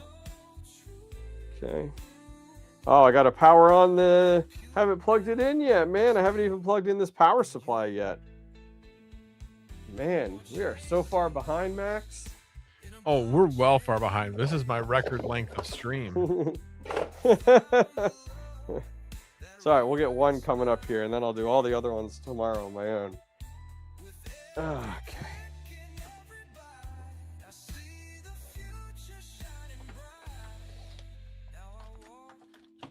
All right. All right, so I'm going to power on the GPU power supply. Now, something I just thought about is I guess I'd need to, thinking of the GPU days, I need to plug in the 24 pin with that little connector on the end, right? That because the power supply is by itself.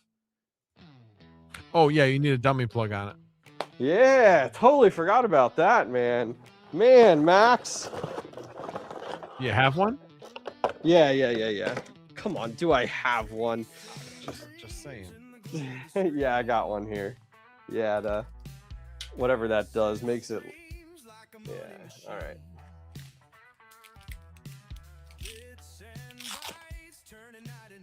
You got smack. Panda, isn't it past your bedtime? It's past everybody's bedtime right now. It's 1:13 in the morning because we're just gonna stay up until the time goes ahead at 2 a.m. to 3 a.m. Listen, I got to get up at 8 o'clock to go to church, so this is gonna be fun. All right.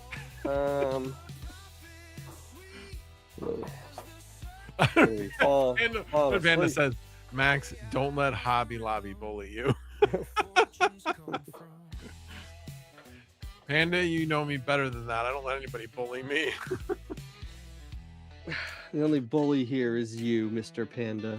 Yeah, all well, right. Except for you. You can bully me all you want. All right. As long as you bring snacks, you're good. Right. Toonbots. Good point. He says, gonna need prayer at this rate. That's right. All right, so we got that cable plugged in. All right, let's see if this power supply powers on now. Got click. We got fans on the 5090 spinning. All right, we're gonna turn back on the rig.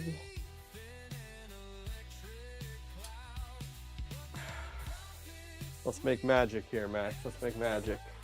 Ontario Miner says he's still here. Sounds like a you problem. We still have 22 people here, so man, congrats to everybody that has stuck this out. That's right. All right.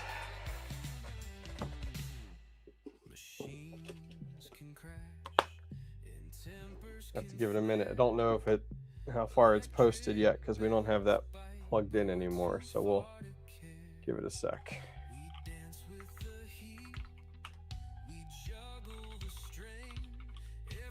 Yeah, I am going to be eager. Swamp 7 did send me. I'll send you what he sent me for what to purchase to try this again. I think he just likes to spend my money, but that's okay.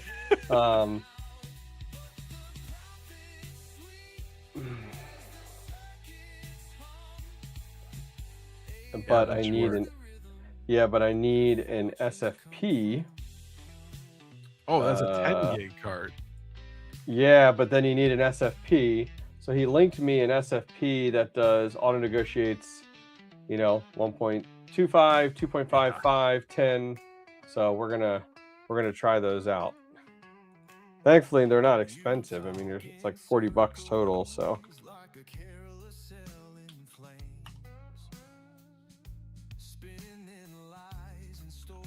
Hey, he's going cheap. Connect X3 instead of Connect X5. I don't even know what that is. I don't know. I couldn't tell you the difference. I just know that when I got my OCP 3.0 card that went in the server, it was a Connect X5 Mellanox card. Oh, that's right. The time change here. So is it 1:15 or is it, what time is it? Check I my believe phone. it changes at 2.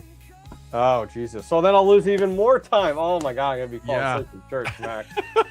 Fall asleep in Right church. now, you are going on, like if you finish in 15 minutes and went right to bed, you get 5.5 hours. Oh, my God.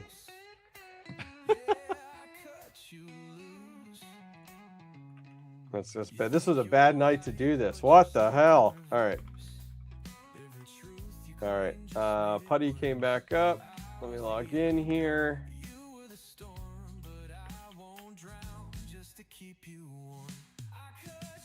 When in doubt, blame Panda. He's like that friend that you blame. He's that friend you blamed as a kid all the time when like you're getting in trouble with your parents. It's his fault. All right. Let me grab that wget again. Squirrel Masters, I'm at the same time you are. All right.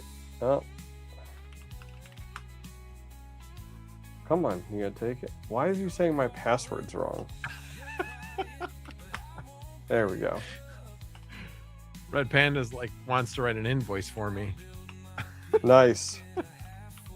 Like, you really should be charging Hobbyist a 4-hour minimum. 100%. Hey, Panda, he's bringing the entertainment tonight. He's bringing the entertainment. Panda likes to see me spend money because then he feels better about himself when he spends money. So it's full circle. It's full circle here. All right, so we're trying the wget again, which is pretty normal. And then we got to do the snap install NV on my list. Minimum. On my list. Yeah.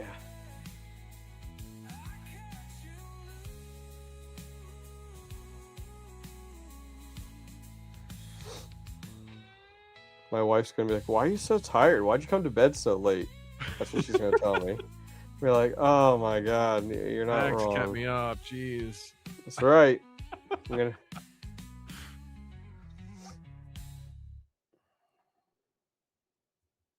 Wonder if I'll have to do this again. Oh, let's see here.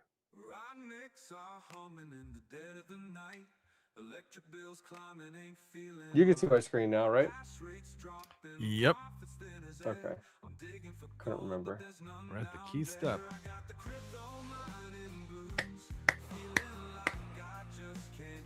Hey, hey. I mean, it's really hard to read. I'm assuming it recognizes It's that you at have pull. I see it. Yeah, it's at pulling default. Yeah. It's a shame As you a can't zoom GPU. in with Putty. That'd be nice. Yeah, I think if you use PowerShell, you could. Oh my God, I bet you could. At this point in the night, yeah, this guy. So how did you know that it recognized the GPU? Like, what did you see? Because I could read that it's like one NV GPU or something like that. I Oh can yeah, barely found read one. Yeah, yep, I see that. Yep, and then it runs VAST. Yep, okay, got it. I wasn't sure what I was looking for. Now the nice thing is, once I get this in to VAST, then like tomorrow, I can just shut this down and install the other GPUs exactly like I did, and not have to run anything when I boot back up VAST or anything, right? Correct. Okay, nice. Okay. Yeah, because I'll get that done, get everything wired up and stuff, get it all cleaned and take some pictures. And I did record a video before this, like the front of this. I was like, I am not recording like how to do this. I'm like, I am not the guy to tell you how to build this and how to install this. And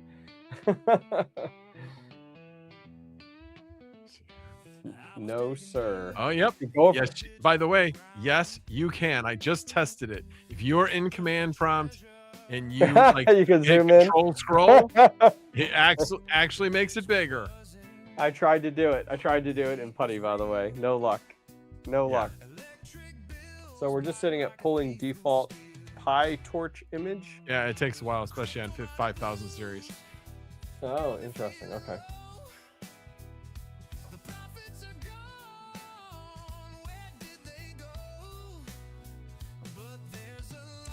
I see like a few cups of coffee in my future tomorrow morning. Doombots is right. Scroll wheels were not invented when putty came out. That's right. All right, VAST finished, which is good. All right, I'm going to do the snap install NV top. All right, and then I'm going to do the speed test.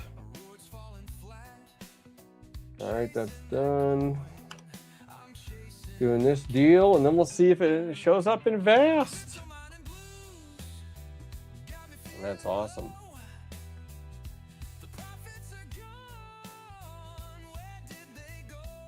All right, that's done. She done. She done. Yeah, let's see if it's in VAST. Yeah, I'm gonna jump over there. 1 sec. Don't forget to change it to the new view. I don't know if you use the old view at all, but just make sure it's on the new view. Oh yeah. For the IP deal. Yeah, exactly.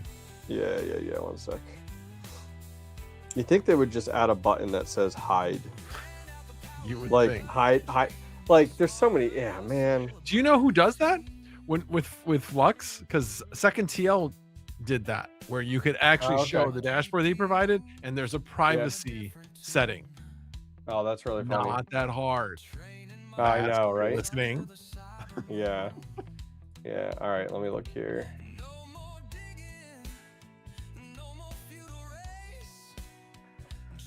Damn, I look tired. So I do not see a 5090 rig listed in here at all. Yeah, give it a second here. Maybe I'll. Oh, I see why. I see why. I'll show you in a second here. I'll share the screen. All right.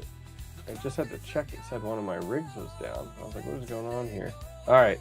Said my one 3090 rig was down here, so I just rebooted it to see if it was coming back up. There we go. It came back up. Cool. Okay. 5090. How do you get rid of the 30? There it is. It's right here. I know. I was going to say it was at the bottom. I know. I see it. Let's see here. 3090, 5090. There we go. There we go. We definitely need some faster speeds there. We got to move this out to the appropriate ports. Yeah. But yeah, there you go. I like it. What do you think? Cool. That was a lot of work, Max. That was way too much work. I mean, where was the lot of work? The lot of work was trying to get the stupid Ethernet working. Yep. Oh yeah, 100%. What is? Oh, maybe that comment is. I seriously think an Intel-based NIC would probably be the easiest thing to get up and running. I don't know. Because Mellanox also requires a driver install. We're gonna find out. We're gonna round 2 next week, folks. We're gonna find out. I'll go back because I have that also saved. That was within Claude, and I did. You know what? I'll forward you that chat. Yeah, right. That'd be good. It should be all the same instructions. All right. On that note, Max, thank you for your help. I am logging off. I'm going to bed. Thank you, chat. That was fun. And we will continue this at a future date. All righty. Have a good night. We'll see you later. See ya. All righty, guys. Well, has it been long enough? Is it a long enough stream for you? Keeping everybody up?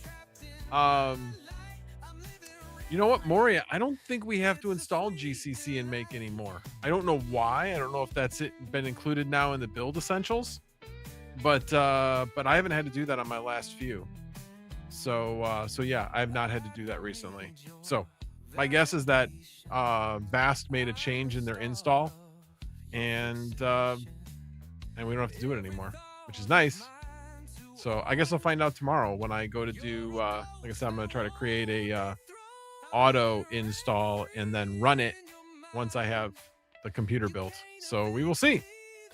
Alrighty, guys. Well, on that note, yeah, it's late, and it's even later because it's like an hour later because of going ahead an hour for spring forward. And so we're going to call it a night. Thank you guys, especially all those people that have been here since the very beginning. Appreciate it. And as always, no tabs were harmed in the making of this live stream. Have a good night, everybody.